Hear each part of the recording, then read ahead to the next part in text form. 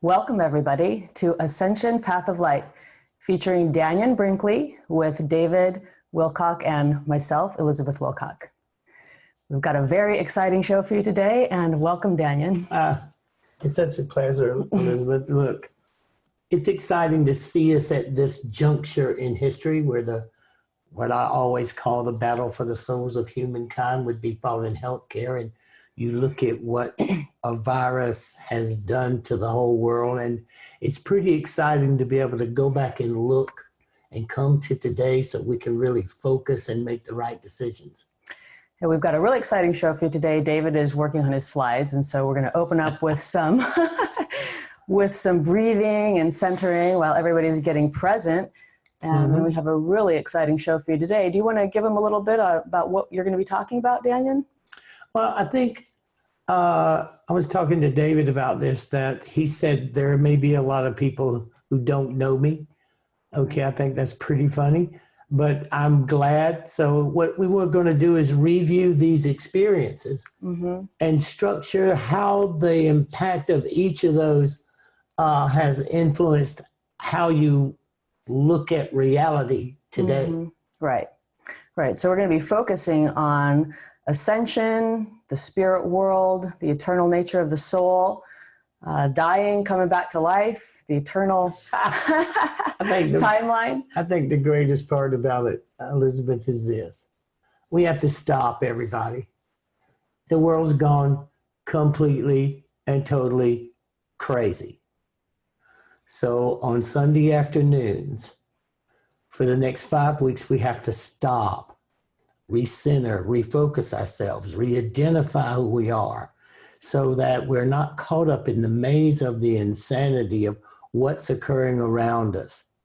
Like I said before, it's a 1968 playbook from a political point of view is how I look at it. But if we center ourselves, we pay attention to our breathing, and we get reacclimated to who we are spiritually, a very factual reality, then we can really make important decisions about where we are in our life and in our world, and especially in this year, this traumatic, upending, transitional era. And at the same time, it's triggered by a wave of energy that you would call enlightenment, because when I saw that it would be about the souls of humankind fought in healthcare, it would come at a time and an age when certain other things would be in effect. So the world has been fear-driven, Elizabeth. Right. Once it becomes fear-driven as a reality, then that fear takes emotionally control of your physical identity and awareness, because it structures stress, the true killer. Okay, so I think knowing that that has to be occurring. So it's so important that we focus on our spiritual nature and on practices and devotions that are stress relieving, and I love the ancient practices that for that Qigong and the martial arts. Would you tell, some people may not know, some people may be new here and may not know that Daniel wrote this amazing book. Which one do you have with you? You have the very first one here, Saved by the Light. And when did this one come out? 1994. 1994. And it's about your journey, your near-death experience in 1975, being struck by lightning. And and what happened from that and what happened after that, and your experiences by going to the light. And this book has sold 23 million copies, is it? He doesn't like to say, but it's a lot, 23 million copies worldwide. Daniel was on Oprah 5 times? Yeah, probably. About 5 times. So he's the king. He was the king in the 90s, in this realm. I have death down pat, everybody. I think the part that I bring is a reality check. I'm an old man, but I've been out here watching this experience, the so-called near-death experience, for 42 years. I've been a hospice volunteer for 42 years. When I got up from the dead, what near death does to you is it makes you really face yourself. And what it does is allows you to look at yourself from a lot of different ways, but you're looking at yourself as a spiritual being, as opposed to a human, emotionally gratification, preservation being. Right. And our society has tried to focus our attention on material gratification Right. for one's lifetime, and then hiding the reality that we are all going to transition away from us and not wanting to deal with it. And so for a lot of people, it's something that's really looked at right toward the end. Well, it's unnecessary.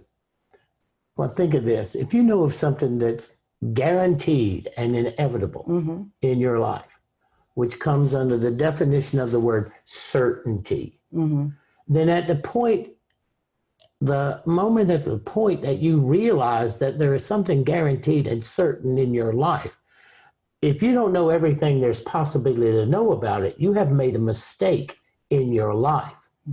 Okay? Then what happens to people is they lose their ability to see themselves through their true eyes, their caring, compassionate, loving nature. Spiritual beings are playful beings. They are playful beings. They are eternal. And for me, I always say this, Elizabeth, I didn't die none of those 4 times, and I've never been to hell. Okay, well, if I didn't go to hell, nobody's going. Because if anyone was going to go to hell, it would have been you. It would have been me. I don't have any problems about that as my thought pattern, okay? But when you come together at this time in the center of the battle for the souls of humankind and what it's creating, the whole nature of what that original experience was about was I got to know what I'm supposed to have been doing. And then second, ways to look at events that would happen that would show me markers. Like, how could I even possibly believe that a COVID-19, a virus, would trigger a worldwide shutdown, the entire world being shut down. It's surreal that it's happening and that it's really been able to happen. And who would have thought? But you know what, though, Elizabeth?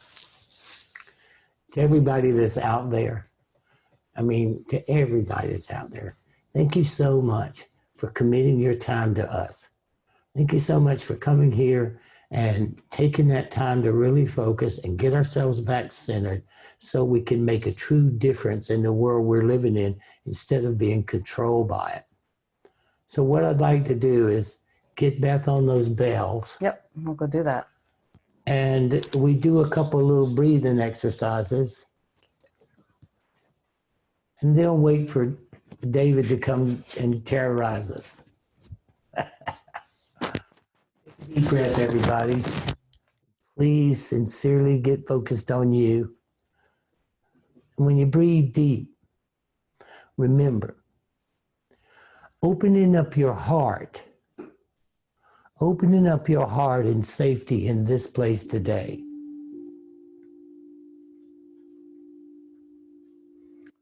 And sincerely believing this is the chance to start over.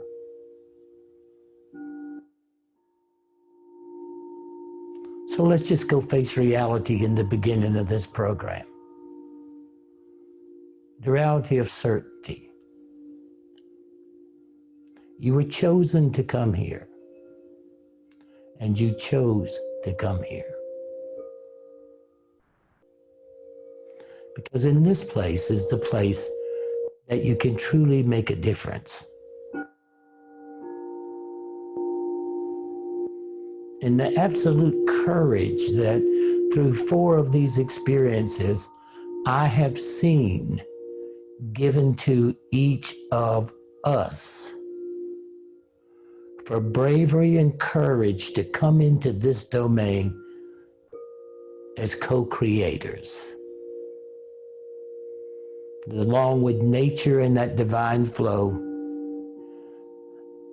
our job is to become co-creators, to balance and expand the nature of compassion and caring, and to understand the realities of the laws that operate so that in your loving, joyful, playful presence, you cannot be taken advantage of. There are systems, everybody. And there are frequencies and harmonies and understanding that we all have access to. Please take a deep breath. Pull in all that power you can. Hold it for a moment and breathe it out. Think of it in this term. If you had to start your day with gratitude, what would you be the most thankful for? If you were smart, it would be your autonomic system. The system that allows you to automatically breathe in and out.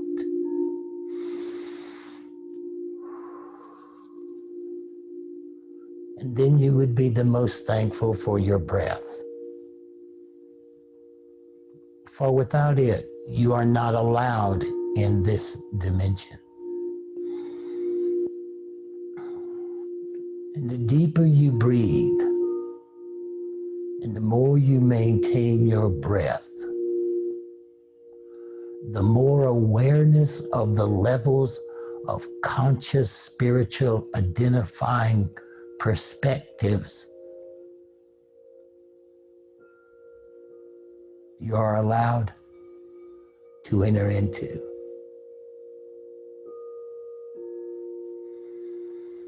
Take another deep breath. Today we start over. We refocus. And we face certainty. True, deep certainty. And the thing that is most certain, I will guarantee you exist, is nobody dies in the way you have been taught to see it and think it. Breathe. Nobody dies.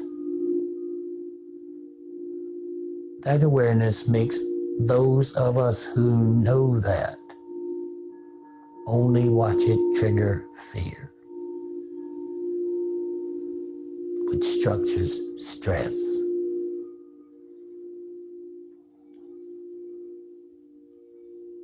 So let it go.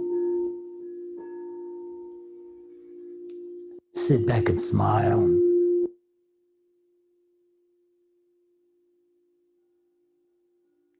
Let's ride this next wave of what is called the ascension. But it's really the unfoldment of the energetic patterns that come in the birth of an age, a new time, a new place. And anyone who was alive in 2007 and 8 and look at today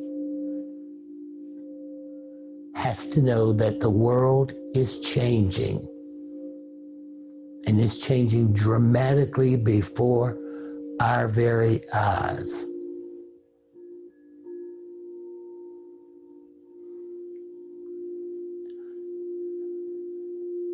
So then who are we?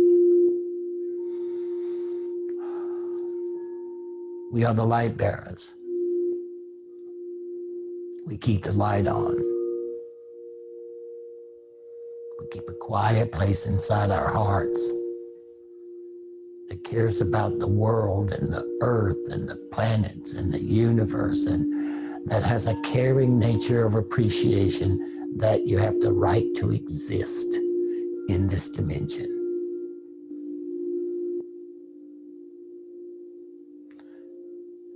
Courageous and brave and willing to take the risk. Breathe deep.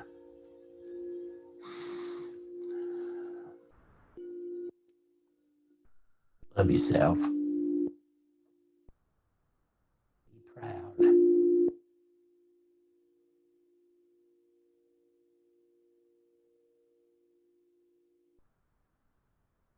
Breathe.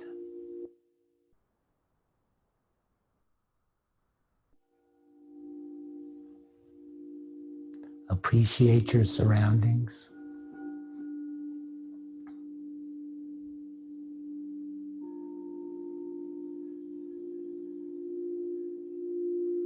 Evaluate your confidence and your courage,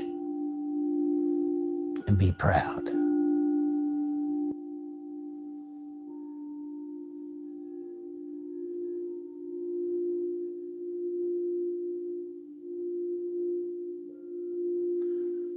We will make everything we can possibly do this day to be inspirational to you.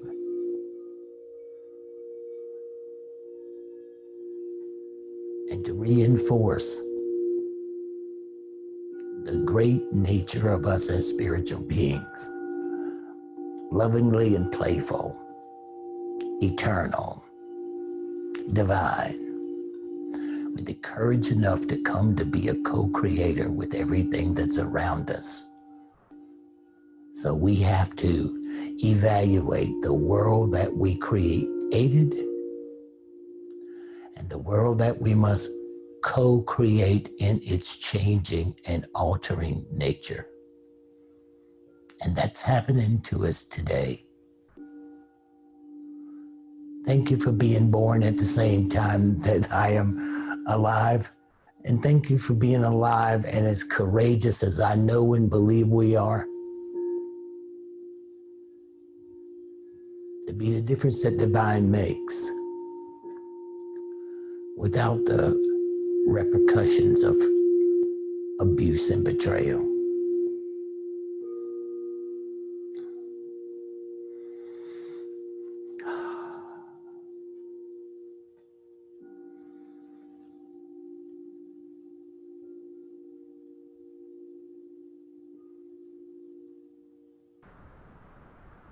Hold that moment.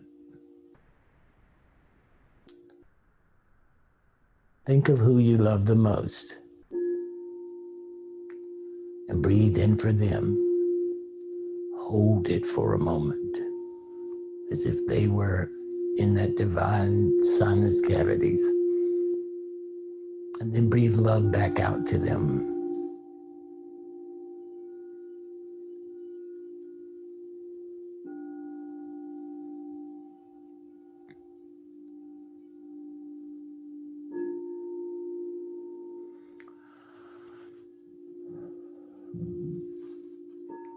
Start back to me, please. Paying attention to your breath.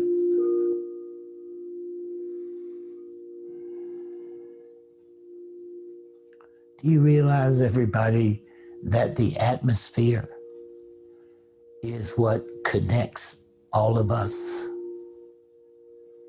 Stop and think for a moment. The atmosphere, air, connects us all.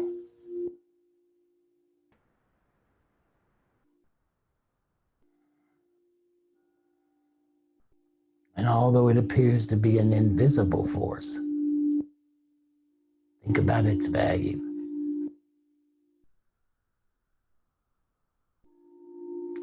That is the difference you make in being here now. Breathe in, come back. Put on your thinking caps.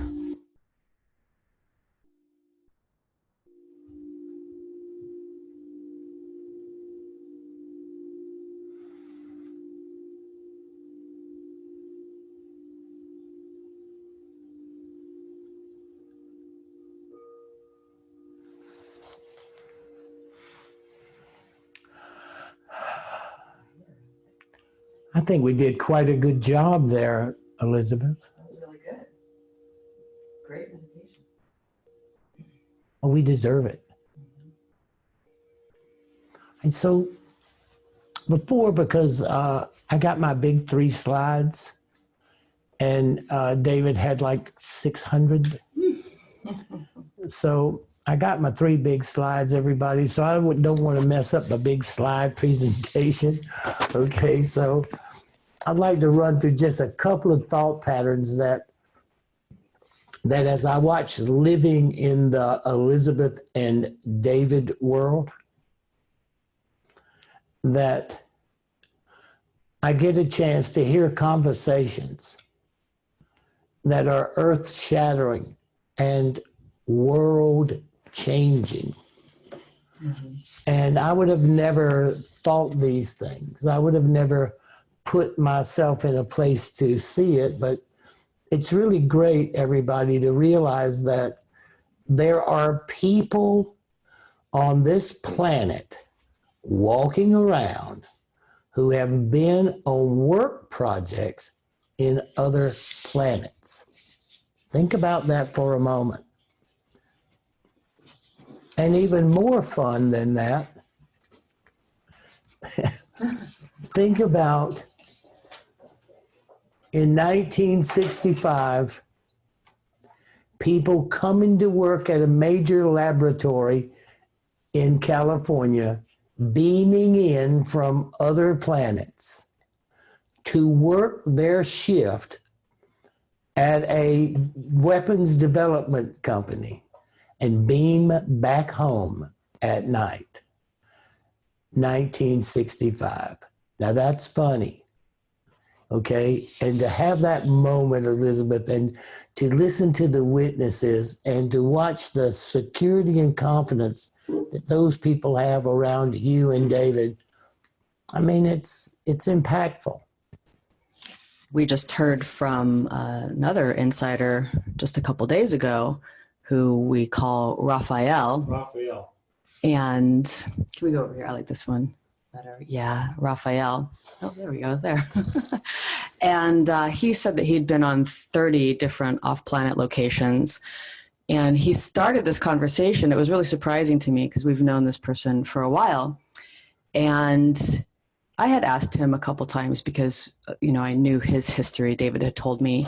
And he didn't talk about it that much. He didn't really want to talk about it. And this particular night, it was late at night and I was exhausted. I was falling asleep. And he began talking about his experiences. And he's about the, I think, 16th insider that I have personally met so far, who's really said the same things. And I'm open-minded. I have my experiences, and because of my experiences, those are the things that I believe. And I have seen ships and things like that, and lots of spirit beings and what we would call aliens. Mm-hmm. But now in the birth of this age, as this age comes, and knowing about it for as long as I've known about it, but it's still a joy, Elizabeth, to watch the fact that we are not alone, to watch the fact that we don't die, to watch the fact that we are energetic beings, and to watch the scientific nature. What frightens me the most is there has to be, without any question, forces who know the same thing that we know. Well, that's right. And those forces, for whatever reason, don't want people knowing. To understand that we are spiritual beings occupying this dimension. And I'm not saying it's not a big deal, but it's not as big a deal to be something to be afraid of and to be frightened of. It's the only thing you have to worry about is dying, because that's not gonna happen. Well, what's always fascinated me is it's not gonna happen. The very first written history that we have, which is in the Sumerian cuneiform texts. They talk about what would be aliens, coming from other planets, and every culture does genetically engineering hominid species and turning them into, various strains of humans. I would have never thought about it. I mean, I look at the things that I've seen in my life, and in the 80s, I was witness to a lot of this kind of stuff because I was working for VITA, Volunteers for Inter-America Development Assistance, trying to get drugs and trying to get used equipment into these South American and Central American countries because I know about heart issues. Mm-hmm. And so I got a chance to interact with Dr. Jimenez Borta, who was the head of archaeology for the country of Peru. And I got a chance to witness an awful lot of things that he had in his collection. Technology?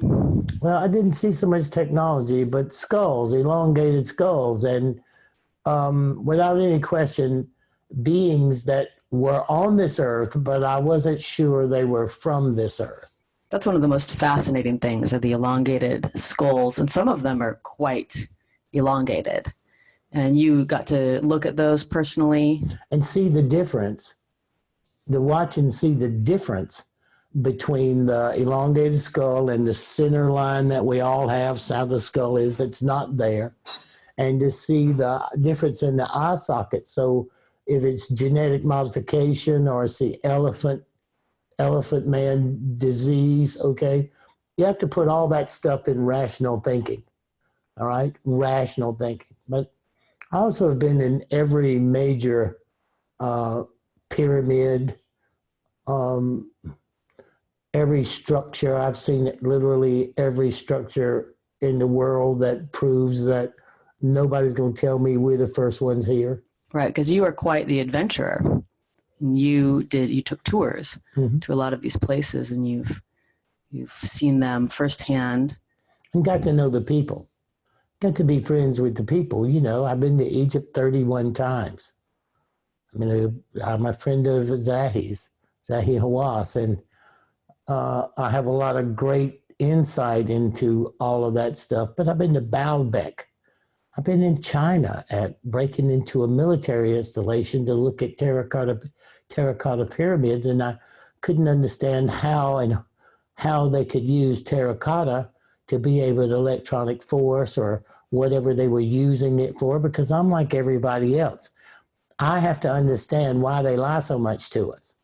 Why are you lying to me? I can handle it. I can handle being dead, Elizabeth, and I can handle the pain and suffering it takes to get back up. I can handle whether there's an extraterrestrial, and why? I come from South Carolina. I'm a NASCAR man. If you got a UFO and it will do the things that I've heard and seen and looked at and said, I just want to take it around the moon. I just want to know where the gas pedal is, how many miles per gallon does this puppy get, and let's see what happens. But then when you live around you guys, you see the fact that most of these craft that's being described are our craft. We created them or back engineered them. You know, you look at that and you see that reality has changed dramatically. You know, that's changed dramatically from expanded my consciousness about what and where and how much is really happening here as to what I thought, because, you know, I deal in palliative and end-of-life care. That's my whole focus. But it's exciting to know that what was once absurd conspiracy nonsense, when you come into this house, the people who are working for major defense contractors,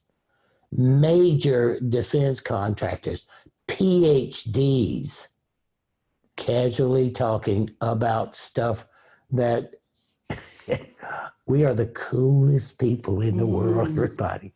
When this stuff starts to leak out, and now knowing I look today at Drudge, and I don't understand all that, but when you look and you see that it's a part of primetime major news, because you cannot hide it, because the people who are describing these things happening are qualified pilots. You cannot fool a pilot who's flying an airplane for 45 years and try to tell him that he didn't see what he saw and he didn't see the aerial acrobatics of it. And if you are a fighter pilot describing this, a fighter pilot, then no matter what you think, what he sees in his observation And his ability to engage it is precision. You know, when you hear that story and his job as the aggressor, because it could be a threat, when you listen to him, that's the end of it.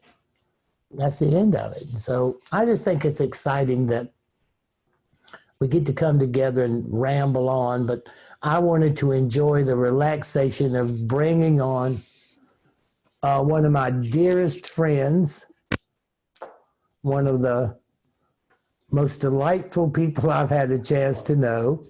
Kaboom! He lives among us. He lives and breathes among us. Yes.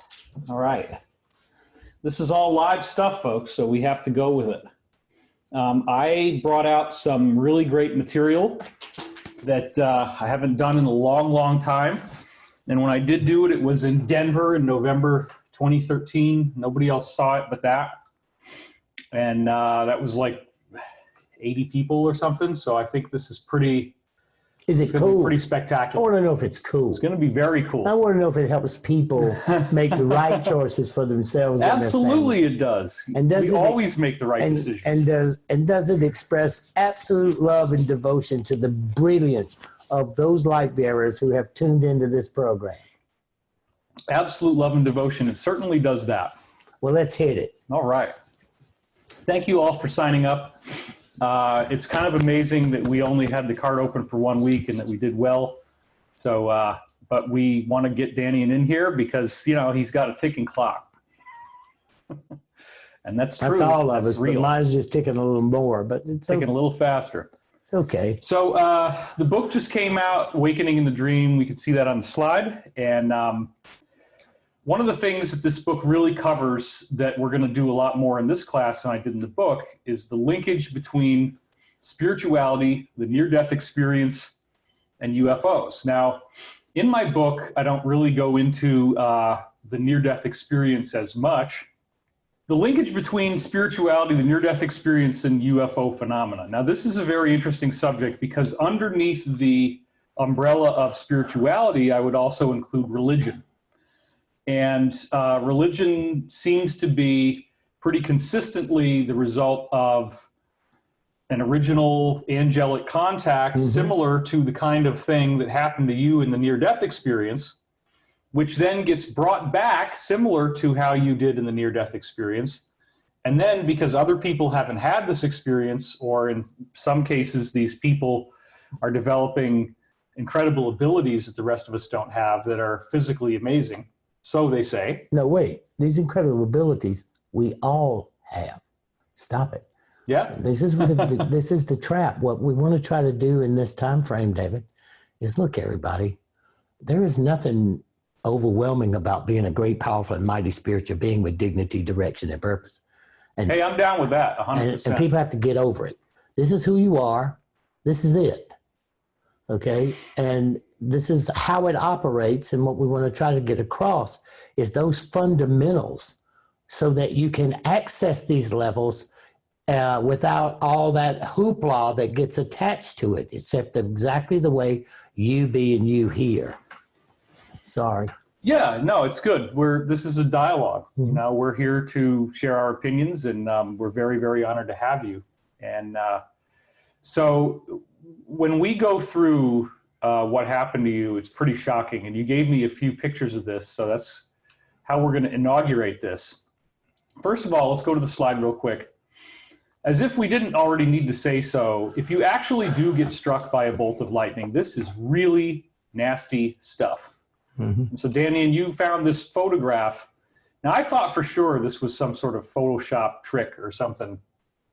But that's not what you say. That you say this is actually a real photograph of lightning striking a tree, hitting the trunk where it turns purple, and then fanning out across the ground where it turns blue.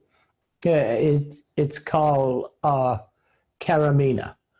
It has a name. This type of electrical transmission has a name. And it hunts the ground, because what happened to me, David, is I was sitting holding the telephone, talking on the telephone. The lightning, just like it did that tree, came down the phone line just like that. Oh, my God. It hit me here. It went down my spine, welded the nails of the heels of my bass weegens to the nails in the flooring, and that's what grounded me. It and welded the nails in your shoes to the floor. Right. So that's a lot of voltage. That's a lot of electricity. It melted the phone. It melted the phone. I remember you telling me you shot up in the air, right? You actually it threw me in the air. Then it slammed me back down on the bed. It was burning. I was on fire, and I could not see. Okay? But what you see in the picture is when the nails welded to the floor, it sent that energy out and grounded it. Wow.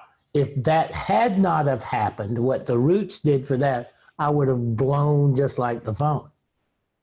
The water in your body would have just like exploded. Exactly. Right. So some people are enlightened. I was just enlightening. You know, one day, you think you're the biggest, toughest, smartest, coolest 25-year-old guy on the earth.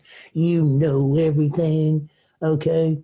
And the next day, you are dead.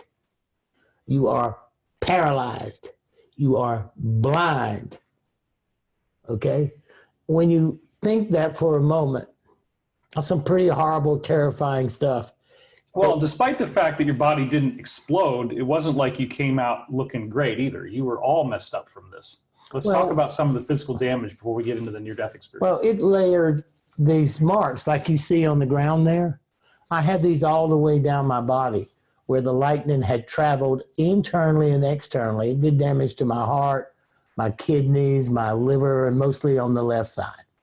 Okay, when I had the last surgery, they said what I looked like in the side was massive scar tissue. Wow. Okay, so the lightning did me in. I mean, it will eventually be the reason why I keep having these near-death experiences, but how I will have my final experience, it will be the reason why. And I think if I hadn't have taken care of myself as well as I did, I would have never made it. Well, let's talk about the recovery too, because apart from the near-death experience, the getting yourself to actually even be able to feed yourself and walk was not something you just did, right? 2 years. So let's talk about what that recovery was like real quick. It was horrible.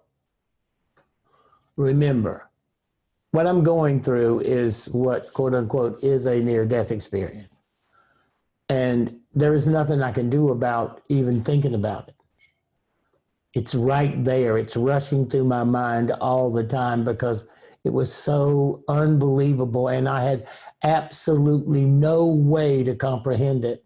No way. No way to comprehend. That's an inside joke, folks. Sorry. I just had to throw that in. Some of the decisions I've made in my life, when I told Danny what they were, he goes, no way. No way. And then I'm thinking, man, I wish I had had my Uncle Mama years before I did, because a lot of bad stuff would have never happened if I would only listen to my Uncle Mama.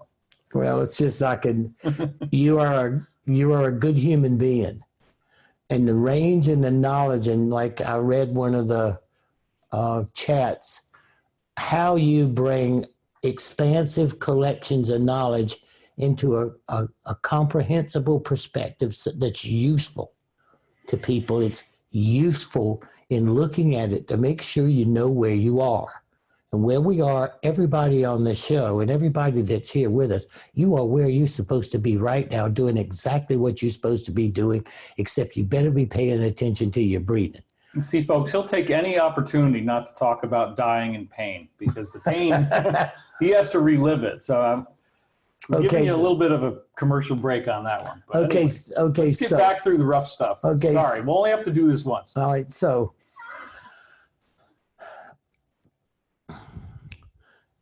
coming home from I spent 6 days completely paralyzed. Jesus. Okay, I spent 7 months partially paralyzed. I took 2 years to learn to walk and feed myself. And by the third day, I could see again, but I could not move. Okay, and I could not really recognize the people who had come. I did not know my mother. I did not know people. Okay, some people always told me that I was a walk-in. Okay, this is some of the stuff that you heard. And think about this, Daniel, right? ECT, electroshock therapy, they used to use that to blank out people's minds of traumatic memories using electrical shocks to the brain, which are probably much less damaging than yours were. Well, I have no electrical function here. In that whole part of your brain. Yeah, in the whole left temporal lobe, this is all dead. We had it all tested. This is all dead. Well, that actually explains a lot. Yeah, it's why I'm so cool, David. Okay. So when why I hate spoons is because that's right. We never have spoons on when we do play settings, we don't even put spoons out. I didn't understand. Okay. I'm not going to eat with a spoon because I used to stab myself in the face with a fork, and I would stab myself in the neck trying to get the food to my mouth. Oh my God. And I had finally to reduce to a spoon, and I would get it so I don't, I drink soup out of the bowl. I'm not going to go back through those memories, because when you go back through those kind of memories, you all of a sudden realize that you either were a fool to choose to come here, or you were courageous, or you couldn't understand why it happened to you because you didn't deserve it. Okay. But I didn't understand all of that because I was too busy peeing on myself. And my big event was to be able to roll off the bed and hit the floor and crawl to the toilet and get up and pee and make it back to that bed, which would probably be maybe 2 hours, hour and 40 minutes. God. So I had to put change of clothes in the hallway, knowing I wasn't going to make it. Knowing. So when you live like that for years, you drive everybody crazy, David. You destroy everything. And me being a prick, it was twice as hard on everybody around me. Right. But I got to know, this is something that's important. I had to study my family. I had to study them. Again, like you said, electroshock, I had to study them. And the course of that, I began to appreciate my brother and my sister and my mother and my father 1,000,000 times more than I had ever appreciated them before. But I got a chance to look at the world to see that if you are kind, loving, and caring, then the basic systems, religions, institutions, and governments that we operate by are working against us. They work against kind, loving, compassionate, caring, because it decreases control, okay? Now, I noticed this, but you got to watch. I had no grip on the near-death experience. None. It was buffoonery. If you would have told me in 1975 that you had a near-death experience, I probably would have listened, but it wouldn't have meant anything to me. And it's just another hallucination. It's another some type of drug they were on doing the surgery, or it was some type of shock, anaphylactic shock, temporal lobe seizures, all those names that you'd have got it till it happened to me. Right. And once it happened to me, I had no idea. I'm in South Carolina. I got no idea. And I'm trying to walk, and I'm trying to find my way. Okay, now watch how funny this is. I finally got to crawl into the living room, and I could get up in the chair. You're talking an hour, but I was determined because I had to make my muscles work, and I had to make this stuff do it. It didn't have a choice. It didn't matter how much it hurt. It had to happen. Right. And I would get in that rocking chair, and I could move my toes, because everybody who knows me knows everywhere I live, I have rocking chairs, because I like to rock. And I would rock, David, and then I would drift into worlds, because I wasn't all the way back here. I wasn't. And once I would stop and had the joy of rocking, and I was in control of my own movement, and I'd move my hands, all of a sudden I would pass into these levels of consciousness. And think about it. 1975, Okay? There is none of this. True. There's not even True. a concept. And Raymond had just written, Dr. Moody had just written his book. Mm-hmm. Okay? And then all of a sudden, this little ad came in the paper. Okay? It's like, I'm giving up hope. I cannot understand what all that event was. And as I was regaining the ability to have some semblance other than total humiliation and complete, oh God, think of this. You finally can walk. You finally got your little canes. You can walk. You got your little welder's glasses on, you know, because the fire that came through the room burnt my eyes, so I couldn't get out in the sunlight, and I couldn't see, and I'd be blinded. My eyes would hurt so bad. I got my little welder's glasses on. I'm going to Minghua's, the Chinese restaurant, my first big outing. Okay. And Sandy, she's driving, and I'm profiling. We get to the restaurant, I get in, I sit down. I take a couple of deep breaths, and they bring me this egg drop soup, and I was going to have a whole pan-fried fish. And I pass out and fall over in the soup. Oh my God. Burned the crap out of my face, and fell over on the floor unconscious. Golly. This went on all the time, David. I was telling Elizabeth earlier, think of this. You're walking, got your little canes, you know, and you walking. All of a sudden you lose consciousness, you fall and hit the brick wall. You hit the floor, hit the ground, and you wake up maybe 30 minutes later, and the blood is running out of your nose, and ants are crawling up in your nose and in your eyes, and you can't move. It's absolutely insane. You can't move. Here's another one. First near-death experience. Walk outside to go look in the van for a flashlight. Push the door handle and pass out. And I'm hanging with my shoulder out of socket. Oh my God. To the door handle, 2 hours. Wow. Till my dad came over and worked my fingers loose. Jesus. So that was that recovery. But here's what messed it up, David. Here's what really messed it all up. There was no way I could put out of my mind what happened during the lightning experience. Right. It would not go anywhere, and it made no sense to me.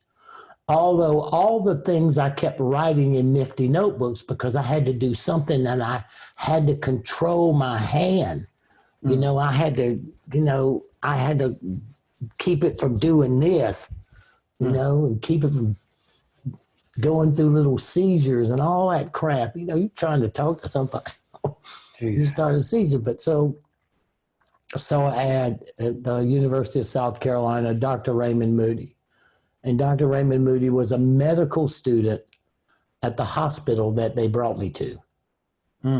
Okay, so He was a student at the time. Okay. No, wasn't a doctor. He was a medical student. And he was writing the book, Life After Life. Well, it was a big deal. Guy comes in dead. Guy wakes up.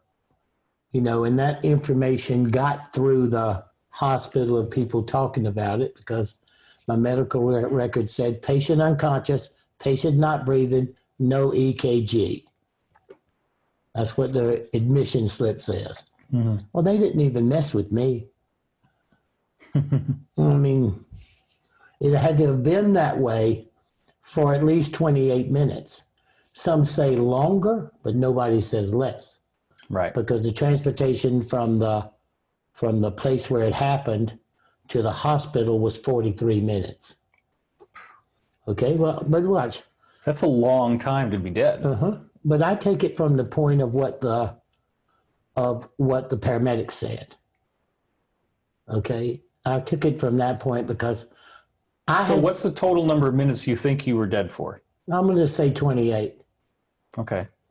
Okay, because once I could function, remember, from the time they put me in that ambulance till I woke up in that hospital and the story I just told you, I have no knowledge. I have no knowledge. So I had to go talk to everybody. I went and talked to the paramedics. I went and talked to them. I looked at their records. I looked at what they said. I went and talked to the emergency room doctor. I went and looked at their reports. I went and got the medical records. I was trying to understand what could have happened to me that would have caused this experience to happen to me. Okay? Yeah. How in the world could this have happened? Because there's no escape from the fact that I left and came back. Well, now let's just be clear, Danny, and so that we don't create too much fear around this whole concept of death. There are plenty of people who are lucky enough to just pass away in their sleep or something to that effect, or a quick death that's relatively merciful. But you're talking about blood and guts, nasty. You have faced the ultimate human fear, which is a torturous, horrific, traumatic death, and you came back from it. The torturous is coming back.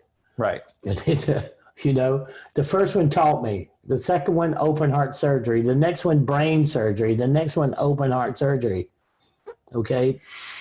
Everything is always, you become a little philosophical, David. Mm-hmm. Because I think that there is rhyme and reason in what happens to me.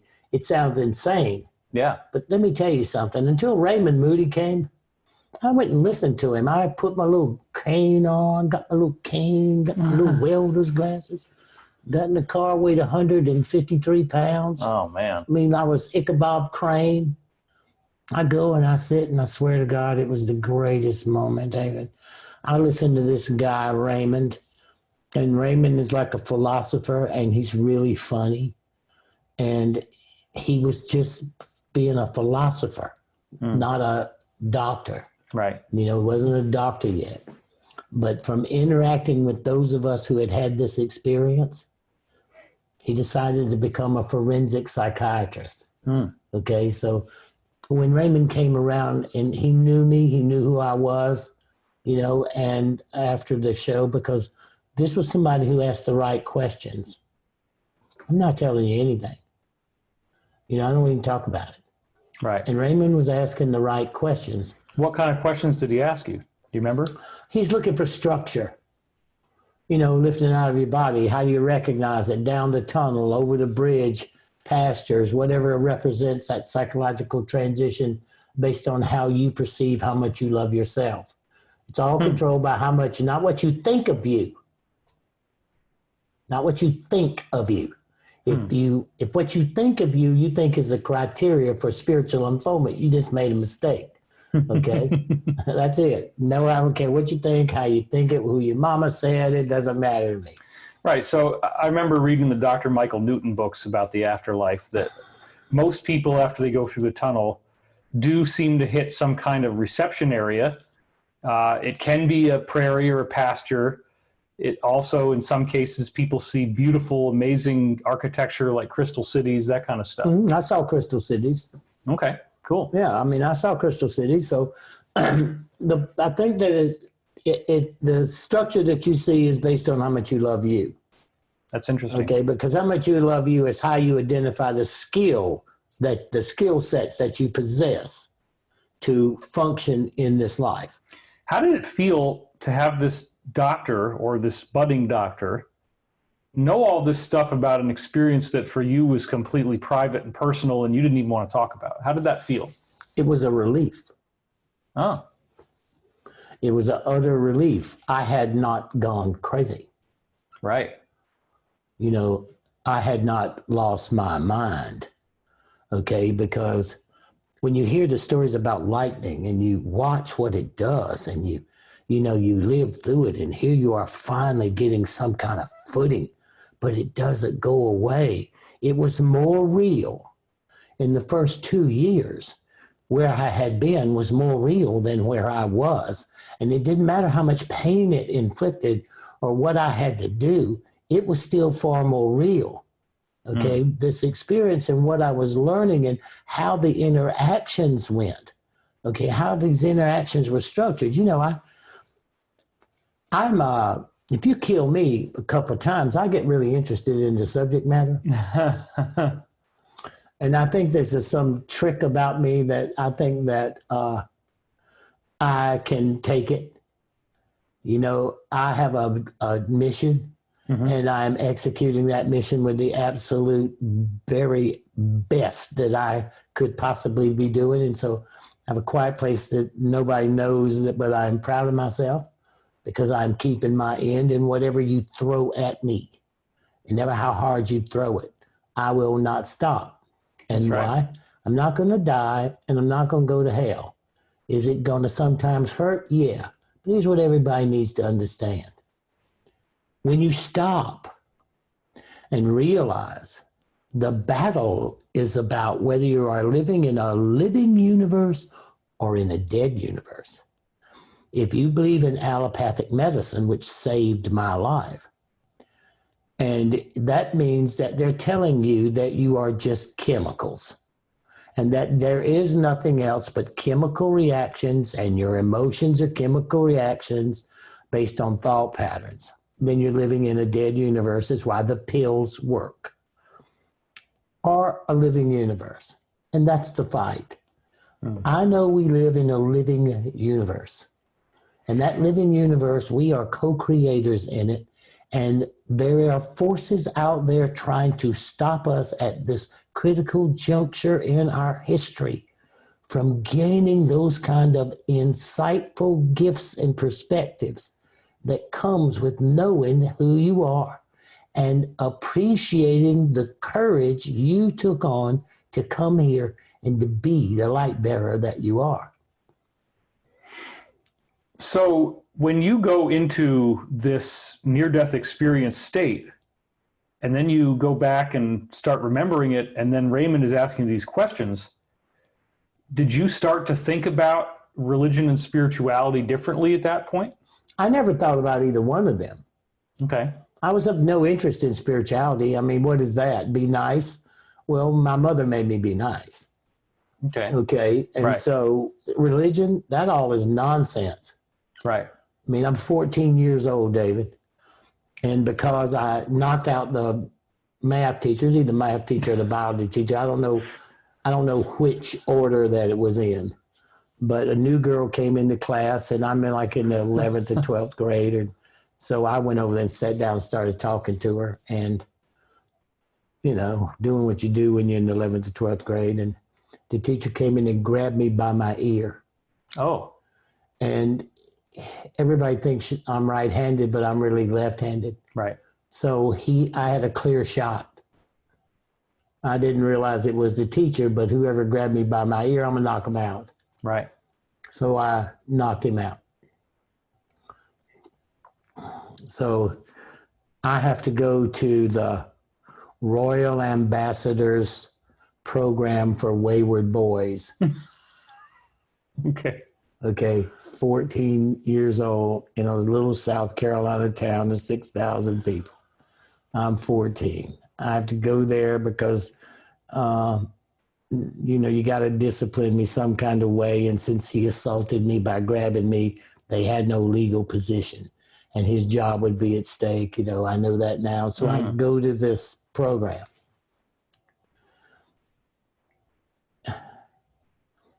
And they're telling me that the earth is 6,000 years old. Okay. And watch. I know that, please bear with me, everybody, but if you understand me, you'll get what I'm telling you. But the week before I knocked out the teacher, we had gone to the Natural History Museum to an exhibition in Charleston, which is like a big deal on the bus. Yeah. Okay.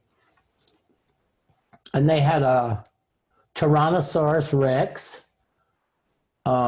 went to extinct in the Paleolithic period, 168 million years ago.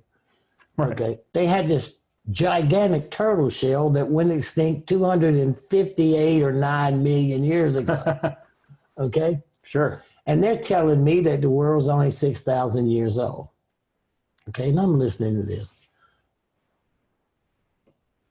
It's hard. And then they started telling me that I was guilty of the original sin. Oh my gosh. I didn't realize, I thought the original sin was knocking out the biology teacher. Okay? Because that's how I thought. Right. Well, what they told me was I was guilty of what some people were doing in the desert 6,000 years ago. This is the truth. I mean, this is a 14-year-old, remember? Yeah. So I raised my hand and I asked him, I said, well, let me ask you something. How did I get guilty of something that happened 6,000 years ago? Didn't see any pictures, didn't see no movie, wasn't there. I mean, how could I get guilty? Well, this is just me, David. Yeah. This is the kid I was to 25 years old. This is, And then I said, how could I be guilty of that? And they gave me this rigmarole. And finally, they told me a story about a woman in a garden with a snake. I thought to myself, now, how many women do I know would hang around if they saw a snake? Probably not very many. Okay. And what made it even more delightful was she and the snake were talking. Okay. What was she growing in the garden? I don't know. What was she eating? Yeah. Well, what she was doing, the snake was trying to convince her to get her boyfriend to eat an apple so that he would realize he was naked. Now, that's what I got from it. So my religious perspective just disappeared. I didn't care about that. Mm-hmm. And I knew that the reasons and the rationalizations for why I was being punished and why they chose this system was to show me how religion, and now I say institutions and governments, control what we think and our reality of how we see ourselves. The near-death experiences gives me a dignity to see me and be responsible for me. Mm-hmm. Okay? So all the pain that comes with death that David is bringing forth, everybody, remember, it's us taking a concentrated viewpoint of not letting people we love stay longer than they're supposed to be here because chemistry has developed the ability to keep us alive long after it's our time to go. By taking a conscious look at the fact of that this is what awaits them, that wondrous journey back home to the place you came from, and a pure identification of how you see yourself and truly who you are. One of the first things everybody's going to realize is how much you put restrictions and limitations on yourself so that you could achieve the goals that you were sent to achieve and that you chose to create so you could grow by them. You limited so many parts about yourself because it was about a goal and what it took to achieve that goal so that the world or the universe benefited as much as you did from the exercise of living in this dimension. Come on, everybody. We're cool. We're cool. And you got to remember that that's what we are. And that we're courageous and we take a chance and we're willing to step up to the plate. Fear is not going to drive us. It's not going to do it. It's just not. And I hope over these 5 weeks that somewhere in this, it really gets a point of the divinity of who you are and the stuff that's going around us. And we have to stop them lying to us. We have to take a stand. We have to stop them. And like I talked about the last time, and I want to get this in before we get back to being dying. I think everybody to support Donald Trump Jr. in getting his father. That's coming up. We got those slides.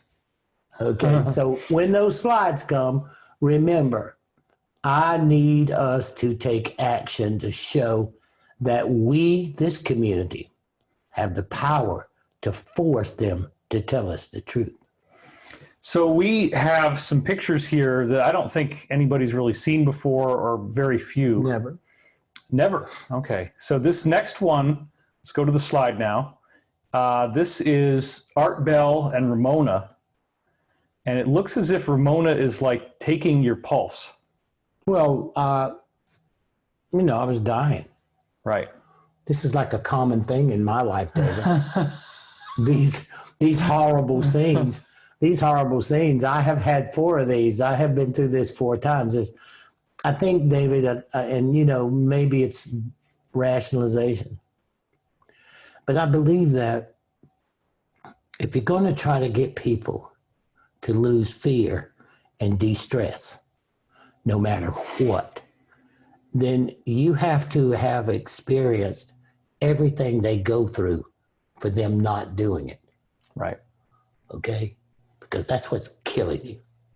Fear and stress is killing you. And I remember when this exact series of events was taking place that you see on the slide, where, Art Bell really didn't believe, you told me that he didn't really believe in the stuff that he was talking about on the radio. He was interested in it, and he would go, my God, and stuff like that.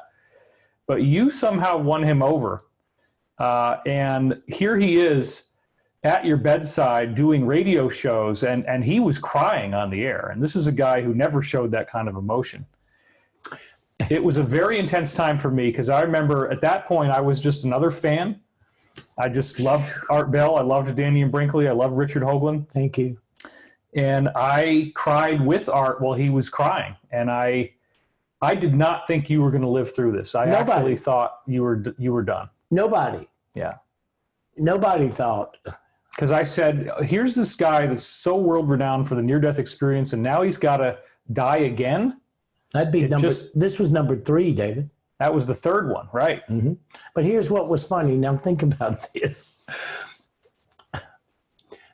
Art was cool. He was the consummate radio personality. There has never been an interviewer greater than Art Bell. I agree. Because he would lure you out and give you enough rope to hang yourself. And he was so good at it. He was so good at it. And, and he had a certain amount of arrogance about him because he knew he could do it. Mm. And so when they told Art, when Melvin told Art what was happening, without any question, they told Art that, he's not going to make it. So Art wants to get the final interview. Yeah, that's good radio, right? So you and I think alike. That's the problem. Yeah, so... how can we use this? Yeah, so Art comes and he's trying to be cool, but my God, I'm hurting so bad. My blood is pumping out of my brain, and let's take a look at that next shot. My brain is putting pressure on my blood's putting pressure on my brain. I can't see. I'm having seizures.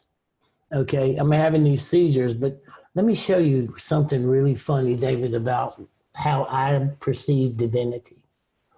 All this is horrifying. That's my brains running out of the side of my head, because the doctor.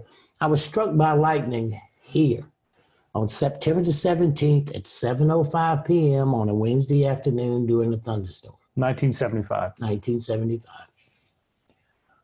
On September the 17th at 7:05 a.m.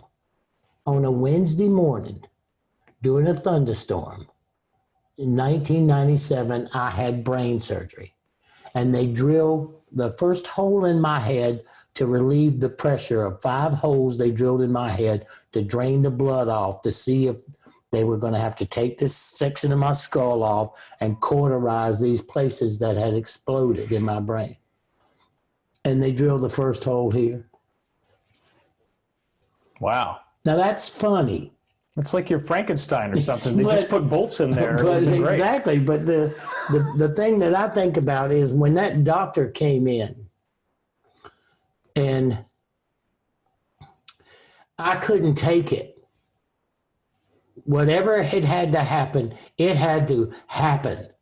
I could no longer stay cognizant for the pain. I just couldn't do it. I couldn't stop. And Art had gone out to everybody. Here's a punchline. Art had gone out. I didn't even know this, David. Art had gone out to people to do prayers. Right. Okay. I was part of it. No, thank you so much. Millions of people did it. I mean, he had 20 million people in the audience. So. Watch the result. Yeah. All of a sudden, I mean, it's like maybe Eastern Standard Time. It might be 12:30 or 1 o'clock in the morning. Mm-hmm. So we must have been just starting. Yeah, it was always in the middle of the night. And all of a sudden, I could see the room. Really? Mm-hmm. And I was hyper awake. And I could see a hue, like a bluish hue. It was, not smoke, but it was a hue between me and the reality that was the hospital room. Mm. And I took the time to organize my life because I was sure I wasn't going to make it. Wow. And I was organizing my life of without enormous pain, I could tell them to do with the rest of my life because that was it. The dance was on. Hello. So just so that we're clear, and stupid question, but necessary, when you had your brains damaged and you said they were coming out of your head, this was another lightning strike? You got hit by lightning again? No, they have no idea how this happened. Well, what happened to you that caused you to die this time? They have no idea. The only study that they came up was I was taking, because of the second, after the first lightning strike, I had to have open heart surgery. Okay. Because my heart couldn't take it. You said it all got scar tissue. Mm-hmm. Yeah. Well, I had it from the lightning. So I had a staph infection that ate my aortic valve. Really weak, really beating the immune system. What it took, the nerve ending damage, the liver, the heart. Look at the damage, David. Please. And I think it's always that I am up against myself equal to trying to achieve my goal. And maybe I chose to take on this for some insane reason, but I chose to take on this in order to maybe achieve my goal, or, I have to think about how I do it, but watch. They said that they gave me Tylenol for the headaches because I wouldn't take narcotics. Right. And I was taking Coumadin, which is sodium warfarin. And they came to the conclusion that the Tylenol and the sodium warfarin was stripping the blood vessels in my brain. Oh. And they exploded, 5 of them, 3 here and 2 here. So there was no outside event as much as it just happened. Mm-hmm. And were you going through a lot of stress at the time in your life when this happened?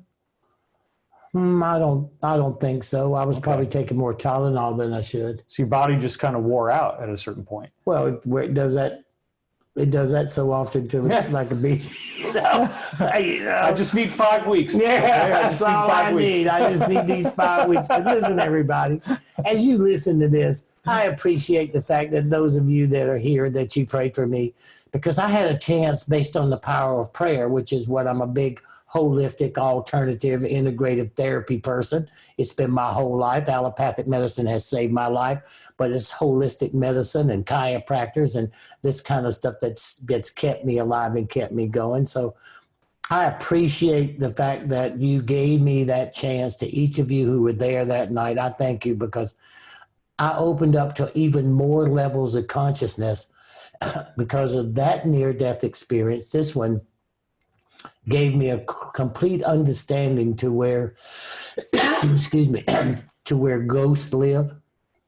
I never, I've been dead. I didn't, all that stuff is just the blue-gray place. Yeah. Is a fanciful identity that people see, or maybe it's dimensional reality that people go through, but I never put that into any value in my life. Mm-hmm. Okay. Until I had this brain. Okay. So by the time I had this, I had been struck by lightning, which is under Black's law is an act of God, is a legal defense. Okay. Now, where does this next photo take us? What is that? The same one, or is that a different one? Because you got this big old bruise on your right arm, and this is the other photo that you had me include in the show. Well, just to show you what, this is my blood bleeding through my skin. My blood was so thin. My blood was so thin because of Tylenol. It was bleeding through my skin, and in my legs I was bleeding.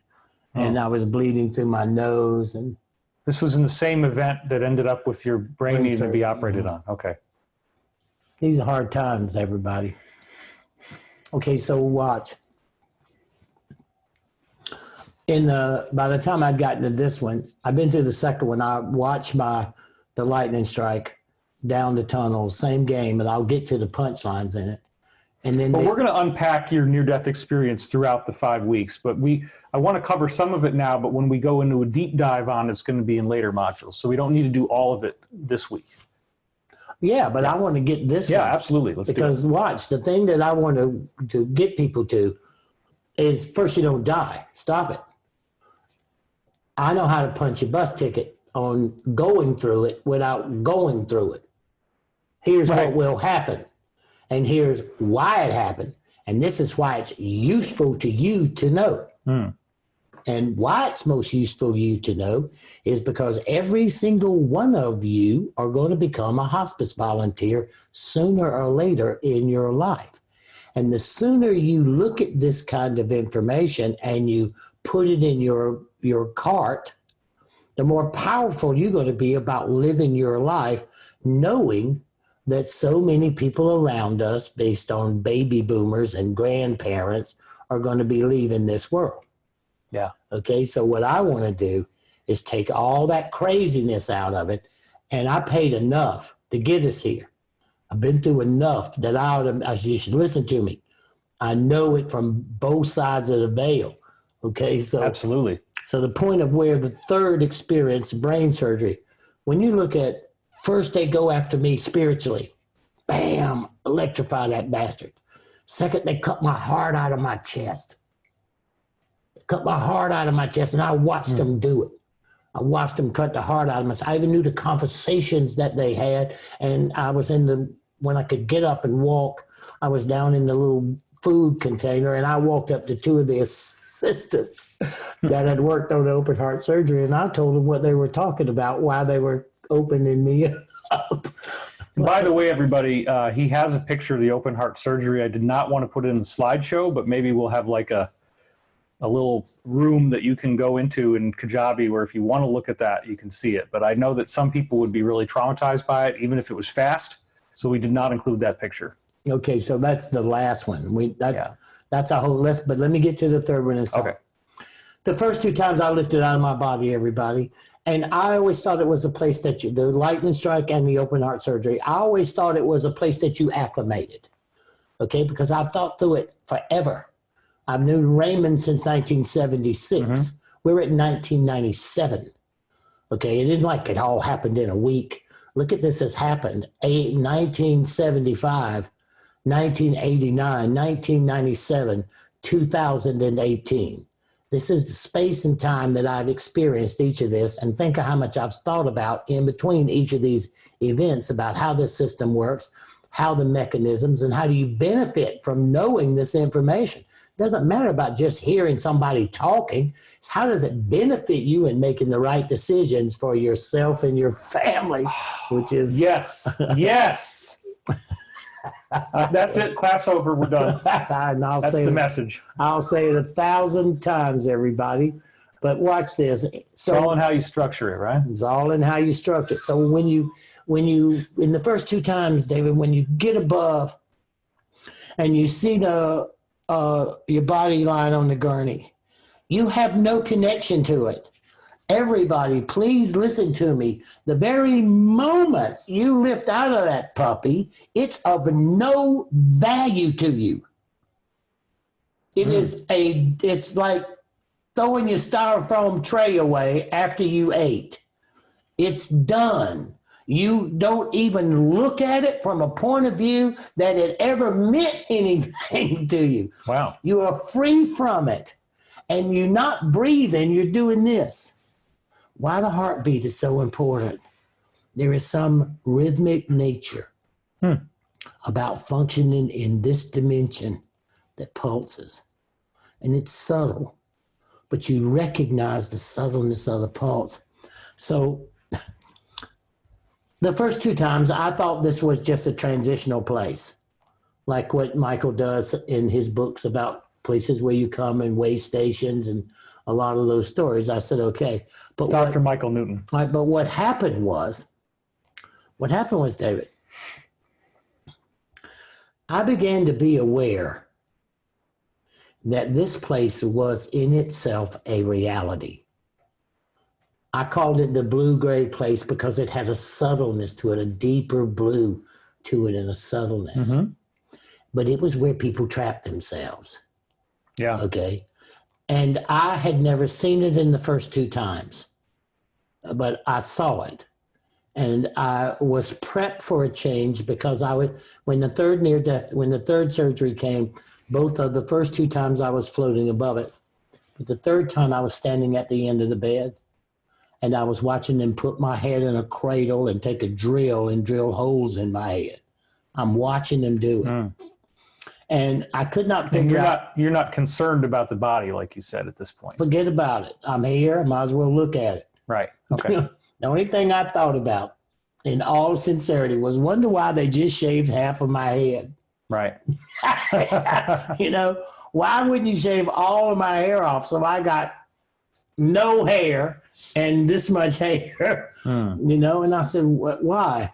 Okay, then down the tunnel and into this blue-gray place. But watch. And we'll get into it in 3 module, but there is a level of consciousness that we pass through going through the tunnel. And it's when you first lift out. And in that level of consciousness, based on not following certain rules and responsibilities that you agree to do, you trap yourself. Mm-hmm. And you stay trapped as long as you think you need to. A lot of alcoholism, a lot of drug addictions, a lot of people who stay in a place because they stay so addicted to the physical reality of the concept of the physical reality, right, and the needs for these things to give themselves value, or what in this world would be escapism, but in that world are necessary to keep being a jerk or to keep being a junkie or a drug addict or all that, are unresolved issues. And I saw veterans. I saw veterans that felt like they were betrayed, but they didn't seem like they came from one army or all Americans. It was a whole concept about war that was betrayal to your basic nature as humanity. To kill each other over something physical is insane. It's insane. And so we have some slides coming up on war and how the extraterrestrials see war, and that will be very useful that you just said that when we get to that. Yeah, so then I knew where ghosts lived. Do I believe in ghosts? Absolutely. Did I believe in ghosts before 1997? Maybe. Right. It was not you hear about it and you hear what people say and you see little videos and who knows. But now I see where they can function, and I can see by certain levels of energetic patterns, both created by us and also created by the fact that we're in a certain age and period of time of both ascension and technological advancements, which everything technologically only reinforces what the ethereal level of consciousness is achieving. Virtual reality gets ready to tell you that if you look at virtual reality, you all of a sudden understand where you really live in this quote unquote matrix of a reality. So that was an important change in me. But what I did is I came back and created the Twilight Brigade, which became to be one of the largest end-of-life care volunteer programs for dying veterans in American history. Yeah, you've done really, really amazing work, and I commend you for that. Tell us again how many people you've died with. I've been a hospice volunteer for 42 years, and I've been with 2,010 people, 346 taking their last breath, and I've accrued more than 34,000 hours at the bedside studying death. The key is understanding closure. And the key is helping people understand the art of celebrating life. And the whole fact of you never going to see them again, or, oh my God, they've left me. Oh my God, how could I go on? All that stuff is nonsense. You will see them again. You've probably been in the same kind of situations a bunch of times. I think we all just take turns dying on each other just to see how we see what we get people to do. Well, we're going to explore this throughout the 5 weeks. I don't want to delay Elizabeth's opening too much, and I think we got somewhere in the neighborhood of 80 slides. I'd like to do them in an hour, so that's pretty fast. That's exciting. Might not work. It might not work. But if I don't get through all of them, then we'll still have an end, and we'll bring it up the next week. So breathements, David. Yes, sir. We have to get the breathements. Get your breathements in there. We're going to do the breathements with Els coming up in just a minute, but first we got to do this. So what I wanted to focus on with this class is the linkage points between your experiences with a near-death experience and actually being somebody who you're very compelling, you're very convincing because you've been there, done that, you've seen it, and thousands of times, and with so many people. Thousands. With so many people. And what would you say is the overall success rate that you've had with those 2010 people in getting them to believe that it's going to be all right? What percentage would you say? 95. 95%. Because remember, watch this, David. Let me show you something funny, and then I'll go back to what we're doing. Mm-hmm. When I saw those veterans trapped, okay, I don't have any problems about where there's the other side. I mean, I know how to get there.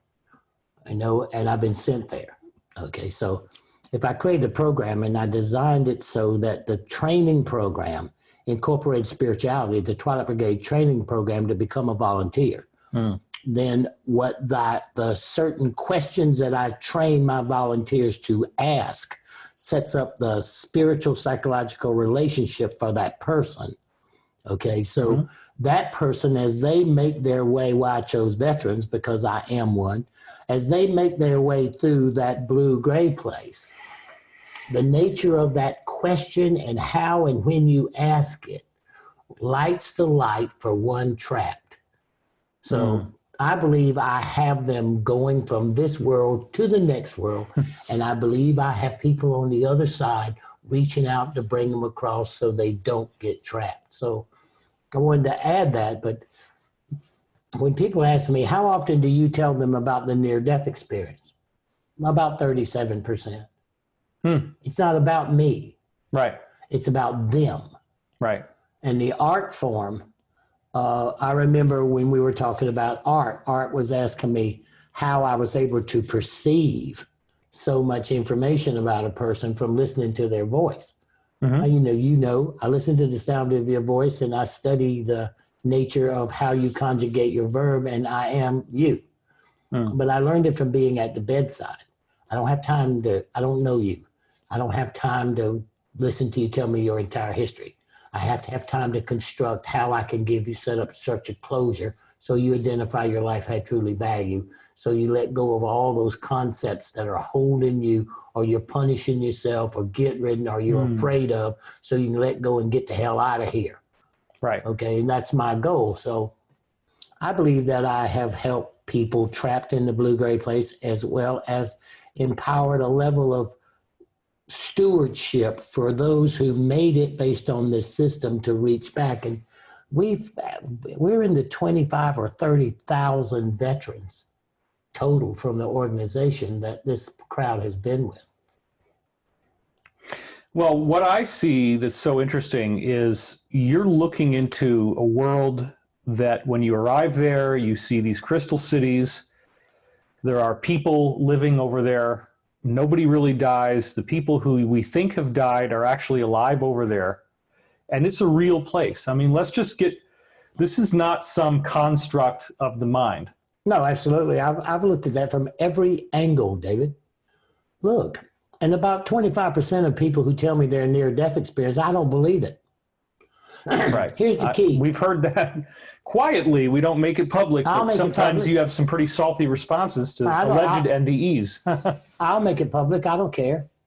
I mean, I watch. An NDEer knows an NDEer.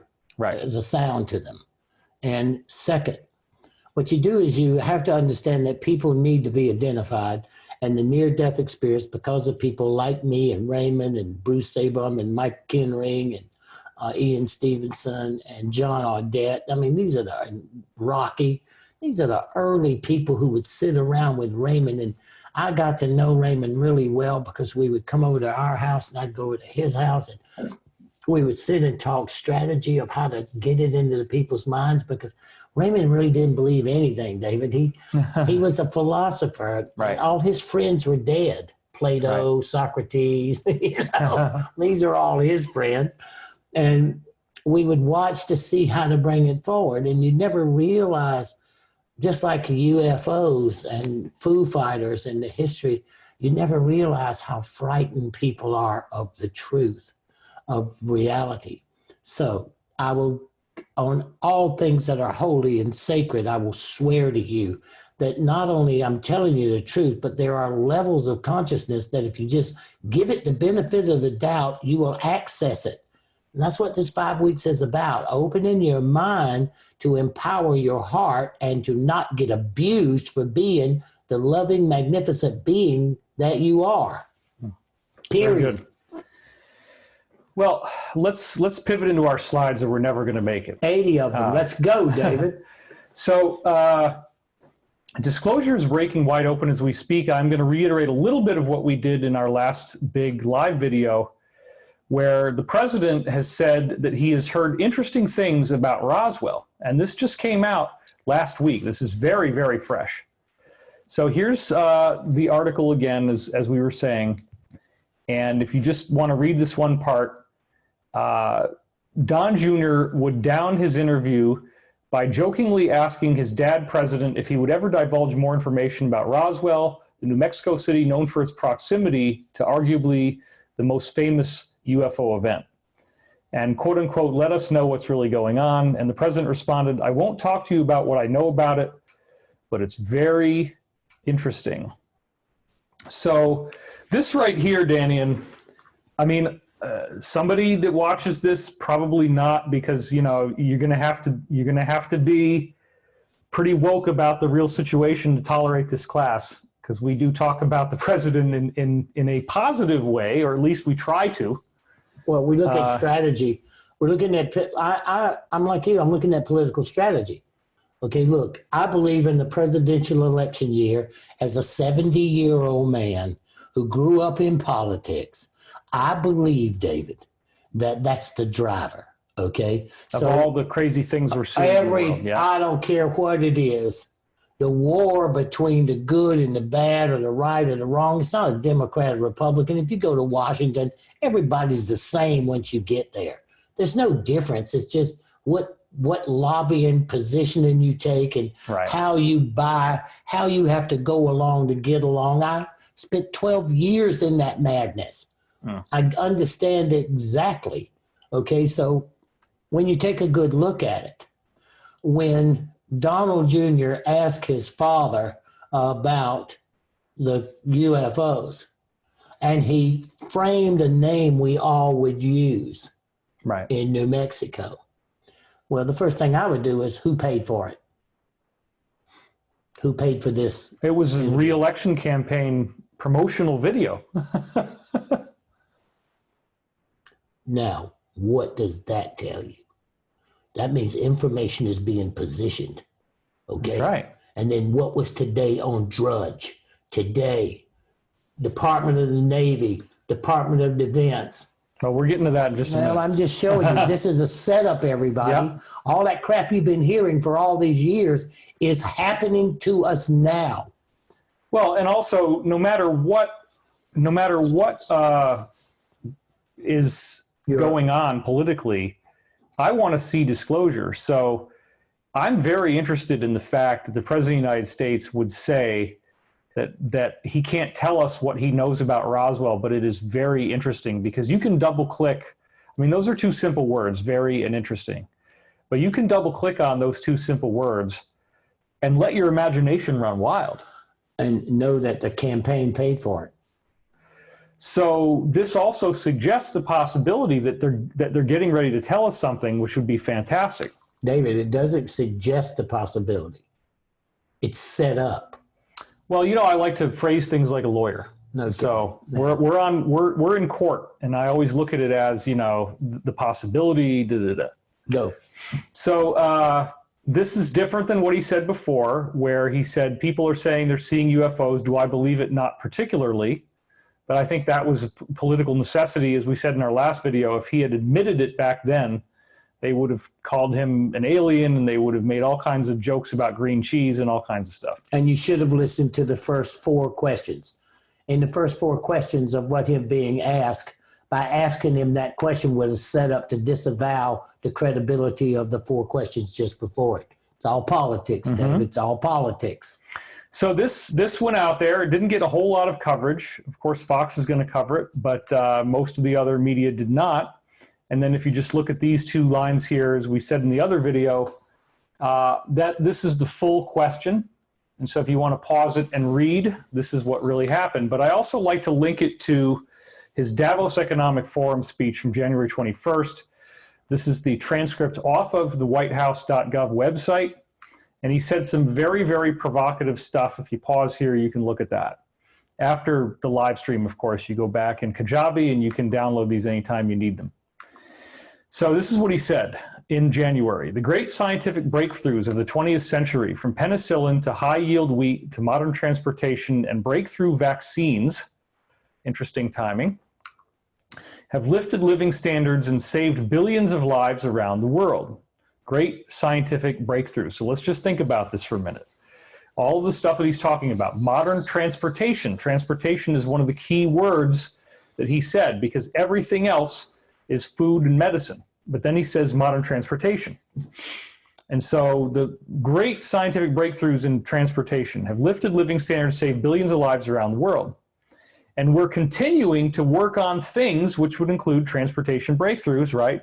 Based on what he just said, that you'll be hearing about in the near future. So now it's like he's setting it up with the remarks he just made with his son in the re-election campaign. In the near future, you'll be hearing about things we're working on that you wouldn't believe it's possible that we found the answers. And then he again says, you will be hearing about it. But we have found answers to things that people said would not be possible, certainly not in a very short period of time. So this is really, really exciting, right? Because he mentions penicillin, he mentions wheat, and he mentions vaccines. And then the only other thing he mentioned about scientific breakthroughs is modern transportation. And now he's saying stuff that we never would believe was even possible, that you're going to be hearing about it and it's going to be real.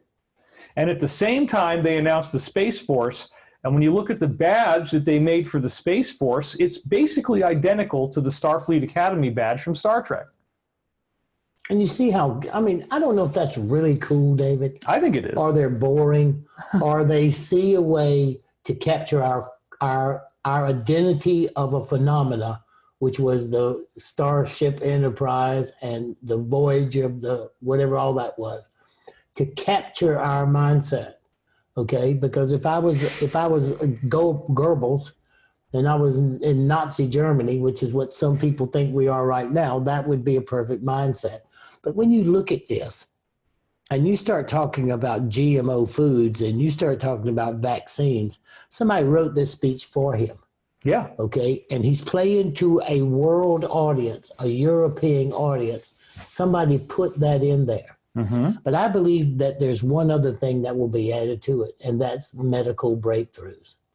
I am positive that based on the boxes of knowledge, which we've talked about, which got a lot of you here, I am positive that the breakthroughs in medicine and healthcare, he's leaving out because they can't position how to make it an insurance number. But remember also that 3 out of 4 of the items that he described for the breakthroughs of the 20th century were medical. Medical or health related. Better wheat, penicillin, and vaccines. And then the only other thing he said was transportation. Right. So this is a very important point. And the transportation point is of great significance because what is he telling? Is he talking about forms of propulsion? And you and I know the answer because we're having meetings that's going to lead to that coming true. And it's a lot more interesting than we can talk about. But we just got back from a series of meetings about inertial propulsion, which refers to, it's the term that apparently is the accepted term on the inside for anti-gravity. And so... and what he's saying, everybody, is really true. I happen to get to sit there and listen to the conversations with foreign entities over propulsion systems that are, like David said, no one uses the term anti-gravity or perpetual motion or any of that. Or free energy. They don't like that term either. Okay, but I'm listening to conversations of geniuses in the aeronautics industry, negotiating and listening to conversations from foreign representatives about the possibility of these devices. And just so nobody creates an internet conspiracy theory, he's talking about foreign countries on Earth. We did not meet with extraterrestrials.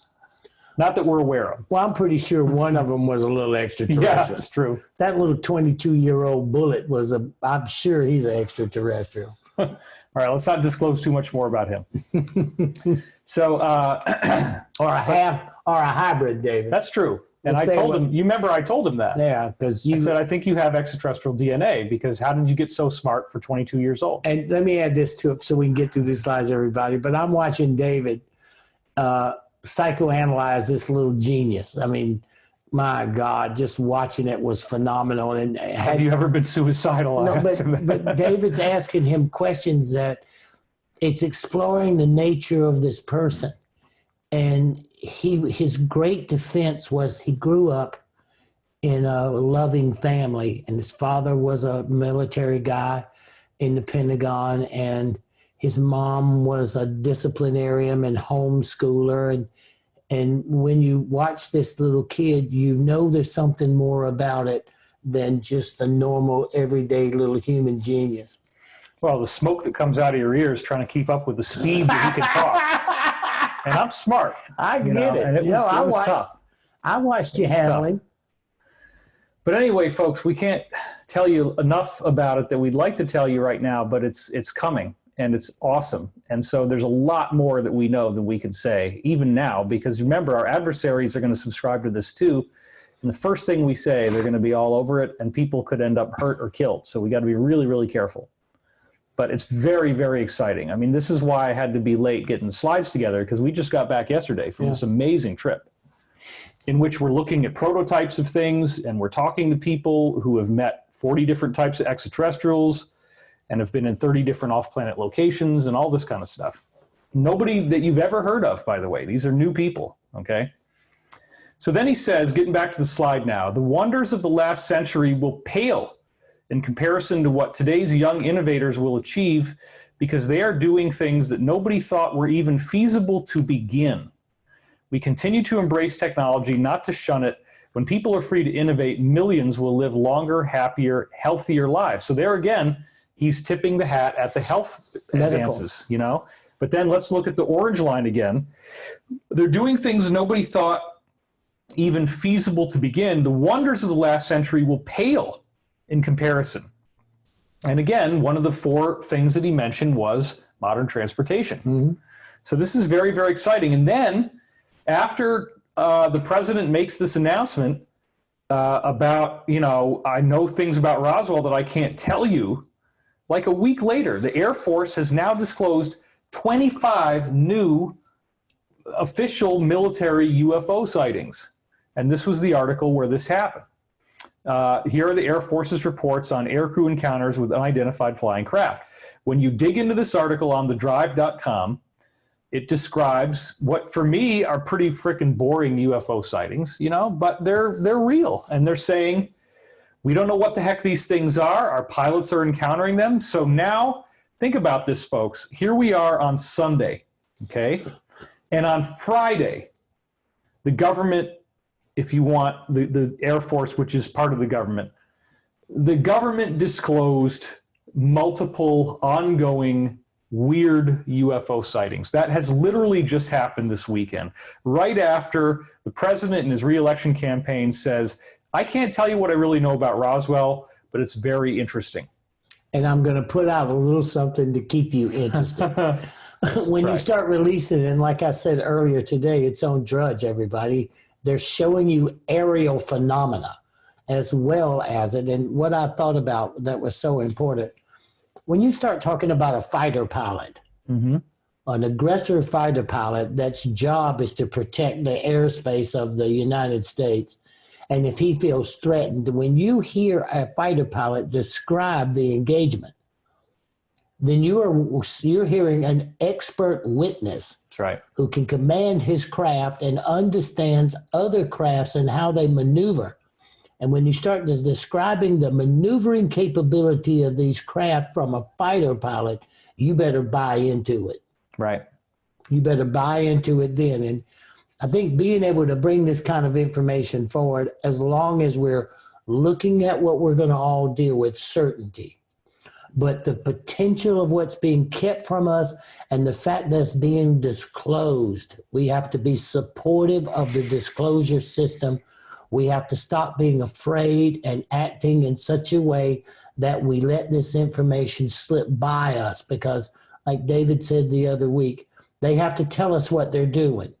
Well, and regardless of whether the president was Bill Clinton or George W. or Obama, I would have been very excited and all over this no matter when it happened or who was running the country. Wait a minute. Carter tried his best. I know. Carter tried his best because he was in Russia in a train and one pulled up beside him. Oh, wow. Okay. Then they wouldn't tell Bill Clinton that Area 51 existed. Right. They wouldn't tell the president of the United States because somebody asked him and he went about it looking for it and asking all the questions. He even asked about Area 51 and they told him it didn't exist. That's the limit of the president. But look where we are now, everybody. Everybody's got a cell phone and everybody's cell phone's got a camera on it. So you better start releasing this information, because there are tens of thousands of people all over America and the world who have these pictures on their cell phone. I am one of those people who have no doubt that I photographed in Las Vegas, Nevada, a mothership and 5 smaller ships. Easy recognize it's on my phone. We'll put that in next week. So how many Daniel Brinkleys are there in the world with that phone? Only Millions one of us. Oh, well, now there are, yeah. No, millions. Oh, there's only one Danny and Brinkley per se. Yeah, thank God. So about the only thing left at this point that skeptics can do is to assert, however uninformed this opinion may be, about the only thing left they could do to try to say that this is not some type of UFO thing and that it doesn't represent some breakthrough advancement in human technology. The only thing left that they've got would be to try to say that all 25 of these sightings and the ones that were reported through the 2004 USS Nimitz incident would be the result of holographic satellite projections. The holograms are the only thing left that these ridiculous skeptics that we're so tired of could actually try to say would be an explanation for this that is not some type of operational hardware. But the problem is that if it is operational hardware, then no matter what, that means that the technology that we have is not the pinnacle, but that what the president said in Davos is where this is going, that we're going to have, or we already do have, technology that is much, much greater than what we anticipated. So to that end, Danny, and to debunk the holographic argument, we got to remember that Roswell was not the first. The first modern UFO crash that people heard about and read about was in Aurora, Illinois, back in 1897. And this, again, had lots and lots of evidence associated with it. And another thing that I heard from an insider, there was a kid who got in touch with me that during the same time, around the very late 1800s, that our government covertly dug up, or some aspect of our government at least, covertly dug up, they located and dug up a ship that was underneath the sand in the desert here in the US in the Southwest. And it was all gold. And it was extremely sleek and aerodynamic. And it was totally intact, but they couldn't figure out how to get inside of it, and they couldn't figure out what it was, and so they just stuck it in a warehouse. And so even in the early years of the UFO phenomenon, back in the late 1800s, they already had working craft that they were starting to try to cut apart and figure out how to use, but they weren't getting anywhere. So 10 years after this Aurora, Illinois thing, we have the Fatima mass sighting and prophecy. And this is central to everything that we're going to be talking about in this class. So in case you haven't heard this story, this should really, really blow your doors off. Fatima is a small, sleepy town in Portugal. Been there. And these three children got together and were visited by some type of what I would consider to be extraterrestrial. But here's the interesting thing. Right when we dig into the first really modern ET contact story, way before Roswell, we are dealing with something that kind of bridges the gap where everybody assumes that the beings that spoke to these children had to be the Virgin Mary, because they were pious Catholics in Portugal. Catholicism. But the only thing the being ever actually said is, "Fear not, I am the angel of peace." It didn't say Mother Mary. That never happened. But when we hear about the reports of the contact that happened to these kids, it's fascinating. And what's even more fascinating is that these beings were clearly taking if you will, a political position. Because you got to remember the context of when this visitation happened. This visitation happened just as Portugal was about to enter into World War I. Mm-hmm. And the beings very much did not want Portugal going into this war. So they have an agenda. They have a spiritual agenda. They don't want to see us suffering. So here are the statistics about World War I. And it's good to remind yourself of this in the current pandemic stuff that they're talking about, because this is a lot bigger, okay? This began on July 28th, 1914, and it ended on November 11th, 1918. So by the time Portugal got involved, it was 1917, and these beings were trying to stop them from doing it. Now let's just look at some hard statistics here. Well, first of all, the Treaty of Versailles was signed the following June in 1919. But hold a second, David. Yeah. When you look at they get into the war in 1917. Okay, so did we. So I would bet that where Wilson was, or whoever I think it was Wilson, was the president. Right. I am probably positive that the same kind of actionable results was them trying to keep us, because he campaigned on not entering the war. Oh, yeah. He campaigned on it. So when you hear that Portugal, I'll bet you there is an American person who had the same interaction, because we hesitated, and finally we entered the war. All right. So as you can see here on this list, a staggering it's basically 43 million soldiers were involved, and that's just on the Allied side. Now, 42 million men going into a war is frickin' insane.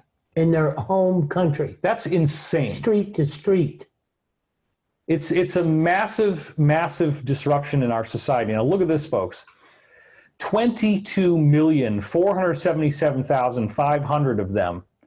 That is over half of all of these 43 million people were killed, wounded, or missing, presumed dead, right? Now, there probably were some deserters, of course, but the vast majority of this number is somebody killed or wounded. And then on the central side, which of course is, Italy, Germany, Japan, 25 million more soldiers. So we're now talking about a total of 43 million plus 25 million. We're talking about 68 million people involved in both wars. And 16 million of them, 16.5 million, killed, wounded, or missing. So in 1916, in the winter, this is right when Portugal was getting ready to go into the war. They hadn't actually done it yet. This is when these angelic or extraterrestrial appearances began. So this is a report now that I found online about the kids and what they saw. A strong gust of wind made them look up. They were just out there in the farm, you know, just doing their normal child labor stuff that was common back then. A strong gust of wind made them look up. They saw a fair white cloud in human form take shape. Notice this is a light being. It did not look like a person. It was a white, human-shaped cloud. It took shape and came towards them looking like a snow statue that the sun made as transparent as crystal. The being said, "Fear not, I am the angel of peace," and urged them to pray for peace. And Portugal had actually just entered the war on the side of the Allies in 1916. So this was after Portugal had just entered the war. So Danny, and right off the bat here, we're having something that probably would be pretty familiar to you, isn't it? Absolutely. Crystal beings are...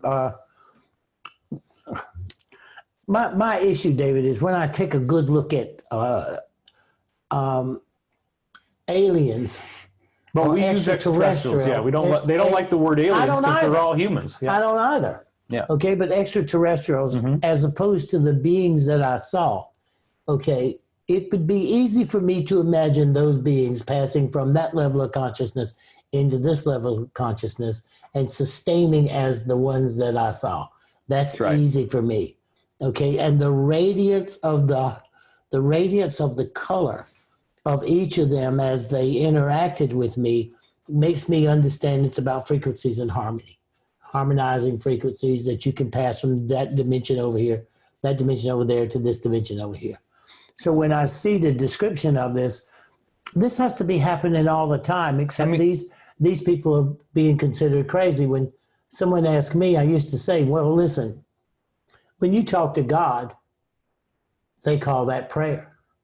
When God talks to you, they call that schizophrenia. Or channeling, I guess, but... schizophrenia. So notice it said that it was a white cloud in human shape, but then it became like a statue that was as transparent as crystal.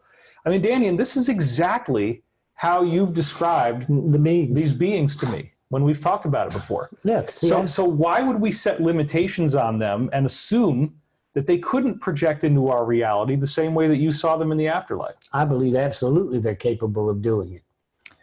And what we're going to see here is right off the bat, this being says, "I am the angel of peace," and urged us to pray for peace. Well, we now know that praying for peace, like the meditation effect, has this huge effect on the world and can greatly reduce global crime, terrorism, and fatalities. Now, it's very likely that if the sequence of events, Danny, and that are about to unfold here, that I'm going to run you guys through, that if this didn't happen, that the World War I would not have ended in 1918. I think it's very likely that these mass meditations that these beings organized, because the last one was 90,000 people.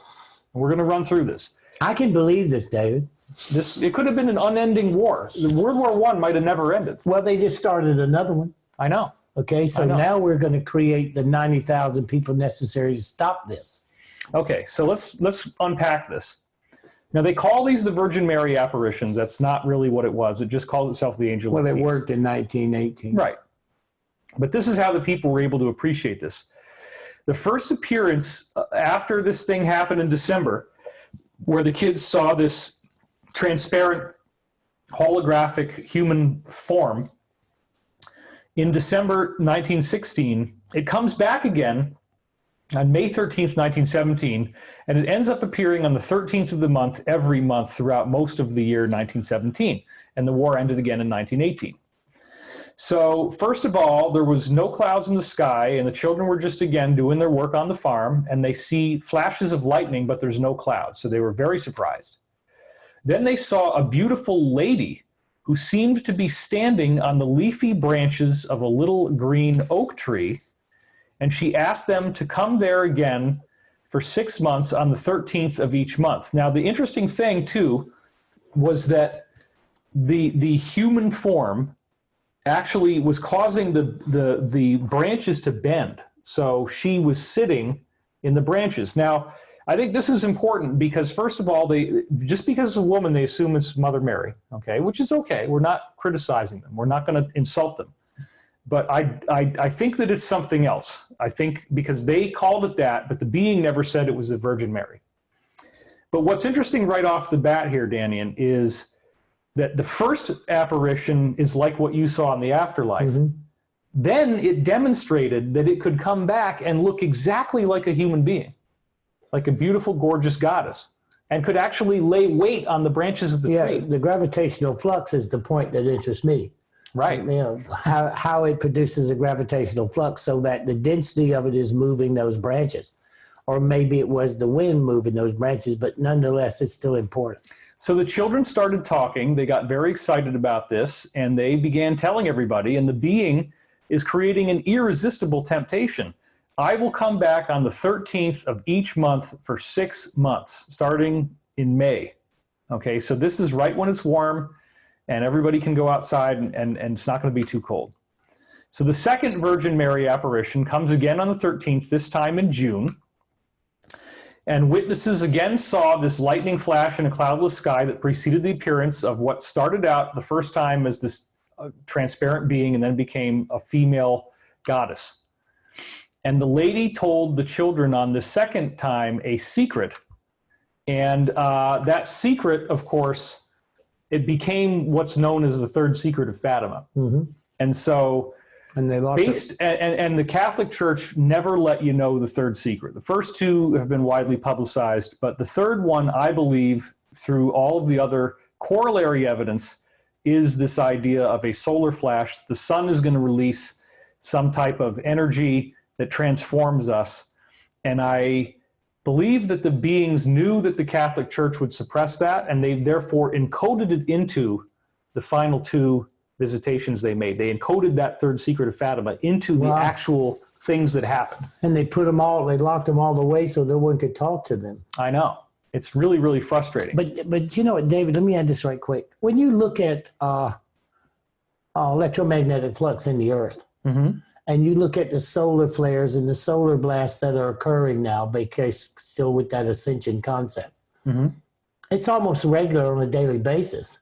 Right. That the magnetic field of true magnetic north is fluctuating, that the magnetic field of the earth is fluctuating, and there are certain activities of the sun that's either slow or fast that's affecting us. So right now, if you look at it from that perspective of what's happening to the earth's magnetic field, it would be a good opportunity to believe that what you're describing is highly possible now.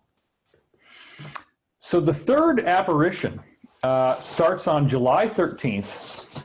And by this point, the word is starting to spread. So there's an estimated 5,000 people that had gathered. They didn't count them, but it was about 5,000.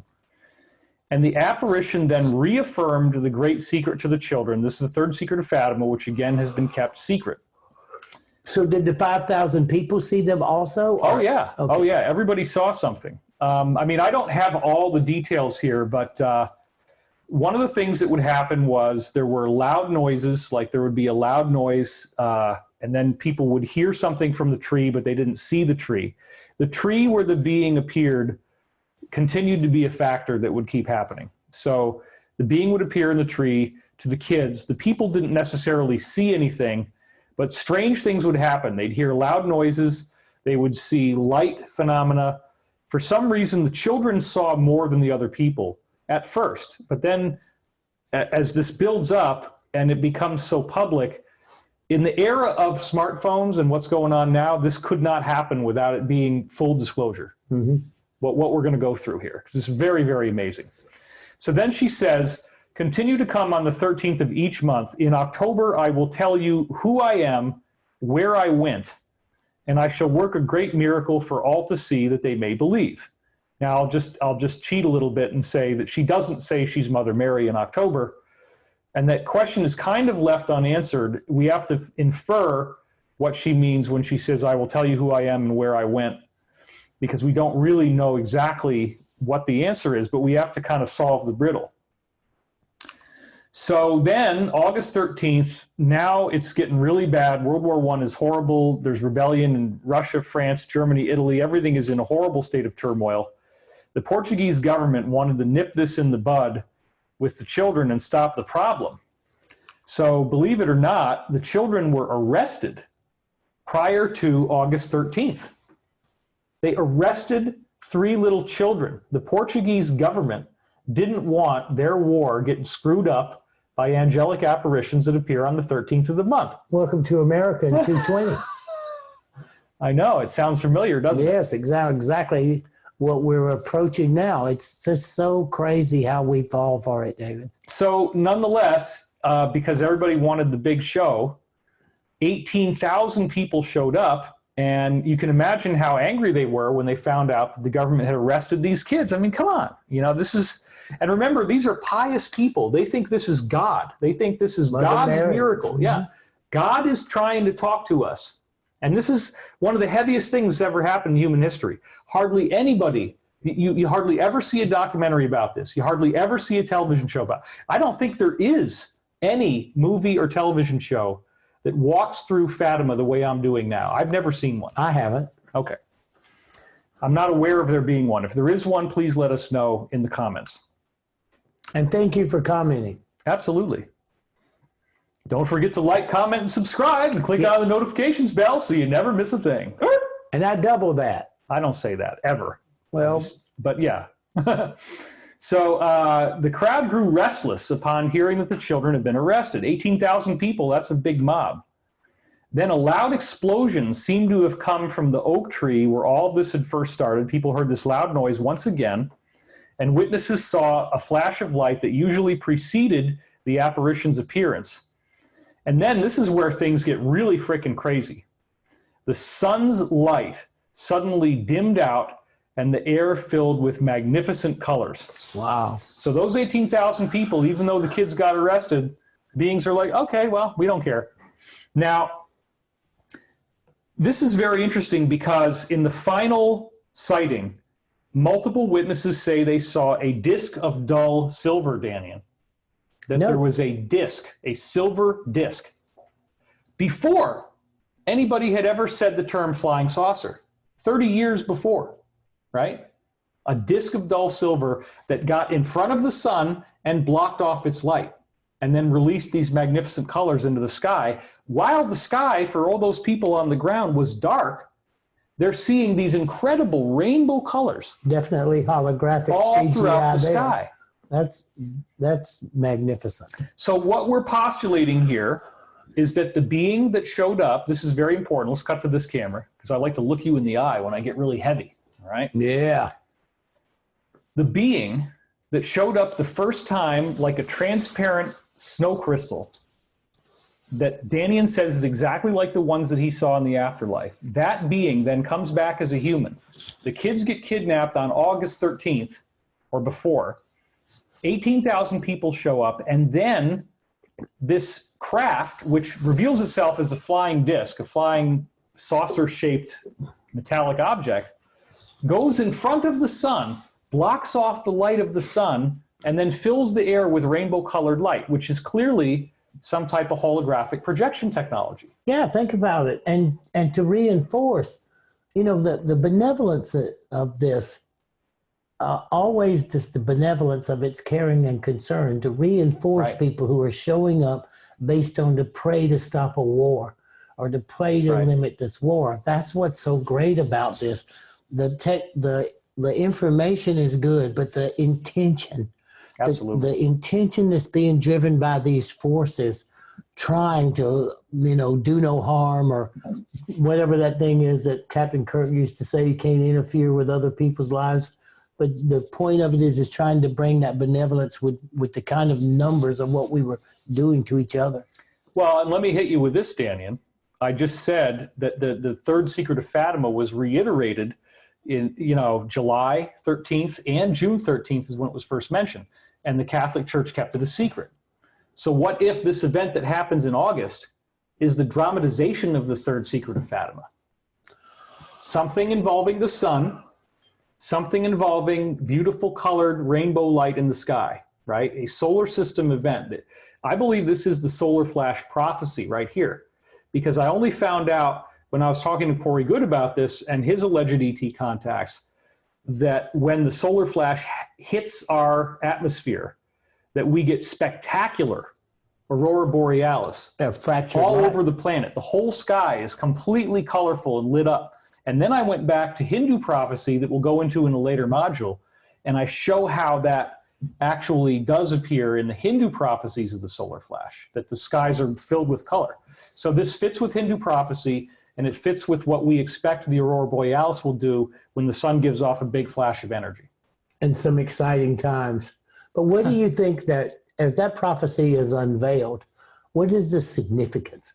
What are we, as we anticipate this, supposed to be the takeaway? What do we take away from it? Well, the solar flash prophecy for me is a symbol of an energetic shift. This is what it seems to be describing in these ancient religious prophecies and in the Law of One and other sources like that, that there is some fundamental change in the speed that time goes by. In other words, the way that we process clock time is going to go up. Apparently in the Law of One, it says by a factor of 45. So our perception of time goes 45 times faster than it did before, which is why you can have beings that live for thousands of years, so they can oversee events on a planet in the lower dimension like ours, and they can watch things take place over tens of thousands of years within one or a few lifetimes. I can believe that. Right.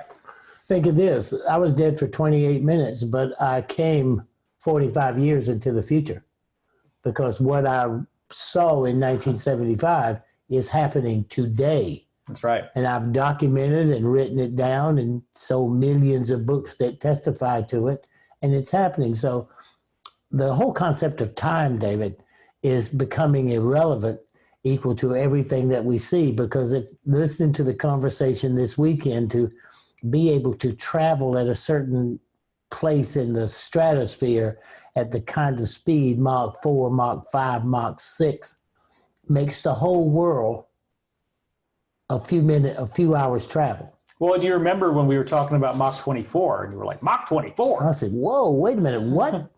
It's like 9 minutes to anywhere on Earth. How does the thing not burn up? Well, the biggest, and you remember he was talking about that the Don't tell him too much, Dave. Well, you don't even want to sit down because the trip is so fast. It's like not even worth sitting down. You spend more time at the airport than you do traveling. So anyway, yeah, we're not. And the other part about this, I know everybody we're doing this, but watch, this is me watching this weekend, okay, watch. To listen to who's saying this and says Mach 24. And then you say, I'm being my smart ass self, and I say, hey, wait a minute. Mach 24, 55 or 6 miles an hour, and you're saying Mach 24, how does it not burn up? And I said, here's where I made my mistake of asking that. Then this physicist started describing the alloy composite that he got from some extraterrestrial being teaching him how to manufacture it, and the fact that our government already had it and we're willing now to release those patents so you can build composite material to go at that speed. So I didn't ask him any more questions. Yeah, we got transparent titanium, we got basalt composites, we got bismuth alloys, all kinds of really neat stuff. And we don't die. And we never die. So this again seems to be the encapsulation of the solar flash prophecy, which is supposedly going to activate us into angelic beings. But again, as I've always concluded, and this may be, it may be contiguous. The prophecies say that there is a layer of time, there is a layer of dimensional reality that the Earth is on, that has some sort of catastrophic pole shift. But I am completely convinced that if you're on the ascension timeline, and it's a possible thing that we could also get the whole planet on the ascension timeline with the way the alliance is working out, the way things are going. If you're on the ascension timeline, you may never know that the Earth was wiped out on another timeline. It may just be that this awesome thing happens in the sky with this rainbow colored light, And now you start to notice that you feel differently, you think differently, you're hearing other people's thoughts, you become more psychic, just like the stuff that was happening to you when you came back from the afterlife. This is the same thing that people report we will be able to have happen to us after the solar flash. We start to be telepathic. We start to be able to move objects with our mind. Well, after a solar flash, that's how I became. So I believe, I'm not sure about timelines yet, David, although I understand dimensional reality. Mm-hmm. I know we live in multiple dimensions, and I know that. You know, I no question about it. I explore it all the time, but I'm not sure about multiple reacting timelines. But as you describe it, the probability of how this can happen and the skill set of time, space, dimensional travel by casual conversation with quote unquote insiders makes it very probable that if we listen and we do exactly, then we make that jump and we make that shift into that safe timeline, or we don't. Well, I also really like the fact that the way the prophecy was put out there was rainbow colored light. Mm-hmm. And then when we go to Tibet, and this is what Elizabeth's going to be doing in her section here, the rainbow body, that the actual activation of your ascension appears to involve rainbow colored light. And this is what they're showing us. So there's another connection there between this and Tibet. So then after this whole thing happens with this solar flash prophecy, a fine white cloud, once again, it's an energetic mist, right, in a human-like form, comes to rest on the oak tree, and the branches sagged under the weight of the cloud, and it remained there for 10 minutes, where it then finally rose up into the sky and disappeared. Now, what's interesting about this is that nobody had really good cameras or photography, and so, you know, this was eyewitness, but again, in modern times with camera phones, that's it. It would be the end. Everybody would need to know the answer for this, regardless of where it happened. That's what's happening with UFOs. You have cameras on a jet. Yeah. You know, it's not like you can say, I looked out of the wing, on the side of the wing. I got a 787. I have 400 people in the back. I'm flying over the Pacific. I look out in the wing and I see a craft. You got a damn camera on that fighter jet, and it's photographing it because it's laser tracking it because the job is to shoot the damn thing down. Okay. That's right. So what are you supposed to do? And when you have the watch crew, people on watch on a battle group, the guy man in the tower 24 hours a day, 7 days a week, and they're trained to look and observe, you know, and they're looking for anything that could be enemy. Right. Anything, drones, anything, and they're trained to be alert. When you get that description, or you get a fighter pilot that became an astronaut that went to the darn moon and back, and he says that it's about time they release it. Mm-hmm. So keep pushing, son. So the apparition then appeared to the children on August 19th after they'd been let out of jail, you know, 6 days after this happened. The apparition again appeared to them while they were tending their flock. They had sheep.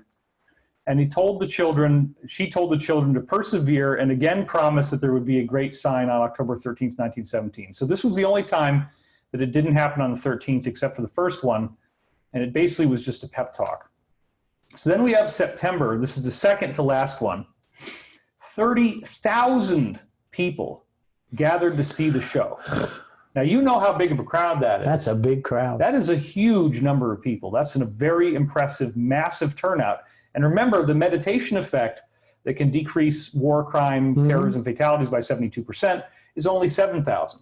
So this is a group of meditators, and they are meditating as this is happening. They are very enraptured by the idea that God is showing up, the Mother Mary is showing up. This is how they interpreted what they saw. 30,000 people gathered. Once again, the craft completely blocked out the sun. They flew their ship in front of the sun. The sun completely lost its light until the stars in the night sky were actually visible in the middle of the daytime. It's like a full eclipse. Well, that's because they just, you know, flew in front of the sun's light.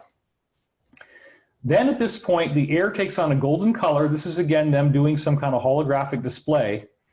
And a globe of light was seen gliding through space from the east to the west. Well, this was obviously another ship besides the one that was blocking the sun. That's how I read that.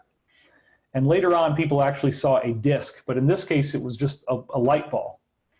A thin mist then formed again around the tree. And then this is one of the really cool things. These holograms of white flowers began falling out of the sky everywhere. And then they would, quote unquote, evaporate or disappear before they hit the ground. So what I see here is a very advanced use of holographic projection technology and the use of 2 UFOs to get this effect to happen. Which, no question. And if you don't believe that UFOs exist, then what the hell is the Air Force saying is these 25 craft that they saw? And what the heck is the president talking about? Well, but one of them is described it as a drone. That's right. Okay, you know, they're looking for ways, Right. but because of its reaction and its aerial phenomenal capability, you cannot say it's ours.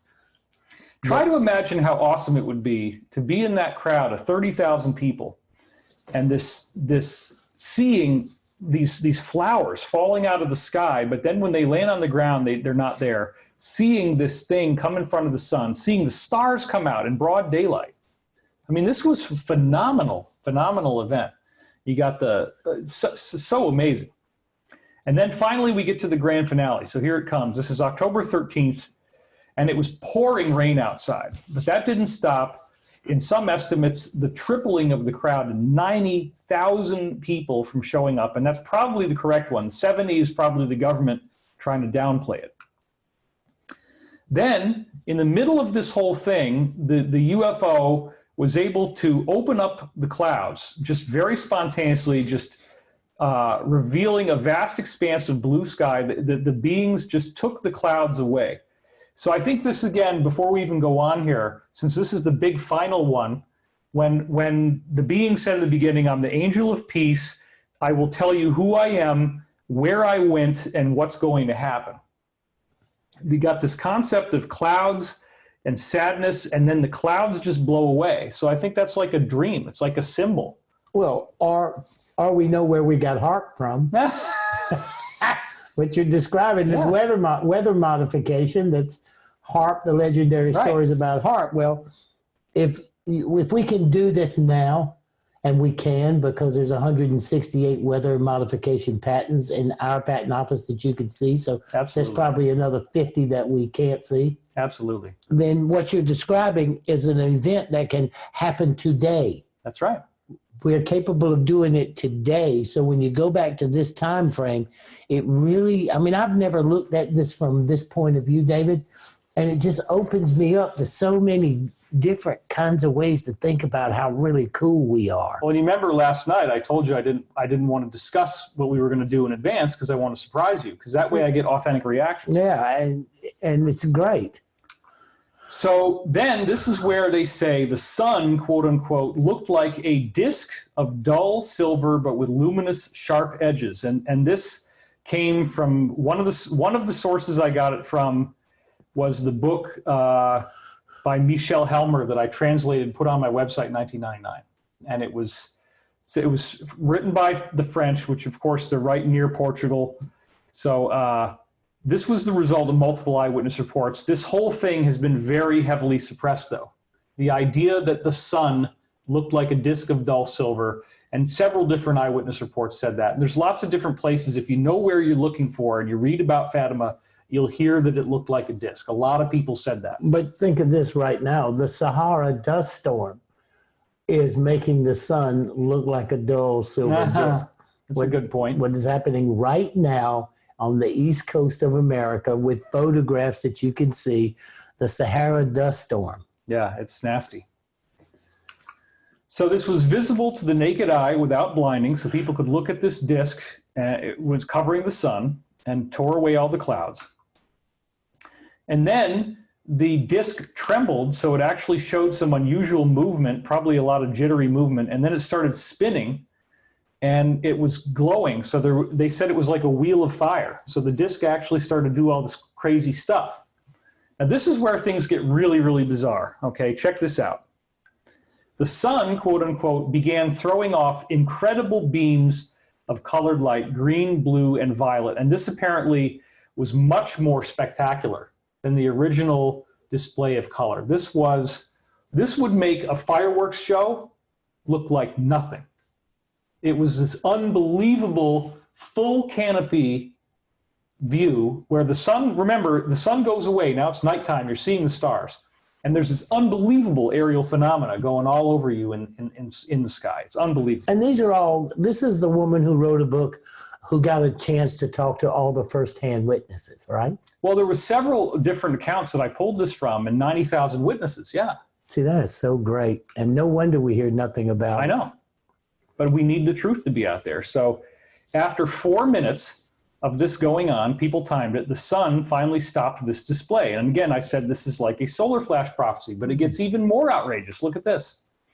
The thing then restarted, and now it's even more outrageous and colorful than the first time. So I wish there was some way that we could reconstruct this and really get a good sense of what it actually looked like. I don't know if any of the witnesses are alive.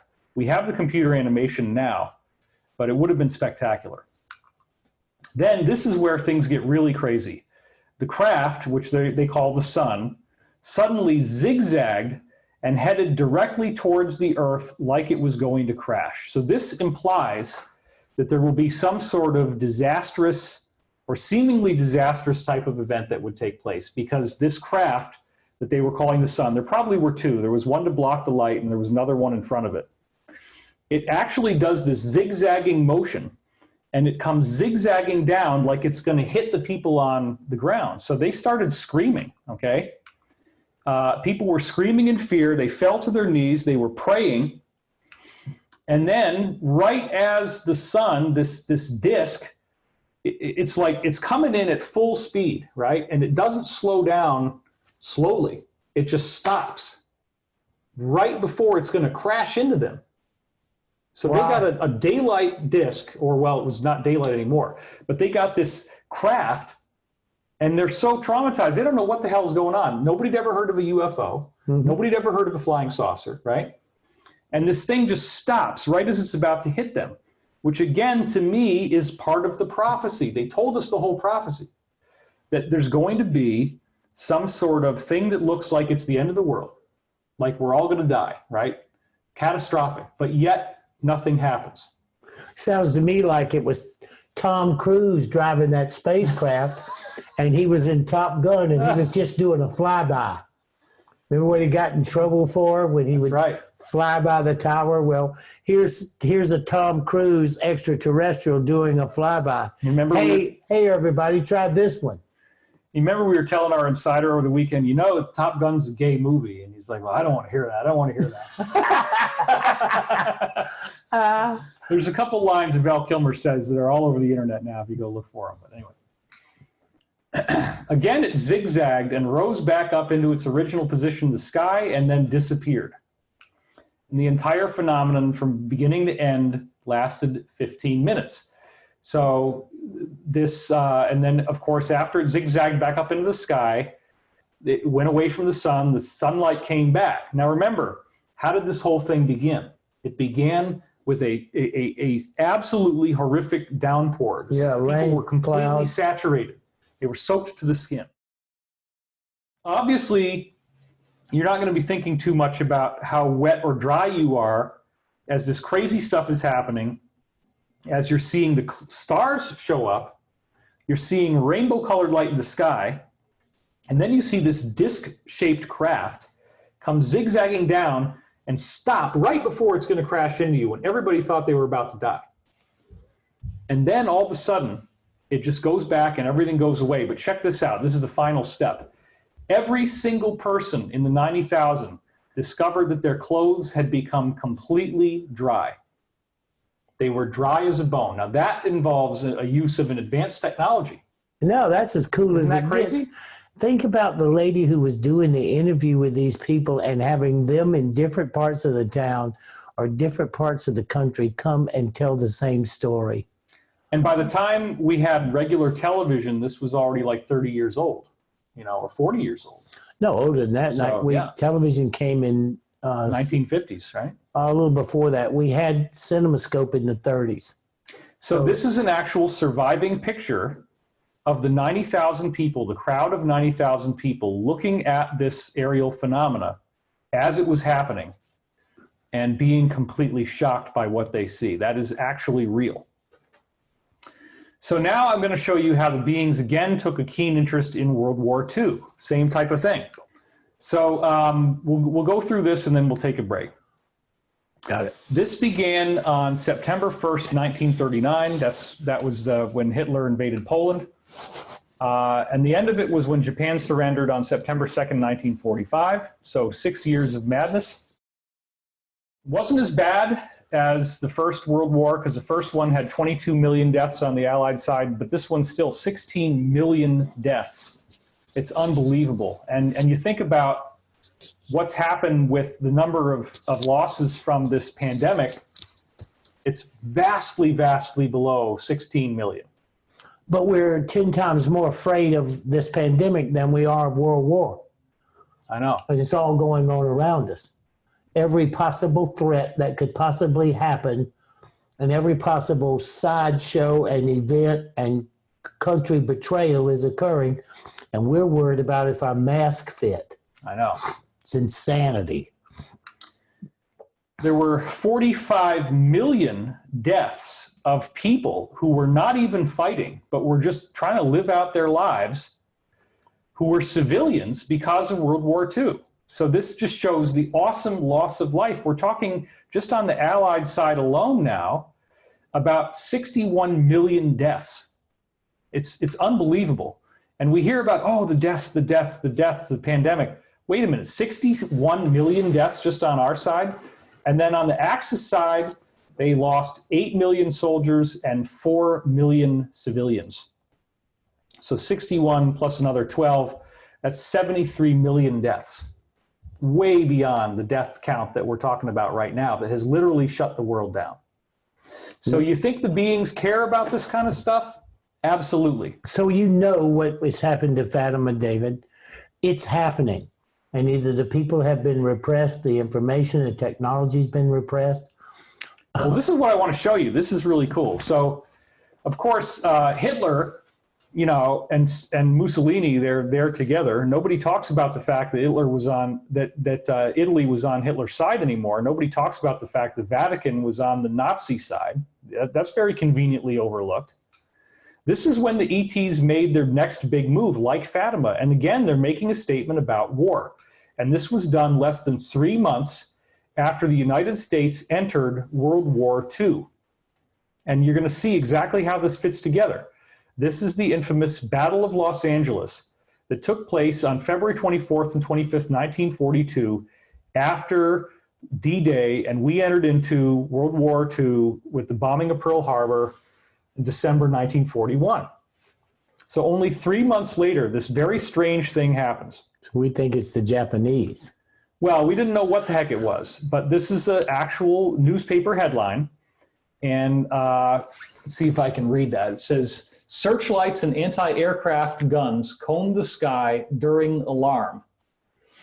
And then here's another one. This is a headline that says, "Guns bombard the sky as strange planes black out the Southland in the first raid." So they're thinking that this is like an air raid from a foreign warlike power. So let's go through some of the statistics here. This is unbelievable, David. Oh yeah, and it's such a magnificent story. Air raid sirens began sounding on the night of February the 24th, and a large orange-colored craft slowly was hovering over Los Angeles. Now, a lot of people only saw one, but multiple witnesses actually saw fleets of craft like this. So it wasn't just one. It's just that there was one that got lower and more people saw that. The witnesses reported they looked like jack-o'-lanterns. They had an orange-colored glow to them. The 37th Coast Artillery Brigade ordered to commence firing at 3:16 a.m. Anti-aircraft shells were fired, and these are massive artillery rounds that weigh 12.8 pounds apiece. And the firing continued for almost an entire hour from 3:15 to 4:14 a.m. in the middle of the night. Now, do you think for a minute that anybody would sleep through this? No. No frickin' way in hell. You wake up at 3 o'clock in the morning, and all you're hearing is boom, boom, boom, boom, boom, boom, boom, boom, boom, boom, boom. And it goes the psychology on for an hour. And the psychology is the Japanese were, after December the 7th, the Japanese were going to sail. They thought they were going to sail straight to America. Why wouldn't they, right? They already hit Pearl Harbor. Yeah, they ambushed it, and they had the kamikaze and every. I mean, think about how freaked out people have been about the pandemic. Yeah, and imagine the nerves of the U.S. going into World War II because we didn't want to get involved. We didn't want to fight Hitler. We wanted to stay out of all. That's their problem. That's not our problem. We're over here. Well, now they're coming for us. So this is the big invasion. This is the big invasion of America. So I guarantee everybody was up that freaking night out. Is thinking, and this is the biggest population center on the West Coast, right? Everybody's there. So millions and millions of people are thinking, oh my God, the Japanese are invading. This is the next Pearl Harbor, and they're being shot down in the sky as this is happening. Over 1,400 shells would eventually be fired, and that's probably a conservative estimate. Several buildings were damaged. 4 to 5 civilians were actually killed by the artillery fire hitting them, and they confirmed it was not from the craft. And 3 people died of heart attacks because it was so horrific. So now what we're looking at here is the actual photograph on the news of all the searchlights. So they were shining these big giant floodlights onto the craft, the main craft that they were shooting at.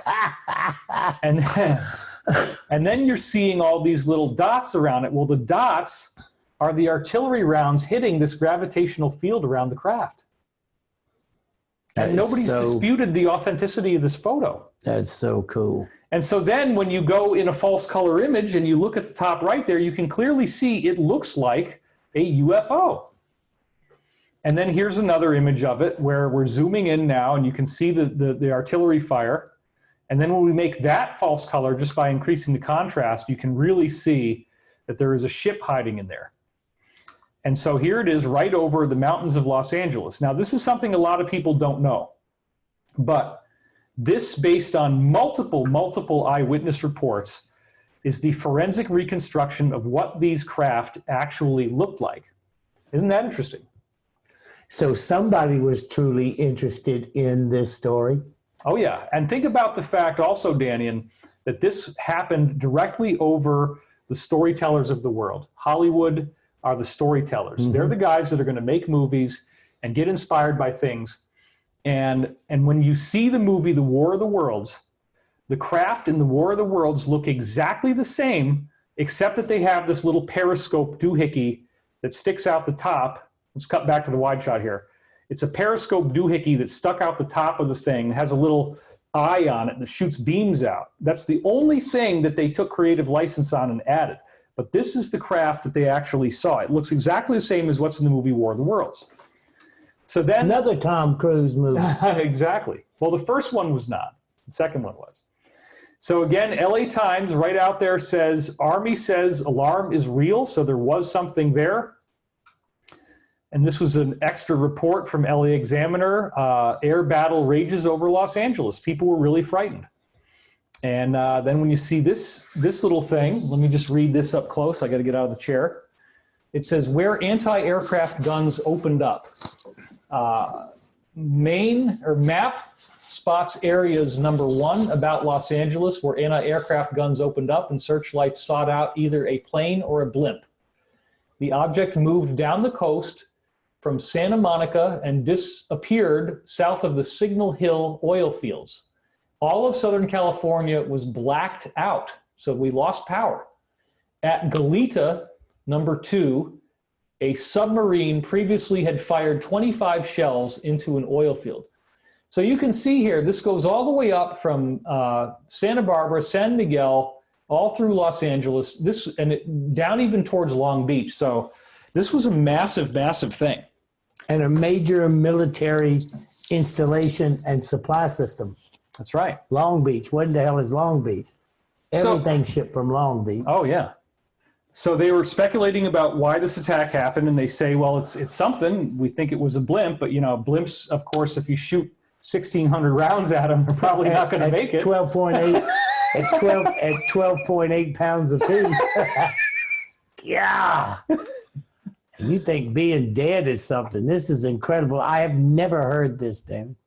So only 2 days later, there was a historic memorandum that was sent between Roosevelt and the U.S. Army Chief of Staff, the main guy running the military for the Army, General George Marshall. And this is what it actually looks like, okay? So it's dated top secret, February 27, 1942. And we're going to read a little bit from it, what he said. This is the president now.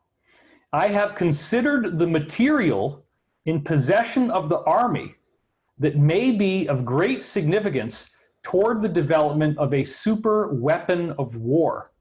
The material in possession of the Army. Now, this is 1942. That's 5 years before Roswell. And they already have had crash wreckage. We don't hear about this. We shot something That's down. right.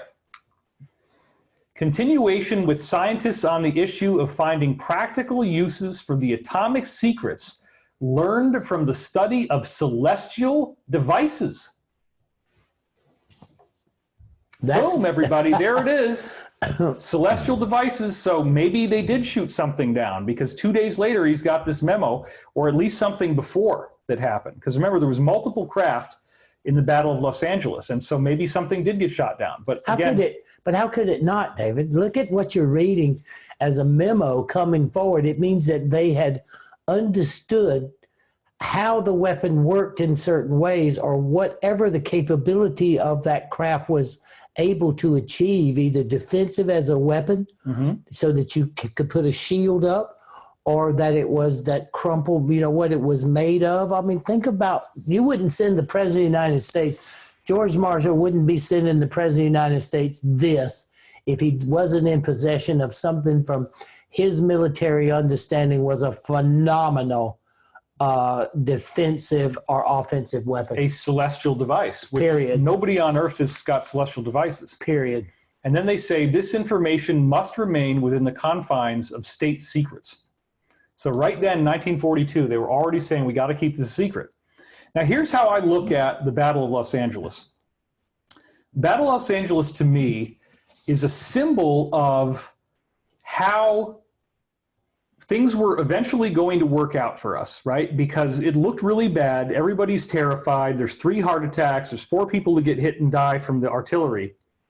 But nothing actually happens. Right. There's no invasion. The beings do not fire back. Our weapons don't work on their technology. They did not act aggressively. They just showed us that they exist. They didn't take offensive action. They didn't try to hurt us, and they overflew the biggest city in the United States. And everybody saw it. I agree. And we don't hear crap about it. I know. But if I was going to try to show people not to be afraid, or to really get a grip, stop being so fear-driven. Right. That the Japanese, they destroyed Pearl Harbor. They snuck up on us. It's a sneak attack. So fear comes, just like with what we're going through right now. It's going to be worse. They're going to come here. It's going to be higher and bigger. And then we look at the information, and more people are infected, which is called a group infection. That means more people build antibiotics to it, and more people survive it. One 19-year-old dies, and 200,000 of them don't even get sick.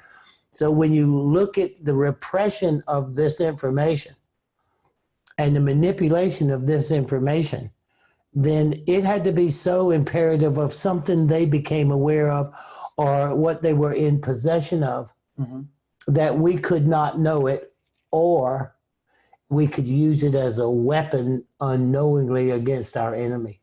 Right. You got to remember how a general thinks. He's not thinking the good of America. He's not thinking the good of the populace and information. He's thinking about keeping his boys alive, and he's thinking about setting the goal to defeat his enemy. So I want to wrap this up in 10 minutes, and then we'll take a break, and then Elizabeth is going to do a thing with you on breathing and the rainbow body. But breathements, David. Breathements. We did. You said that in passing, and it was so funny that I said we got to use that. That was funny. All right, let's just kind of move through a little more here. So the point that I want to make, let's go over here. When you think about what this is really saying, okay, Portugal had just entered into World War I, and then they get these ET visitations. All right. U.S. had just entered into World War II, and then they get these ET visitations. The ETs had given us the message in Portugal. They didn't need to say it twice. And we hear that these beings are time travelers. So they put this information into our history, not for them, but for now. That's what I believe. I believe that we are supposed to look at this now because the President of the United States has said that he has information about Roswell that is very interesting. And these beings clearly are showing us stuff that's very interesting. So we saw the craft. We saw what it looked like as it went over LA. Now back to the slide. 5 years later, this is when the ETs make their next big move. And this is infamous Kenneth Arnold sightings of 1947.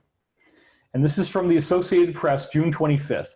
9 bright saucer-like objects flying at incredible speed at 10,000 feet altitude were reported here today by Kenneth Arnold, a Boise, Idaho pilot who said he could not hazard a guess as to what they were. And remember, this is the end of World War II. People are very afraid that it could start up again. Nobody was convinced that it was going to be over. Oh, we were dealing with the beginning of the Cold War. That's right. The occupation of Europe by the Union of Soviet Socialist Republic. That's right. Arnold, a United States Forest Service employee engaged in searching for a missing plane, said he sighted the mysterious objects yesterday at 3 p.m. They were flying between Mount Rainier and Mount Adams in Washington state, he said, and they appeared to be weaving in and out of formation. Arnold said he clocked and estimated their speed at 1,200 miles an hour. So he saw these horseshoe-shaped craft. And now the one in the front, you've probably seen his sketch before, and I'll pull that in some other time. But the one in the front was more like a boomerang, but the rest of them looked like this. And then you see the top view and the side view. So this is very, very similar to what we see in the Battle of Los Angeles. The curvature, the shape, the fact that it's actually not really a flying saucer, contrary to the common opinions that everybody has now and what we think they saw. This is not really what they saw. What they saw was kind of a horseshoe. And you see that the arrows are showing which way it was flying. Clearly looks aeronautic. Only 12 days later, a farmer in Phoenix, Arizona named William Rhodes had one of these visible over his house. And this is actually his farm. And here's the front gate to the farm. Not a lot to look at. Now, William Rhodes was able to take photographs of this craft that circled over his house, and they were published in the newspaper. Same thing. These are the actual surviving records of the photograph. So one of the things that's really interesting here, first of all, as you can obviously tell, Danian, it's exactly the same shape that Kenneth Arnold had reported 12 days before. Right. It's a boomerang. It is not a flying saucer.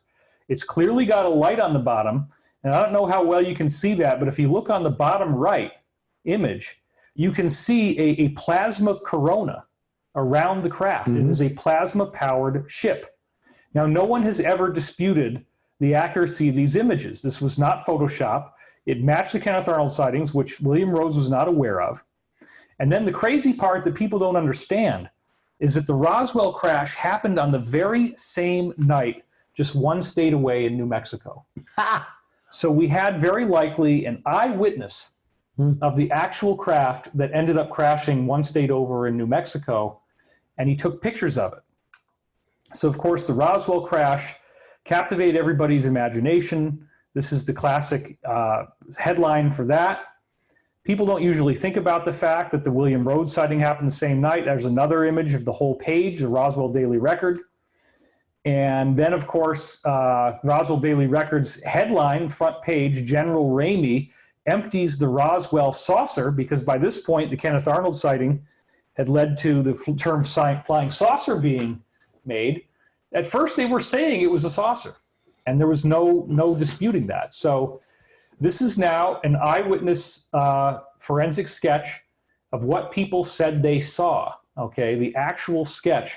Notice again that it is like a horseshoe shape. And so this is probably not entirely accurate. This is a little bit off, but this is based on other eyewitness reports and the art of how it was drawn. So it has kind of an airplane-like look to it. And even the modeling companies, you can actually buy models of the Roswell craft. This is apparently fairly close to what the Roswell crash actually looked like. And then here's the model that you could actually buy. Now, contrary to what most people think, the beings inside were not entirely like Greys, but they were similar. They had the large heads and they had the eyes, but their eyes actually looked human. So this sketch is a little bit wrong. Now notice also here, Danian, that their hands are on these control surfaces. And so this is what they would do. They would put their hands on these control surfaces, and then fiber optics would read their hands, and that's how they were steering the ship. Okay, and all this stuff was found when they got inside. So this is actually a better view of their eyes. They actually did have human-like eyes. Obviously, in this case, the keyboards are wrong, but the eyes are right. This is actually more accurate to what they looked like. Now, the actual Roswell wreckage photographs of these panels did come out because they took them out of the ship. And here's a guy pointing at this area where their hands would go. Now, notice this is a 6-fingered hand, okay? And this is another supposedly accurate illustration of the control system for the craft, including the fact that you could dial up or dial down something like, you know, a speed with the little channels on the top. So as this happens, the news explodes, and these are some of the headlines that we saw. RAAF captures flying saucer on ranch in Roswell region. Army reveals it as a flying disc found on the ranch in New Mexico. Bulletin, possession of a flying disc was disclosed today by the intelligence office of the 509th Bomb Group of the Roswell Army Air Base. This is clearly a disc. It's not a weather balloon. Disc lands on a ranch in New Mexico and is held by the Army. U.S. Army to examine a flying disc. But then only one day later, the fix goes in, and General Robert Ramey now says, oh, it wasn't a disc. Sorry, it was a weather balloon. And this was the picture, one of the pictures that they used to try to sell the public, oh, it wasn't really one of those flying saucers we just learned about 12 days ago. It's actually just a weather balloon. But when people are lying, they tend to put their hands in front of their face, and notice he's covering his face right here, which is classic body language. And then here he is again. Now this picture becomes very, very interesting and very important because the original photographic negative was captured. He's smiling like a kid opening presents on Christmas. I just think this is exciting. But David, this is important. To bring forward what we're trying to push forward, to set up a historical point of view that, hey, everybody, this is our chance. That's right. To push an issue, okay? And now that the president has acknowledged that something really happened. Exactly, and that the son is asking, and all of us want to know this answer. And as we open up the show, you bring it into collective historical positioning in psychology so we can understand what we're really fighting for. That's right. This technology and this stuff is held by Marshall and held by the president, then it was looking at it as a weaponized position, okay? As opposed to, as the Fatima stuff comes forth, it's always just trying to show us that there are forces greater and more powerful than us killing each other over property. Absolutely. Us killing each other and starving each other over property. And once you see this, like what it does for me is it just makes me more appreciative of the work all of you have been doing to bring this kind of information forward so that we take it personally, that we are not alone and that we're being lied to and we have to stop it. Well, don't score your touchdown just yet because I'm going to give you that opportunity in just a minute here. Okay.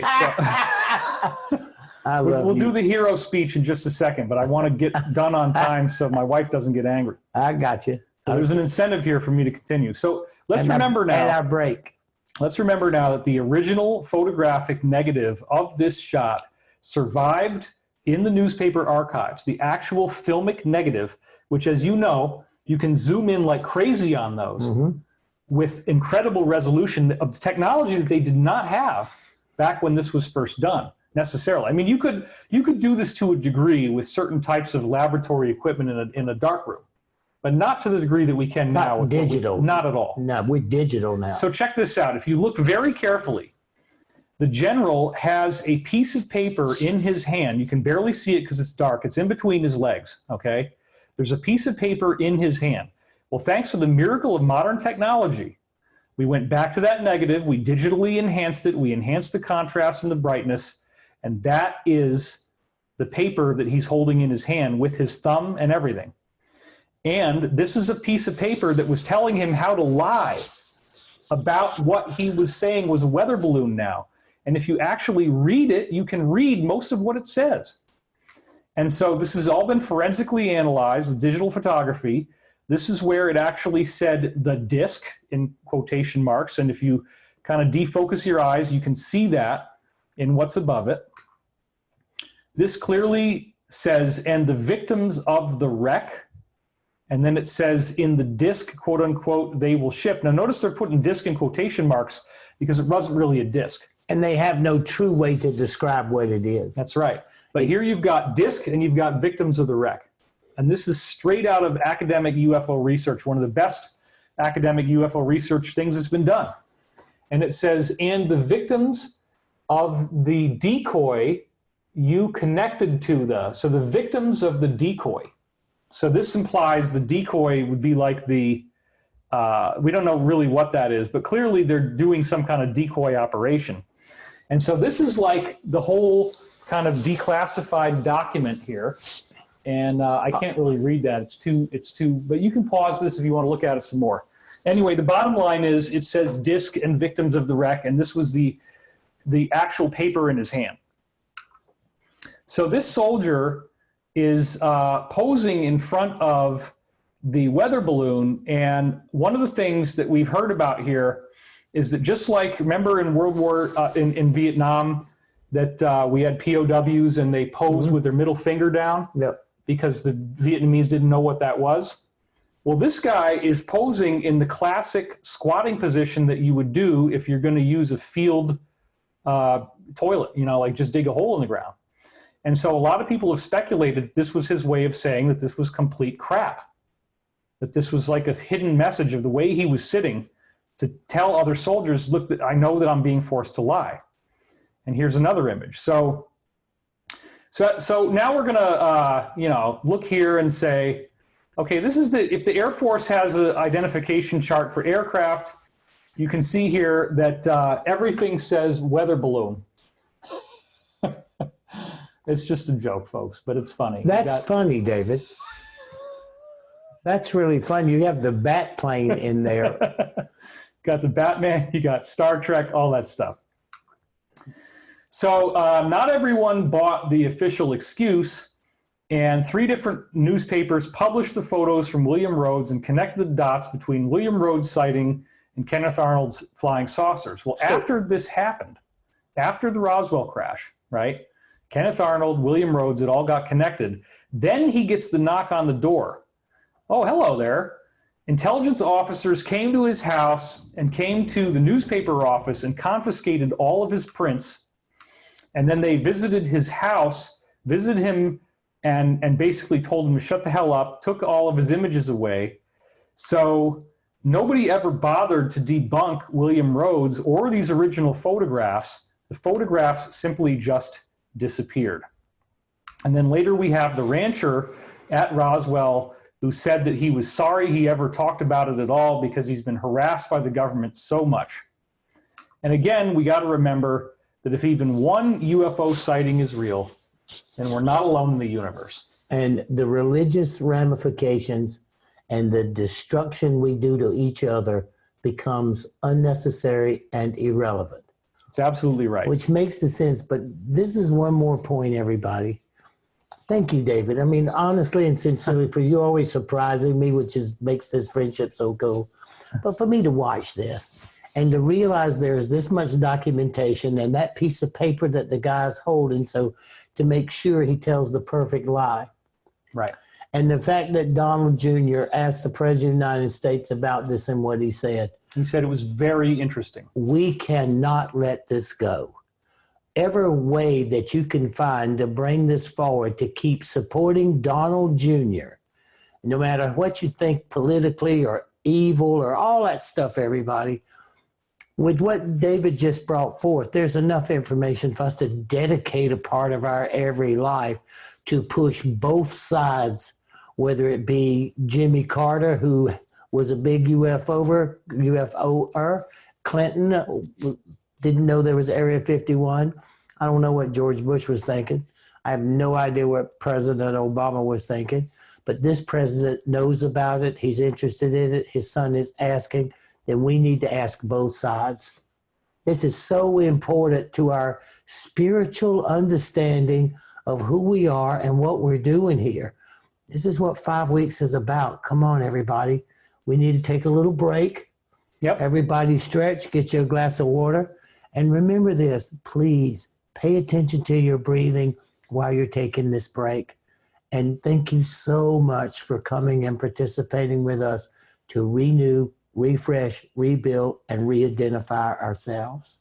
And we'll be back in 10 minutes, so stay tuned. We're just going to leave everything running, leave it live. We'll unplug both of our microphones here, and we will see you back in 10 minutes with Elizabeth and a whole new slideshow. Thanks for watching. Welcome back to the show, everybody. I am Elizabeth Wilcock with Daniel Brinkley. Once again, we see each other, my wonderful princess. So we've never done this before, shared a presentation. So this is the first time, and he doesn't know the slides that I'm going to use, so we're going to wing it. I can handle it.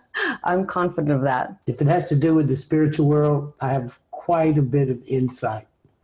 So this is on accessing the spirit world and connecting to your spirit family.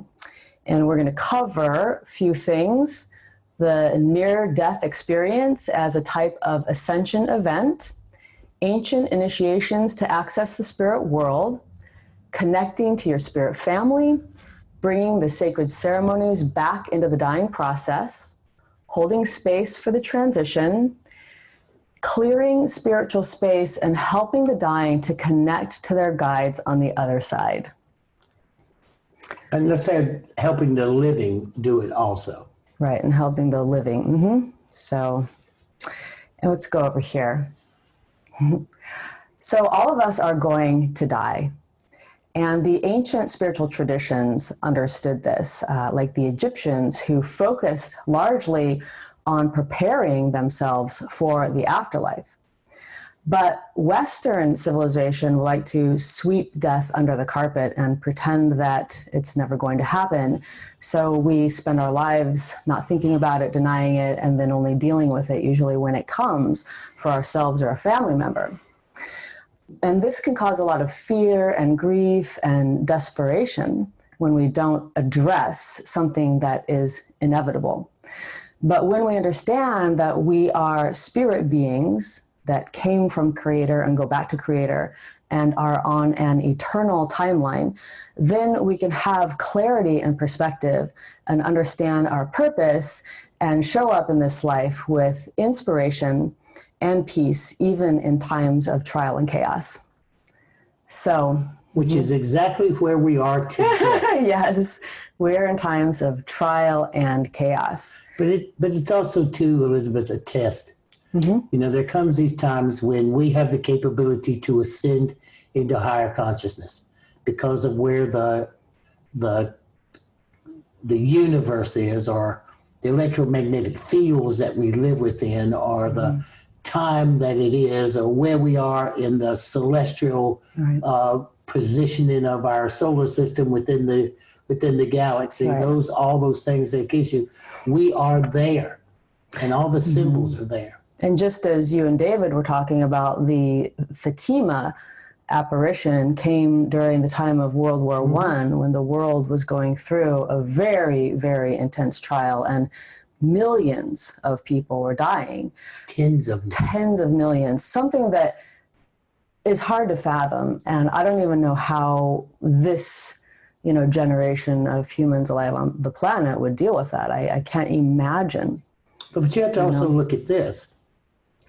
With comes advancements in knowledge and technology is just an outward symbolize of where we internally are advancing to. And the fact that the biggest contest in the world is to be able to create a machine that can compute at speeds equal to the mind's and brain's capability of computing knowledge. So when you look out externally at where the universe is, whether it's extraterrestrial, interdimensional, or human acceleration and achievement, still gets down to you and me and how we think and what we do and how we process this information. So let's take a look at some of the slides. So have you ever been afraid of death? Or wondered if you continue on after this life? Witnessed or experienced the darkness in this world and felt hopeless? Have you ever felt like you do not belong here? So but don't you think oftentimes when I'm looking at this, when I was 25 years old, you think you're invincible. And I had already come through war and the whole perspective of what the world was really about as opposed to what we all thought it was about. And then it was the stemming the red tide or communism and all of that. So I've had the privilege of missing most of those. Okay, You're special. Well, I don't know about that, but my heart goes out to each and every one of us. That when I look at this, when I take a good look at it, Elizabeth, and I realize knowing for 42 years as a hospice volunteer, everybody sooner or later takes on one of these, based by one or two, or I would say all of these levels. Right. But it's all because they're not viewing themselves as who they are. They're viewing themselves of what religion, institutions, and governments have decided to create as your identity. Our programming. You are a spiritual being, like you opened up in the middle. You are a spiritual being. So stop and start there. Have you been afraid of death? You don't even know what it is until it becomes so emotional and you having to deal with it with someone you love or someone who loved you. Wondered if there was continuation after this life. Well, many religions think there's not, and then you have bardos, and then you have heavens, and you have all of this. Okay, well, let me answer that question uniquely. There is not only a life after this one, it is more wondrously enjoyable, filled with challenges, and the appreciation of that you came here as a courageous spiritual being to identify yourself to this world and to all the other levels in consciousness of worlds that exist. That you were brave enough to enter this dimension at this time and in this place to keep the light lit and keep these conversations going. You are seen as a hero. Okay, so there is a life after this one. And have you witnessed darkness in your life? Hell, Elizabeth, that's where everybody is today. We are all in a place to keep us from focusing on what you, David, and I are so desperately trying to give people back. Hey, everybody, you're not going to die, and there's extraterrestrials and interdimensional beings, and we're all a part of it. But remember, I never could ever get this across to people, Elizabeth, as hard as I tried. And I wrote about it in Saved by the Light. What I realized when they were sending me back was this. They are not all the good guys, whether they're interdimensional or ethereal beings or terrestrial beings.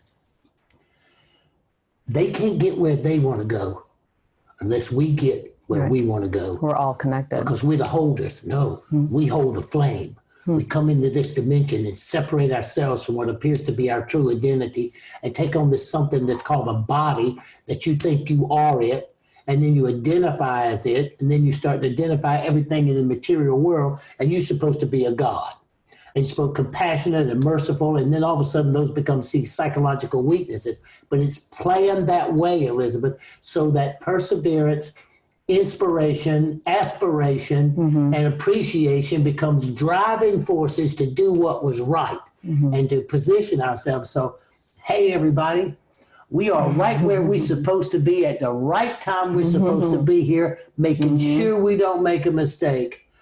And have you felt like you never belonged here? Well, to feel like you never belonged here is the most normal possible. I mean, I'm trying to not say it, but you are not from here. You do not know this dimension because it's all full of surprises and expectations. And to feel like you don't belong here is an exacting, accurate, true statement. You are not from here. Exactly. So, and what a beautiful smile you have, Elizabeth. Why, thank you, Daniel, and you too. I want to share a little bit about some of my childhood stories because that's what really shaped me and got me interested in what I'm interested in now. When I was a child, I would see spirits a lot, and it began from the time I could remember. And one of the most impressive experiences I had was when I was 3 years old, and we had this lot in Oregon. So we had a cabin on a lot out there. And one of the first times that we went there, after my dad had gotten done macheteing all the grass and everything so that we could play in the backyard, I was standing out by the river and there was this waterfall, and I was just zoning out as a little 3-year-old. And I felt this pull somewhere. And so I began following that pull, and I ended up at what was an Indian grave on that property.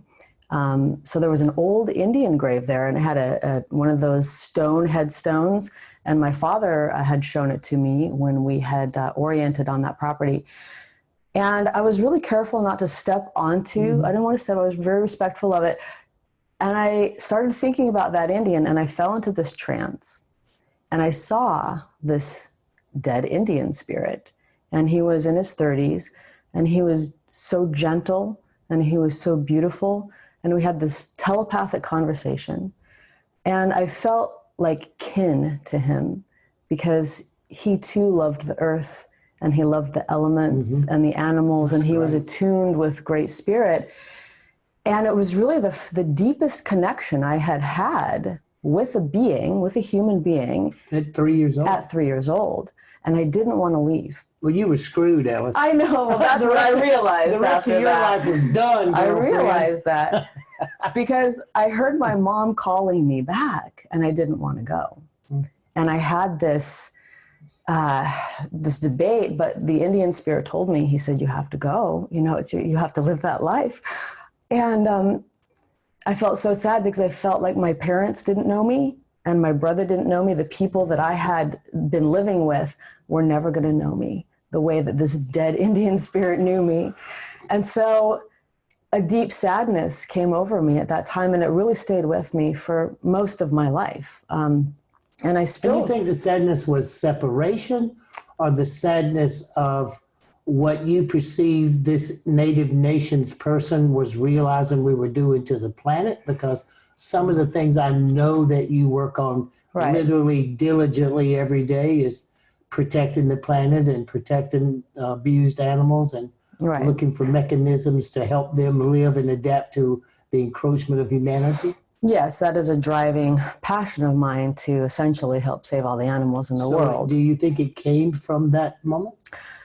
I felt like I was one of them more than I was one of the people who were here on Earth. And so I felt like I'd left my family. I'd left my family to come here, and that I was amongst people who didn't understand me, the people that I was with on Earth. Because also one of my first memories at that time of 3 was driving in the backseat of my mother's car and looking out on all the concrete and the cars and the strip malls and the signs that were selling things. And my thought was, what have they done? What have they done to this planet? So I felt like well, when I saw this planet, you know, and what was going on, I felt like I was from somewhere else, because I actually had images and memories of living in harmony with the earth, being very much respectful and attuned to Great Spirit, sacred ones, the divine, not harming the earth, not harming the animals, and living a simpler life with technology, because I could see, I have visions, I could draw them of what I saw at 3, the technology that we worked with. And so that was a really coloring experience for me, because really from the moment I can remember, I felt like an outcast, and that no one was ever going to understand me. And so there was a deep loneliness that I grew up with, because it continued, of course. That was my first realization of something. But the reason I have that in here was that I was seeing spirits already. And this was one of the first ones, and it continued my entire life. You kept seeing this same Native Nations teaching? No, he was there. He was connected to his bones in that grave. He loved that area. This was in Oregon, and it was in, I think it was Siletz is where we had this cabin, and he loved that land, and he loved to be there. It was very peaceful for him. So no, I did not keep seeing him. Ask this, how did he appear to you? Give us an idea of what he looked like, because as David was describing the cloud and the feminine nature of that, and if he's in spirit form and he's still holding the sacred position that somehow as a child you acclimated to that energetic form, that he could relate and return to this dimension, he had to use you to do it. He cannot get here. He has to have a level to slow your frequency down in the next 3 or 4 dimensions.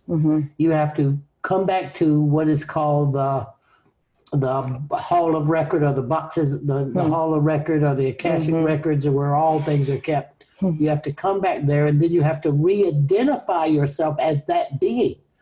You're not that Indian. Forget it. That's not who he was. That's who he chose to be, or was chosen to be in this lifetime. Then you reacclimate, then you come. So you always remember the graciousness, love, and the beauty of you. In that environment, as a protective environment.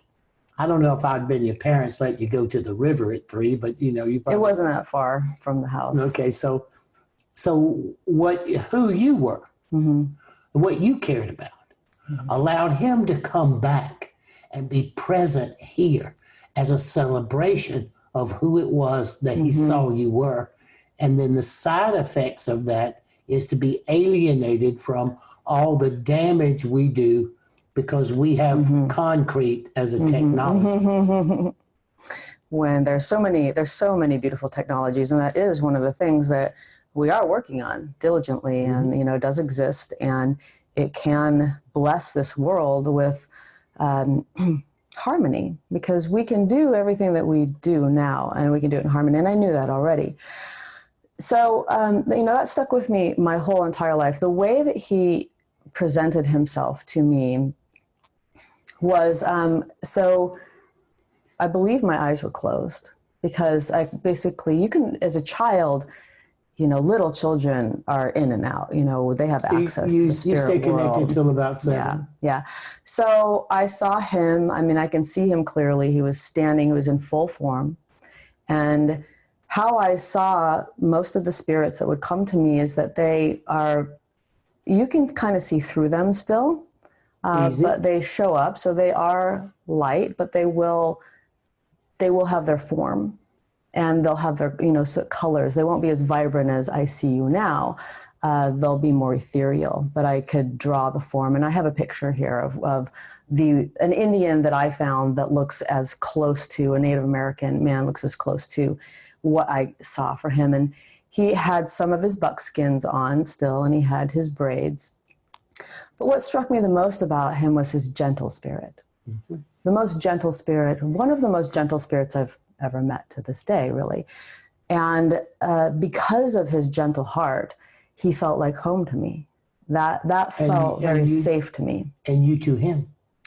Maybe so. Always remember, as you identify in what you feel about him, that's the presence that he identifies and feels about you, or it won't, or the systems won't work. And he may have been coming to remind me of something because that the feeling that I felt with him, which is my deep love for the earth, the water, the air, the elements, the birds, the animals. I have a deep, deep love for them. And, if I'm helping the sloths, and you call them like the one-armed sloth, One-armed pandas. You call them one-armed pandas. But that's just me enjoying watching your face, Elizabeth, watching your face in the inner correspondence with the woman down there so dedicated to these sloths. Mm-hmm. I have to, in my own heart, kind of make light of it, but it is so beautiful. Mm-hmm. It's so beautiful spiritually that you do it. Sorry, I have to make fun of it. That's okay. You can make fun of it. So I have a picture here of the closest that I could see, and this is actually a historical picture of, I can't see my notes on these. So there's a name. He was a chief of some sort, but he looked similar to this. And so as a child, I saw a lot of spirits. I mean, this is a Plains Indian? A Plains Native Nations person? Because I'm trying to look at if I could see my notes, and I don't know how I'm trying to look at the outfit.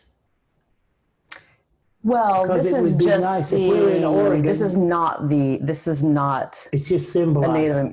This is just similar to the stance that he had and the braids that he had, but he had on buckskins. He did not have on a blanket like this. So anyway, this was just out of all the pictures I could just find on the internet. I'm okay. I'm nosy. And the interesting thing is that I thought my dad was an Indian, a Native American Indian, because my father had grown up in La Junta, Colorado, and they had a thing called the Koshari Indians, which was essentially like the Boy Scouts, but instead of doing Boy Scout things, the Buck Brashears, I believe was the name of the man that had started it, he had studied Native American dance and ceremony, and he brought that to these little white boys, essentially, in La Junta, Colorado. So my father had these pictures of him doing the eagle dance on the drum. And back then, they made their own costumes out of real, eagle feathers. It wasn't illegal back then. This was the 1950s or something. It's still not illegal for a person of Native Nation heritage to possess eagle feathers. It's illegal for everybody else, but it's not illegal for them. Well, at the time, it wasn't illegal because anyway, they were making things that way. Anyway, so we had pictures of my father doing this eagle dance on the drum, and I saw that as a child, and I thought that my father was a Native American because my father had dark hair and dark eyes and darker skin, so that's what I thought, But so, of course, and I had this beautiful connection with a dead Indian spirit. But anyway, the fact is, because we're talking about accessing the spirit world, we all have these abilities, and as children, many children are already having these abilities. Already indigo interacting children, with the spirits. they have so many names for them now. It's impossible. Right.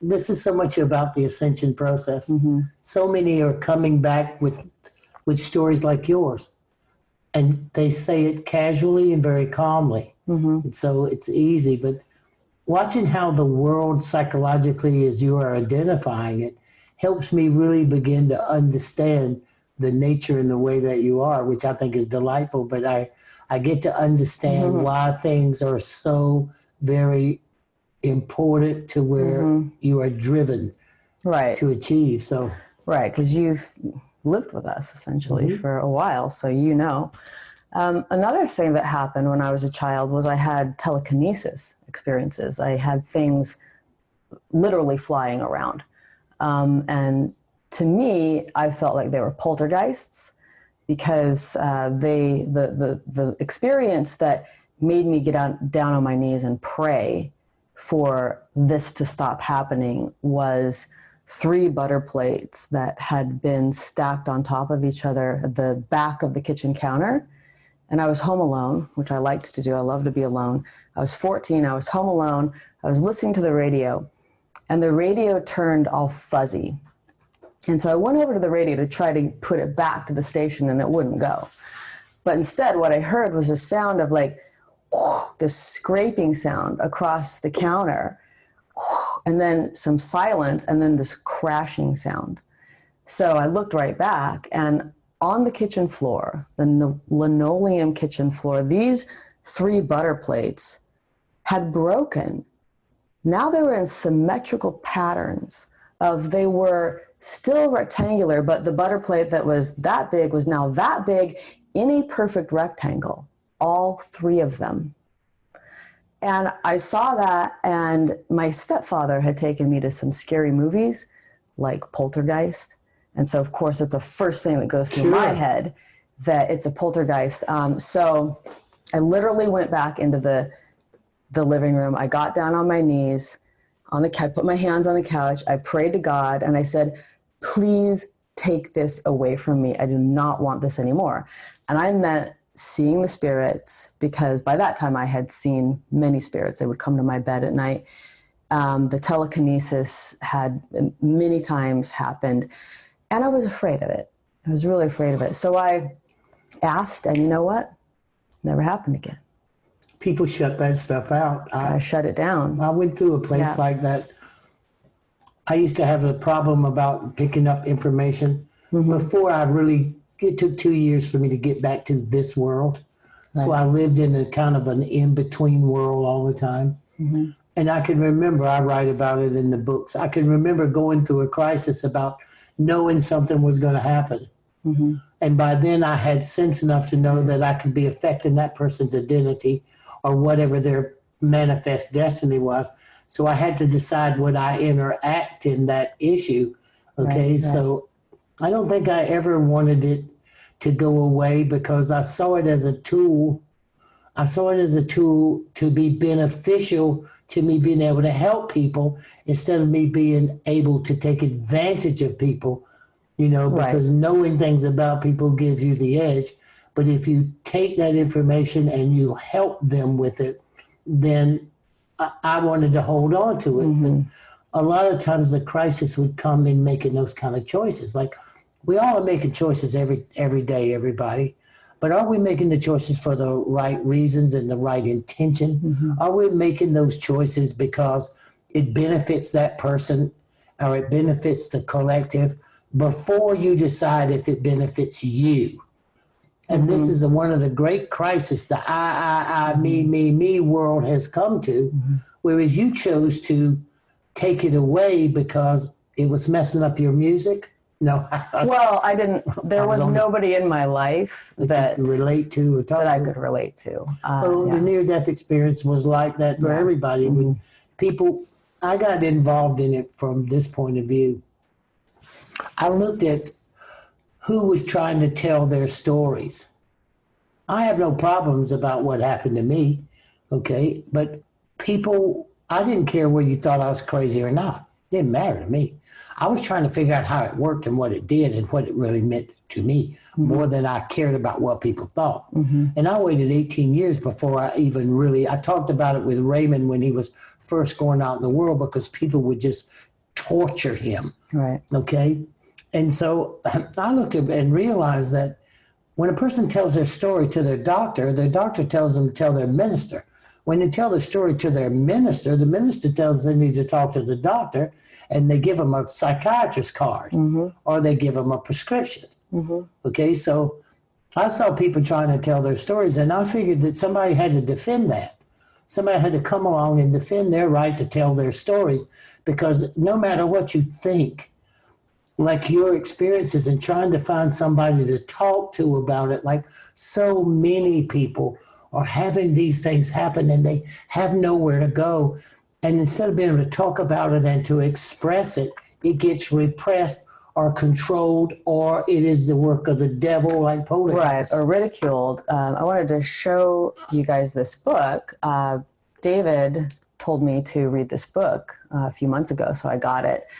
And it's a very expensive book. It's like $100, which is amazing. It used to be 20. It used to be 20, but now it's 100. But anyway, what's so interesting about this book, which is China's Super Psychics, is that it studies these mostly children in China who had telekinesis abilities.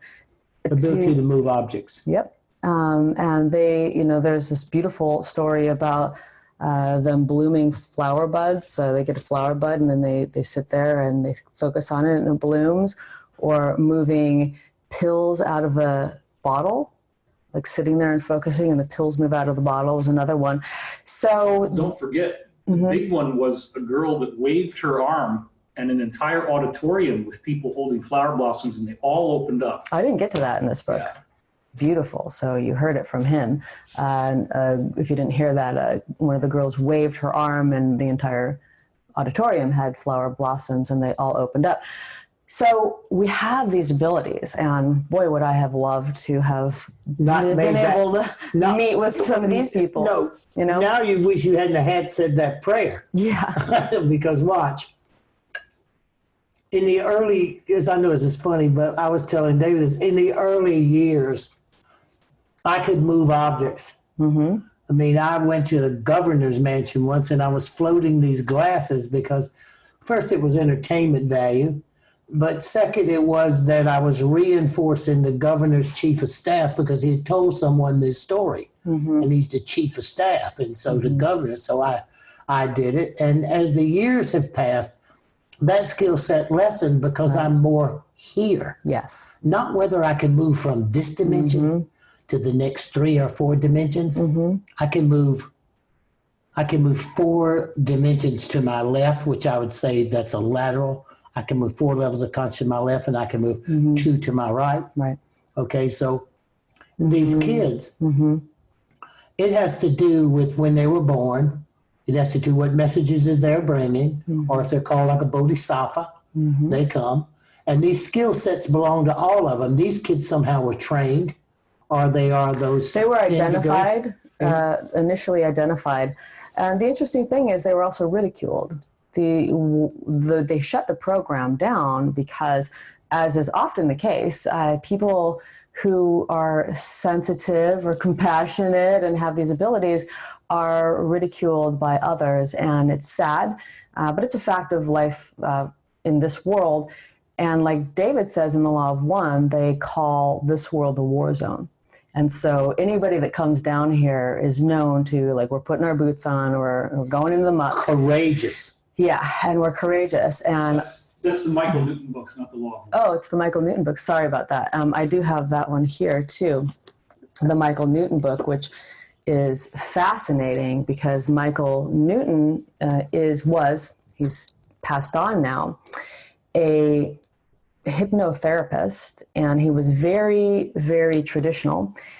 And he would have people in deep hypnosis, and then at one point, they would want to go deeper and start talking about their life before this life. And this happened time and time and time again. And at first he was resistant, but then he went with it. And then he realized that they were all describing very similar things, that we have a place that we go in the afterlife. We have a spirit family in the afterlife. We have a purpose for being here. And then apparently it's not the Law of One, it's Michael Newton that's, they call it the war zone. Down here, the war. But look, okay. And it's the battle for keeping. It's good to have him in the background, right? Yeah. Like he just pops out of the closet and he comes in. But when you look at the definition of the war is with yourself, specializing in maintaining your identity as a spiritual being and a light bearer, and everything that's sent to distract you from it. And many of them were created by you. You created the situation so that you could figure out a way to get through it and still achieve maintaining being a co-creator with a divine focus and purpose. But as you mentioned, Michael, think about this. I never thought about reincarnation. I have no direct evidence or anything that's ever happened except one small little thing that's ever happened that reinforced reincarnation. So when people ask me, well, Daniel, do you believe in reincarnation? My answer is yes. And why? Because during the tour for 25 or 30 years, I've met everybody. Brian Weiss, psychiatrist used in regression therapy. John Mack, who got so ridiculed at the university at Harvard, where he was the chair of the psychiatric department doing regression therapies, had people tell him things in countries that they lived in. And I can remember John telling me once about a woman who was from New Jersey who had never been more than 40 miles from where she lived in. And somehow under some grant study about people who were having these kinds of things, John took her under. And this is John Mack telling me this, okay? And John's straight up, you know, Ivy League, head of a department at a major university. He said, Daniel, she shifted into an Irish brogue accent from a New Jersey accent. She described where she lived. She described where all her children were buried. She described what the house looked like. And she described exactly where the fireplace and the hearth was and the cradle that you spun the pot back and forth over the fire. And John said he thought about it, and when she came out of it, she didn't remember of it. And then John went to Ireland. The names of her children, where they were buried near the house, at the little church and chapel near the house, and everything that this woman had described, even to the children's names. A woman from New Jersey in the 80s having this vision. So, and that's like the work of Dr. Ian Stevenson. He did a lot of studies like that with specifics, and little children would go and identify. Knew him well. Oh, did you? Oh, I knew when Raymond put out Life After Life, it shook the whole world. And you had to make a decision. And in the course of it, it literally almost destroyed him because he had never had one. Right. And as a psychiatrist, a forensic psychiatrist, he knew how to ask the right questions. And he knew how to correlate that information and that data. And no matter how hard you try not to believe we who have had this experience, you can't fool Raymond either. But no matter how hard you try to explain this experience away, it does not go away.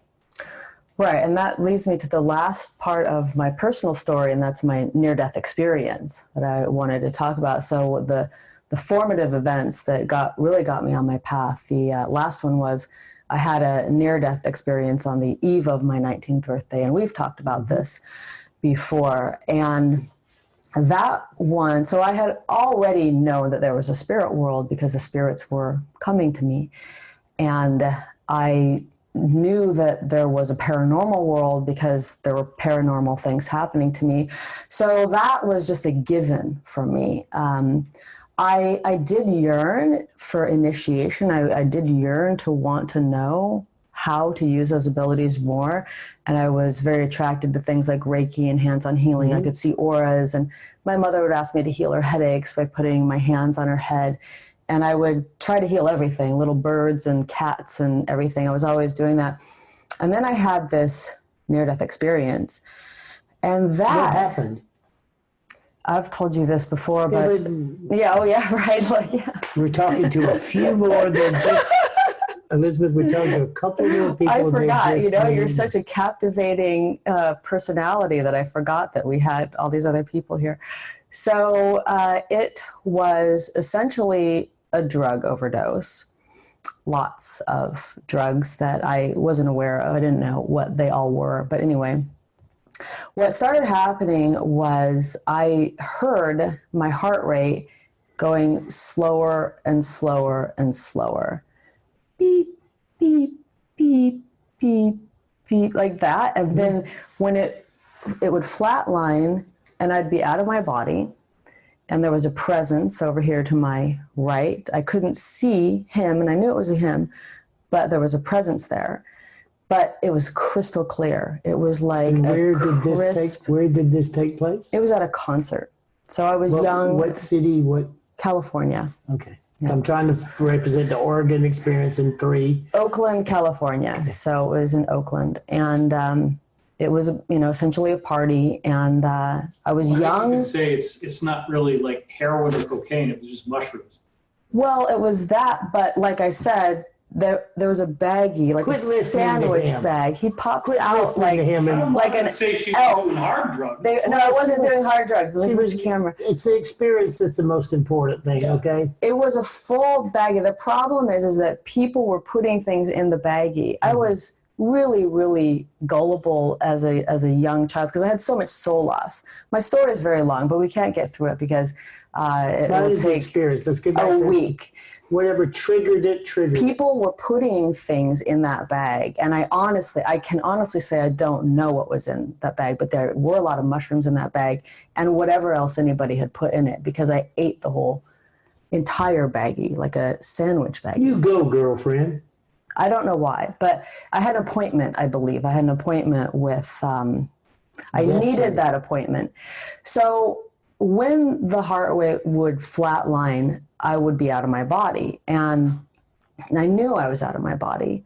And then I'd get afraid of being out of my body. A lot of people go through that. And then I would will myself to come back into my body. And I had to, with all of my might, keep myself to hold yourself in my body. It was like a magnetic pull, and then it would happen again, and I would hear my heart rate go low, low, low, low, flatline, and I'd be out.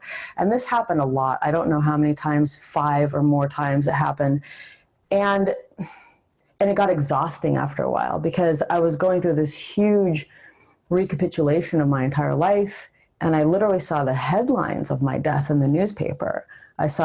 I could see the newspaper. I saw the article in the newspaper. I saw my parents mourning, and it was just so difficult to process all of that. And honestly, I really wasn't leaving because I felt ashamed.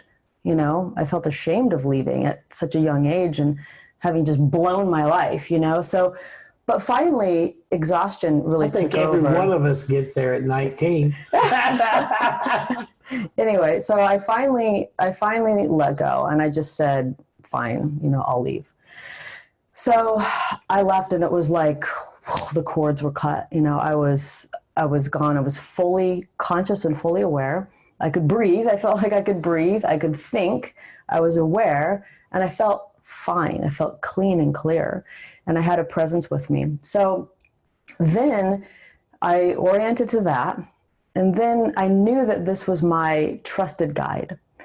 And then what happened was there was this huge angelic being that showed up, huge, like 3 stories tall or something. And it literally made this sound that was this like a trumpeting sound that woke me up. I was fully awake now in the spirit world. And then there was this sea of golden angelic beings that were cheering for me. They were literally cheering for me, congratulating me, welcoming me home. And I always get teary at this point because that's my family, my family came to meet me and to congratulate me on it's hard here. It's not easy. And after that, then I felt good about being there. So not only was I okay with being there, now I felt good about being there, and I was excited and I was ready for the journey. And then my guide took me, and it was like we went 1,000,000 miles an hour, and we flew across the land of the universe. It's like we flew across the universe to the edge. There was an edge of something, this liminal edge. And from that edge, it was just darkness. And then off again to the right where I could see another thing going on. And there were these pairs of opposites, I say. There were these literal pairs of opposites that were the foundational aspects of creation. And we went on the journey there, and I merged with every single one of them. And as I merged with them, they downloaded their information to me, similar to what you call the boxes of knowledge. But for me, I call them the pairs of opposites. And when I merged with them, they gave me their information.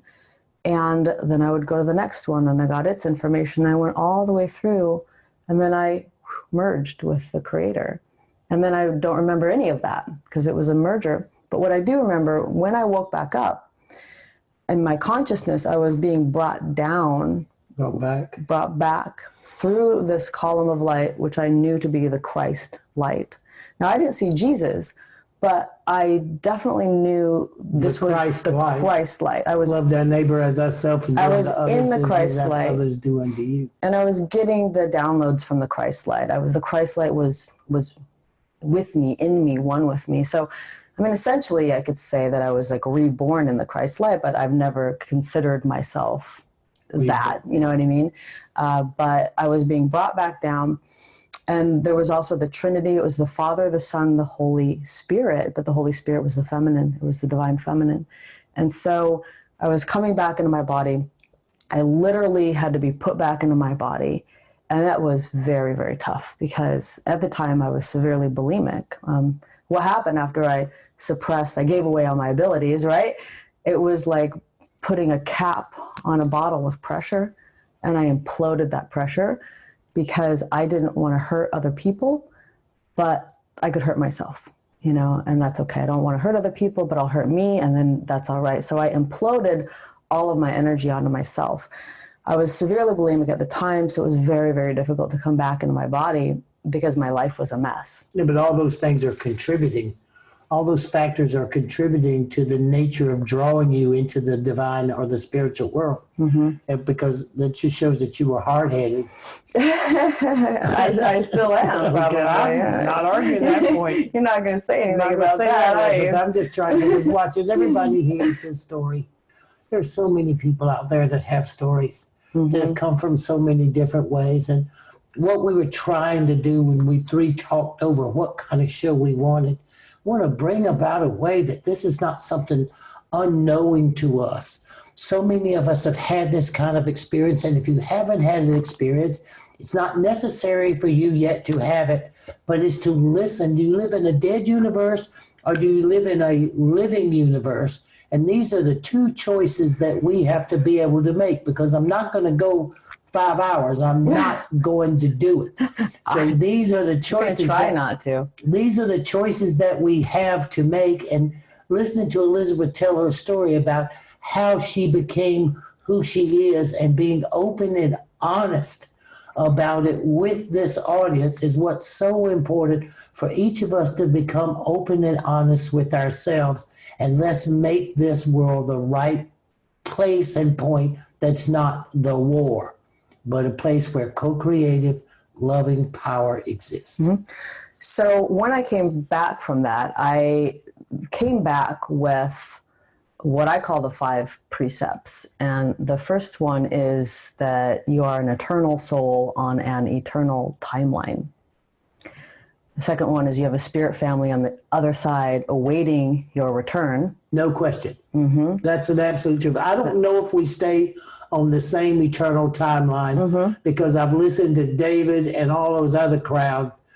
I watched the guy, that physicist, talking about multiple timelines as he traveled through dimensional planets and what time frame it was, or where it was in the future, or whether it was in the past. When you listen to those conversations, you have to take an honest, sincere look at multiple timelines. So I believe that we're eternal souls, because that's a far gone conclusion in the world I know.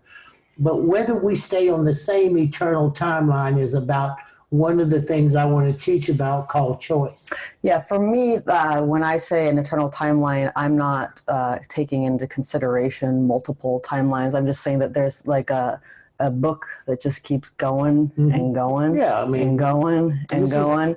This is the place where you come to reinforce in the universe courage, and that you don't get drawn outside. You stay inside and you make your intentions every day when you wake up.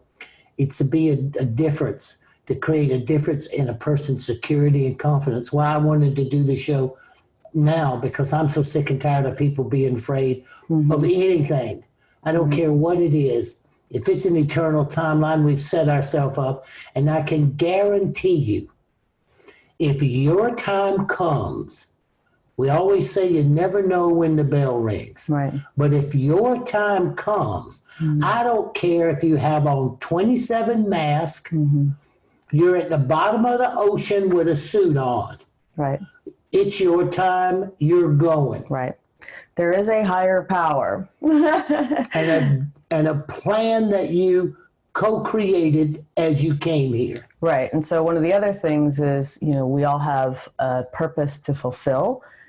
And what I realize is you earn your place in the spirit world. So one of the things that I noticed in going into the spirit world like that, on another journey, I noticed that there were realms, essentially. There were No levels question. and layers. And those are the ones. In Genesis, it says there are 7 heavens. Okay. Well, I have no doubt that there's at least 7. But when you return to the other side, based on your divine co-creativity here, compassionate Based love, on what you do. right here, you not only move you forward, you move other dimensions of beings forward. They are not being so good to us and benevolent to us, Elizabeth, because they're so sweet and kind.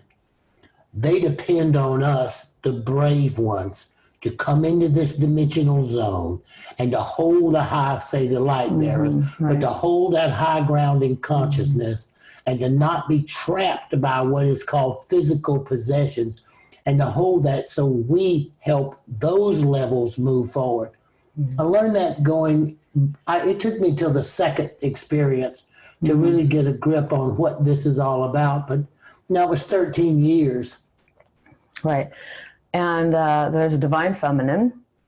And then that death can be an ascension event is what I realized, that because I noticed that depending on how we play it, depending on the choices that we make, Absolutely, while we're here, faced with the challenges that we face, coming down to that little bug that you either decide to save or squish, that depending on those things, we're earning stuff. We are earning our place. 100%. The biggest thing anybody can know is the little things. The divine does not care about being an international New York Times bestseller. Even though you are, and even though David is. I don't care. They don't care about none of that. No, I know. They care about what you didn't destroy. And they care about the little acts of hello and the smile and to pat somebody on the back and to encourage them. And I chose, based on knowing that's true, to be a hospice volunteer. And we pay for our, you can say sins, and I don't really like that word, but whatever we do, we don't get away with stuff. Oh, the panoramic life review, which we'll discover we'll go through in the next module, right, guarantees this. And I have 4 of these puppies under my belt, and I've heard probably 1,200 resuscitated panoramic life reviews. Number 1, nobody gets away with anything. Number 2, nobody can save you from yourself. Right. Number 3, most importantly, the universe is fair and just, and you are a co-creator in everything that happens. Right. And what even is scarier for we obsessive compulsive people, you have to remember the breath you breathe in and the breath you breathe out, the world has changed. The world around you, and when I had my life review, it was per breath. Right. The world, I saw the world that I breathed in, and then I saw my intention, my actions based on the breath I breathed out. Right. That's how accurate and meticulously the power of divine love is, as we have come to pretend to separate from who we are and our connection to the divine. It makes it get really silly, Elizabeth, when I think of what I know to be reality. And yeah, it's a little painful to exist here, but you know what? I know what the reward is. I already know what the payment is, so it's not as hard for me as it is for so many other people. But I think that a part of my existence is to tell the truth and let people know, come on, everybody, to even get here, to even have the opportunity to take a deep breath and to get here is the greatest reward you could possibly have. And then it's what you do while you're here that enables yourself, this world, and the next couple of worlds to grow and expand themselves. I truly believe that, so we talk about ascension a lot and what is ascension, and ascension is essentially a phase change, because we are spirit beings. We are in temporary vehicles. It's like they're going to go back to where they came from. From dust to dust. Yeah. And our spirit continues on. So there are systems and ways in place that have been on this planet for thousands of years, ancient systems, a technology of ascension while being in the human body. Now, this is for the astute master, I think, somebody who wants or the sacred tradition, or the sacred group, or the secret orders. And we see this in the Taoist tradition has an ascension practice, which is essentially Qigong and Neigong in the Taoist tradition, because the Taoists have their whole Taoist immortals and Taoist immortality practices. And one of my grandmasters is actually a grandmaster lineage holder of what's called a Taoist immortality sect. And the reason for that is that the Neigong and Qigong practices from those sects were designed to help the person. It's the immortality in Taoism, and I actually have a definition here of it, is that when we die, we remain fully conscious and can direct our spirit where we will. So instead of going unconscious when we die, or having to go through a lot of the rehabilitation that a lot of souls have to if they haven't really been self-responsible and all of this, then they call that resting. Right. From the Taoist perspective is to do your cultivation and your tending while you're here, to keep your spirit clean, to keep yourself very sharp, and to identify with your spirit baby so that when you die, you're fully conscious and you can go to another realm. Elizabeth, I believe that is highly possible. I mean, by the time I got to the fourth one, I'm pretty much in control about where I'm going to go and what I'm going to do. But I want to make a recommendation to everybody. I make this recommendation to you, everybody. Please do not wish you knew everything. Never in your life say, okay, I want to know it all. Because if you make that mistake, you're going to end up in a place like where I am. And I'm going to say that knowing everything is not confusing. I'm saying it's bewilderingly wonderful to know that you are a part of the most magnificent existence that you could ever imagine. So in the Taoist immortality practices, awakening the Hun spirit, the celestial spirit through cultivation, is the whole premise. And the heavenly spirit is the whole reason for these cultivation methods, which are practicing Qigong, Neigong, Tai Chi, in order to bring forth this Qi energy. Okay, let me ask a question. I agree in the Qi energy. How would we tell our audience, other than me beating them to death about breathing, how do we... So I was telling you that. How do we tell our audience how to get involved? Because for next week, there are things I need for them to do every day. And I want them to understand art forms and ways and things they can look up and do so that they can practice, so that this conscious elevation and ascension process takes active existence in their life through this 5 weeks, that you don't just walk away from here as listening to us, but you walk away from us with a skill set that empowers you to expand based on the energetic is there. So how do we advise them now with what you're describing to start to begin to align?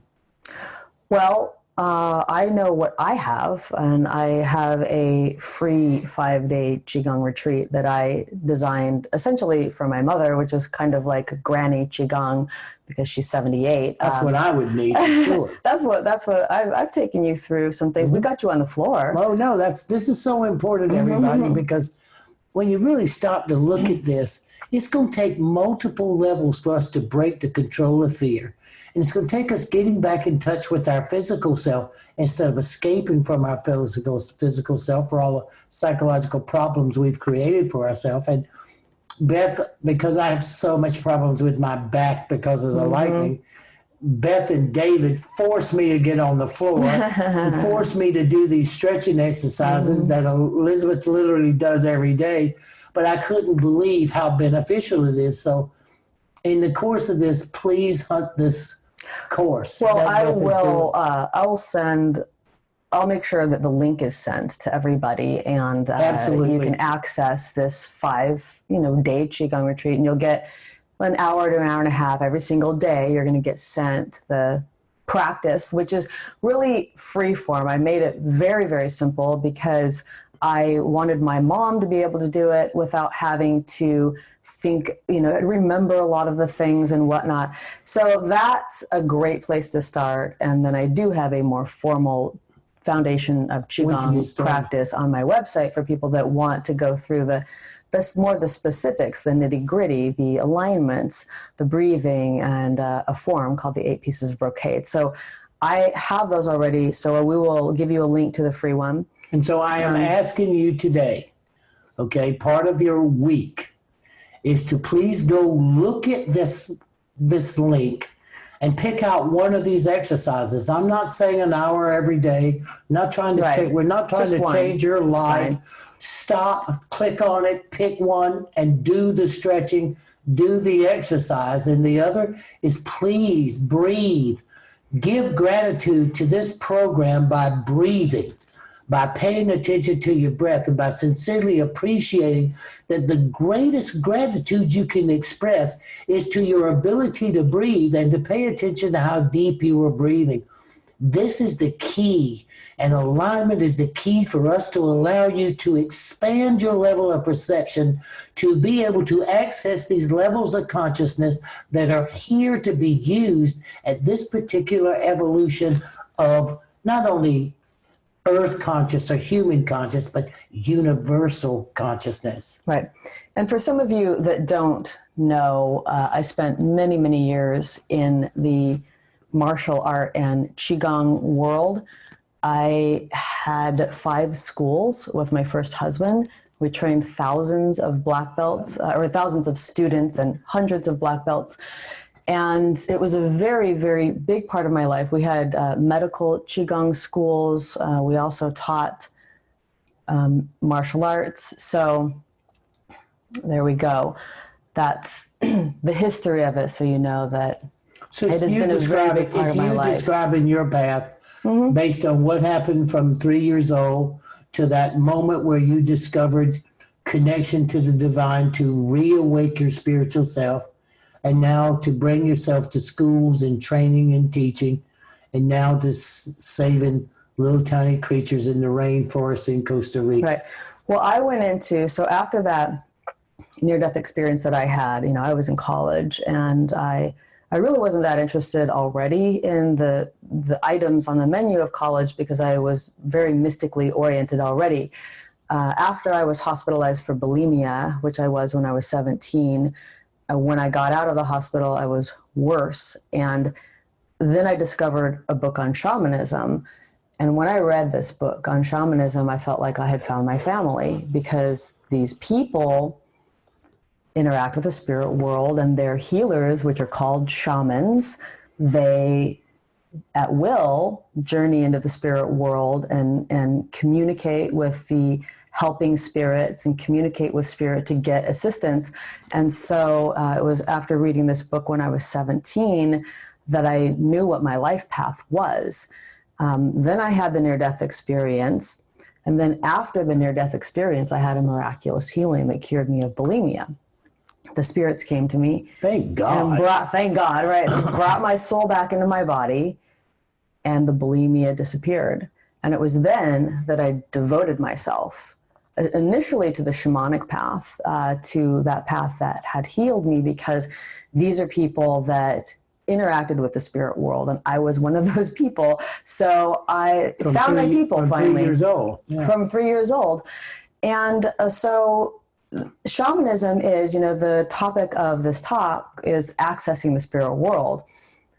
Through this system, which is really a ubiquitous system worldwide, one can at will access the spirit world. And I do want to leave you with this, that you have the ability to access the spirit world, to communicate with your spirit guides and your spirit family, to receive help and healing from angels, and to explore and experience magical realms. And it's really the journey into the spirit world, which is the spiritual technology of how to do that, that is about changing brainwave states. It's really about going into the deep theta brainwave state, which is more of the mystical, deep meditation state. And because we are multidimensional spirit beings, we have the ability to focus on and see and receive the interaction from the world of spirit. And so it's really that mystic journey. Of course, I had a lot of slides. I'm just going to blow through. I met Carlos Castaneda. Yeah, did you? Yeah. Mm-hmm. I had that. He really brought the concept of shamanism into the world. And I want to give a definition on shamanism, because a lot of people don't understand what shamanism really truly means. It means one who sees in the dark. So it means one who sees into the spirit world. And it's actually it's a Siberian word from the Tungus tribe of Siberia. Many people think that it's from somewhere else, but it's actually Siberian. And then it became just a blanket term for all of these indigenous people's practices where they have a technology to go into the spirit world. But shamanism is essentially, it's a Siberian word. It's a beautiful word because it means one who sees in the dark, but you see it everywhere. Shamanism dates back 40,000 years, and I talked about this. So I just want to show you, there's Tibetan shamanism, there's Mexican shamanism, there's Siberian shamanism, there's Mexican shamanism again, African shamanism, and even Celtic shamanism. So it's not a specific word for like a lot of people think it's Native American. It's not at all. And when I got into my studies, I started with the Foundation for Shamanic Studies at age 18. And I was initiated into modern shamanism by Michael Harner and Sandra Ingerman. And there's this book, and I actually have my original book here, Ancient History. And essentially my shamanic lineage is Jivaro shamanism. It's rainforest shamanism, Jivaro and Shipibo-Kanibo shamanism. And I went down to the rainforest. You know, I had a computer crash of 2017, which deleted most of my ancient history. So I dragged this photo out of some publication that I made. And that's me down in the rainforest. And here's me again. I probably look like one of the men in there, but I'm down in the middle of the shot there, right there. And the next one, I'm with an Ashaninka shaman there. So I've spent a lot of my life going into the mystic. The first thing that I did, my passion was the mystic. So I wanted to know God myself. After having that experience and the mystic experience, and really realizing that I could have a personal relationship with the spirit beings, the angelic beings, and spirit itself. Multidimensional consciousness. I wanted to develop that. And so that's what my life went into. It went into developing, accessing the spirit world and having that relationship. And then I went into the martial arts.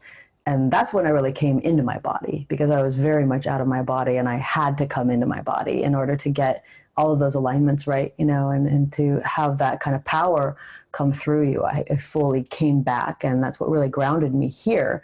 And now I share the priestess path. So I've taken all of the initiations and well, not all of them, because that would take a while, but some of the key ones that have really touched me and the ones that I use, and I put those into my own mystery school for women to initiate women on their sacred path. So you don't have to go through all of these different things. And before we close, I want to share the Priestessing Death program, which is part of my priestess path. And that's where I talk about death and sacred dying and share what I have experienced and my own experiences, and then helping my father die. because I assisted my father. And when I include men, I call it stewarding death. When I'm doing it as a part of the Priestess Path program, it's called Priestessing Death. And I have sometimes opened just a specific program for stewarding death. And it was really helping my father die, which gave me the inspiration for that program, because my father was a very traditional man, and I think he thought he was going to die alone, or he didn't want to bother anybody with his death. And so I knew that. And me having all this history, I so wanted to be there for my father as he died. I wanted that great honor. That moment. Mm-hmm. And things did happen that way. I was with him the last 5 days, and it wasn't easy at all. He had COPD. He had a blood clot. He had his kidneys were failing, and he had pneumonia. Which is the passing person's gift. But that's a little hard because you can't breathe a little bit. It's like freezing to death. What happens is that the lungs fill with fluid because the body's had enough of you. When the body's had enough of you, it will shut itself down. And when it's time for you to go, I don't care how healthy you are. Right. That's the end of the dance. But what I'd like in closing is the celebration of a life's work, to be able to be there for one of your parents. In that, I was there for all of mine, okay? But to be there and to experience taking all your skill set and applying it to being able to help someone go from this world to the next world, and maybe helping them connect with their soul family before. I think that, Elizabeth, has to be one of the driving forces that we put in this program, that to be able to take away from what we're doing here and to be able to, with confidence and courage, apply this information to someone in transition, as well as to be supportive of people that you love without fear, because now, everybody, we have to be fearless. We have to be willing to take a chance. We have to willing to face these things and bring about the right perspective, like you, who wanted so hard to be there to help guide him as a fulfillment of the training arts that you've been through. Because I knew I could help him navigate that situation, and I knew he had not really prepared himself for that. Which is 99.1% of everybody. And there's a few sacred stops, and you have some of the ones that you talk about, and I have some specific ones that I share when I do my initiations on priestessing death and stewarding death. And one of the main ones is that I call it assisting the birth of a spirit back into the spirit world. So to me, it's midwifery.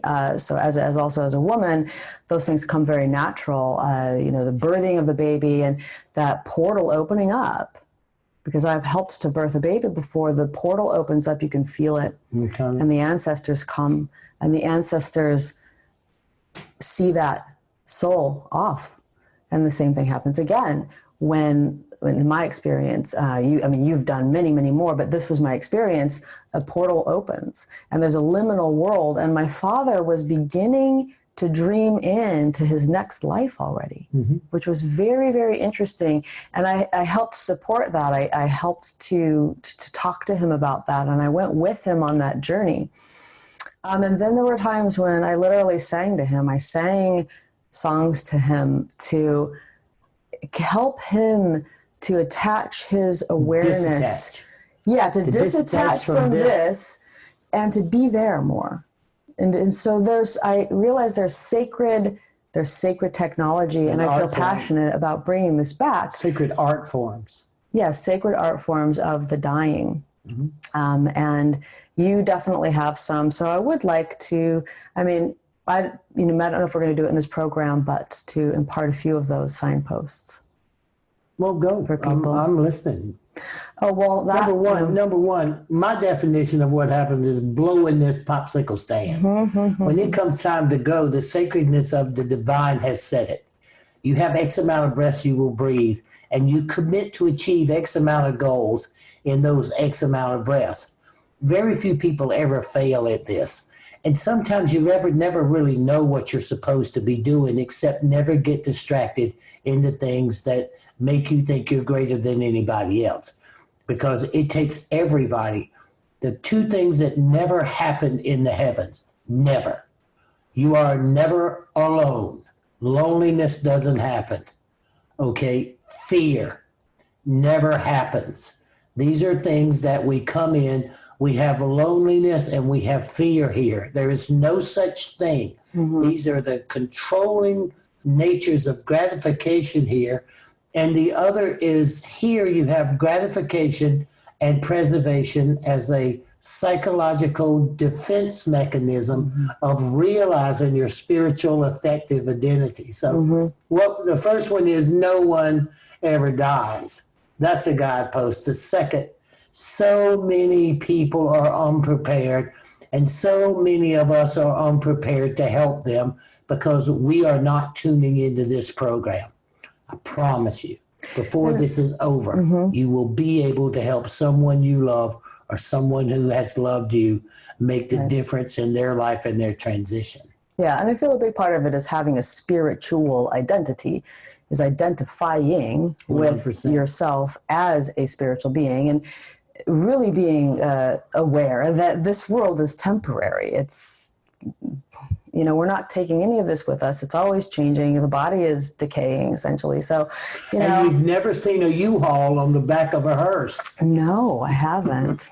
That would be funny, though. If there was one. I think somebody. That'd be a funny joke. I think somebody should do it anyway. I do too. Maybe we'll do that to you anyway. Oh, I would love it. I'd love it. But there are some definite signposts, and I do want to say that telling your loved one all the wonderful things that you appreciate about them. And I was able to get my brother to my father's bedside the day that my father died, and my father was still able to hear my brother, even though his eyes were closed. And my brother started telling him, "You've been a great dad. Thank you for everything you've done for me. You've given me a great start. I have a wonderful life. Thank you for paying for college. I loved living with you." All of those wonderful things. And literally, we had our arms like this. My dad was in the bed. We had both of our arms like this, and we were just appreciating him. And that was one of the most powerful things. For both of you and him. And him. And I could feel the gratitude in my father's soul that this was happening, that he was so happy that he didn't just have to deal with it and die alone. So I feel really, really passionate about if the person wants, if they are open to it, that there are loved ones there with them that are at least initiated, so that you're not holding on and you're not saying, no, don't go, because look, when it's time to go, it's time to go. And if you know that you're a spiritual being, you're going to celebrate that time for that person. And you're going to want that time to be as beautiful and sacred as possible. And you're going to see them again.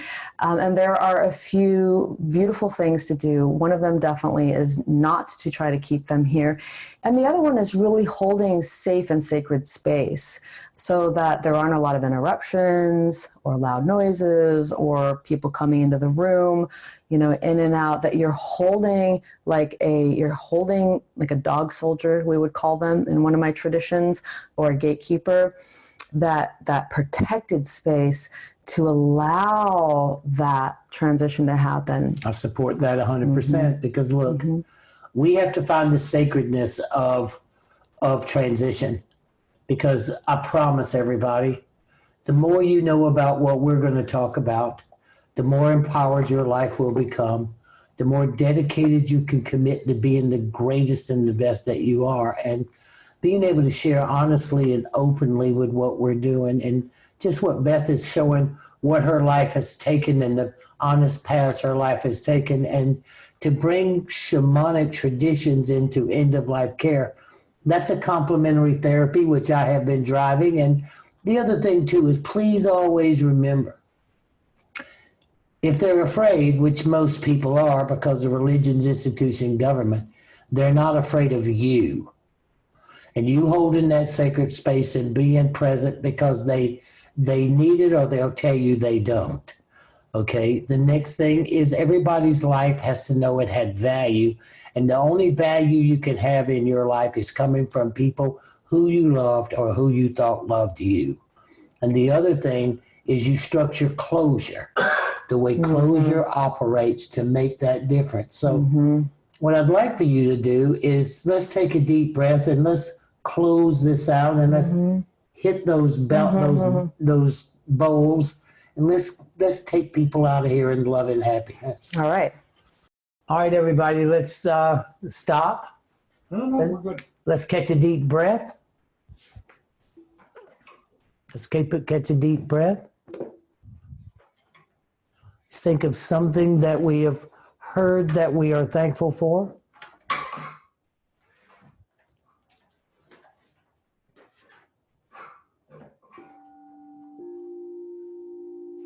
Put your feet flat on the floor.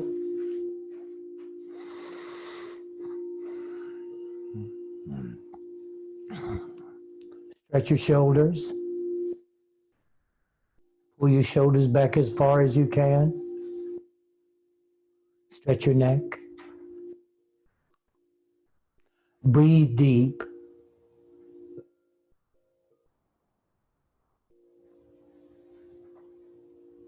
Let your mind relax and absorb the information. Sorry it took as long as it did, but it did. Take a deep breath.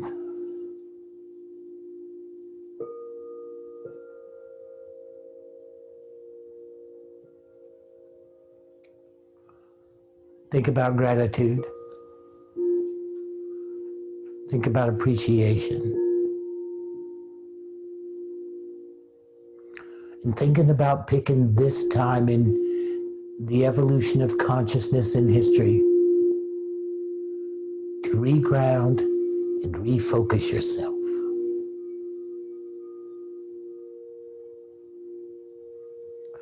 If the true nature of why you are here is to be the difference that divinity makes, compassionate, caring, loving, and thoughtful, and all of your intentions through a day is centered around those concepts: thoughtful, loving, compassionate, and caring. And in the course of this program, you are finding ways that protect yourself from being the divine being in this physical plane. Breathe.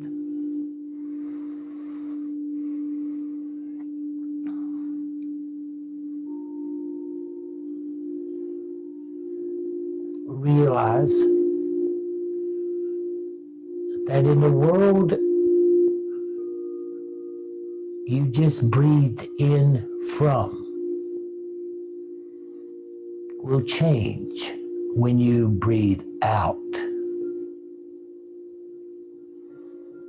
And that's how you are identified in the dimensional levels of consciousness. And your breath in, that moment of hesitation, and your breath out changes everything. The issue is staying consistently focused on being a divine co-creator with sound, confidence, courage, and logic. Breathe deep.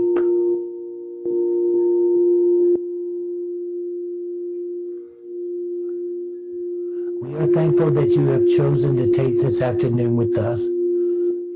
And we are sincerely thankful that you have committed your Sundays to us, so that not only that we can change ourselves and refocus in an evolutionary changing world that is consistent with elevating our consciousness to keep up with what the universe is doing in its ascensioning planes in this new era. There is no doubt the change is here. And there is no doubt that we together are going to change to adapt, inspire, utilize, and become ascended conscious beings.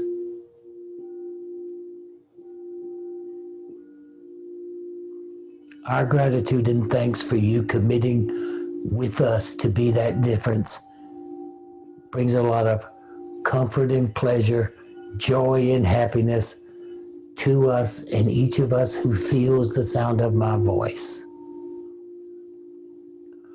Let us realize that we are loved. And then let us appreciate that we love. But never forget, it's how you look at loving you. And how do you look at loving you is through your service and your kindness and your thoughts to the humanity and those around us. A nation's greatness is determined by how it protects the helpless and how it treats its veterans. And we must make sure that becomes the focus drive in who we are and what we're setting out to do. Breathe. Appreciate. Admire yourself for committing with us to not only change ourselves, but the world we live in with innovation, compassion, harmony, and resonance. Please don't forget your exercise that you will get in email. And please do at least one. I know I will. And pay attention to your breathing.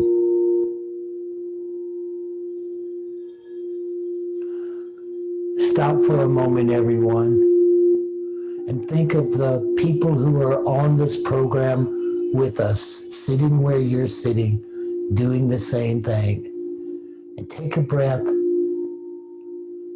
And with mind-matter interfacing, send your love to each of those persons through that computer or that phone or whatever system you're using to all the rest of us, so we feel the love that is uniting us and holding us together to be dedicated protectors of the spiritual knowledge, and to help bring forth the knowledge of what is hidden from us that would only make us stop long enough to look at our religious, spiritual, symbolic systems.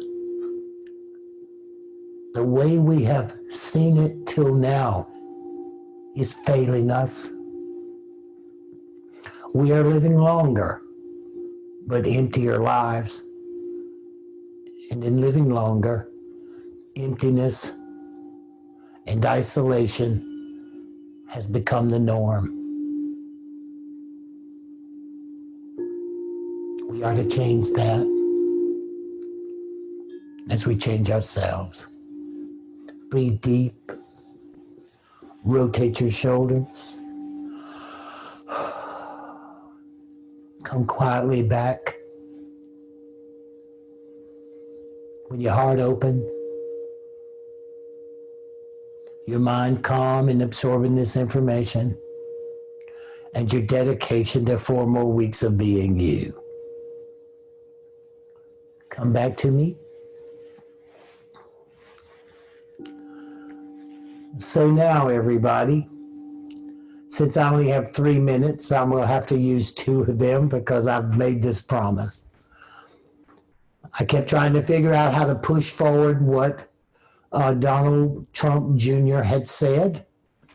So you can go to the president at whitehouse.gov and send a message to the president. The president at whitehouse.gov, send a message to the President of the United States to answer his son's question. And then go to joebiden.com and send that message to his campaign. If we are going to make a difference, and we're going to be the difference that divinity makes, let's get this information out in a presidential election year, and let's keep asking these questions so that we keep exploring the fact that we deserve to know, that we can manage it, and with this information, we re-empower ourselves in identity. So, Elizabeth, once again, we made it with 1 minute and 34 seconds to go. Well, that's professionalism, huh? Okay, You're so a pro. Thank you, everybody. We look forward to seeing you next week. Please do your exercise. Please pay attention to your breathing. And please realize this, that why this is happening to us is because what we achieve and what we do in this level as spiritual beings in physical form enables lesser levels of physical identity as they're expanding, achieve higher understanding within the levels of what they chose to succeed in. I hope that didn't sound too long, but Kind of did. well, let me say it again. We are the difference in what we put up with and go through that enables them to change and alter and grow in their world, and we are their heroes. And please don't let anything take that concept away from you. Well, thank you, everybody, for being here. Bless you, and we will see you next week. Love you, everybody. And thanks for the chats, and thanks for coming, and thanks for being here. And I love every one of you. Yeah. So does David. Absolutely.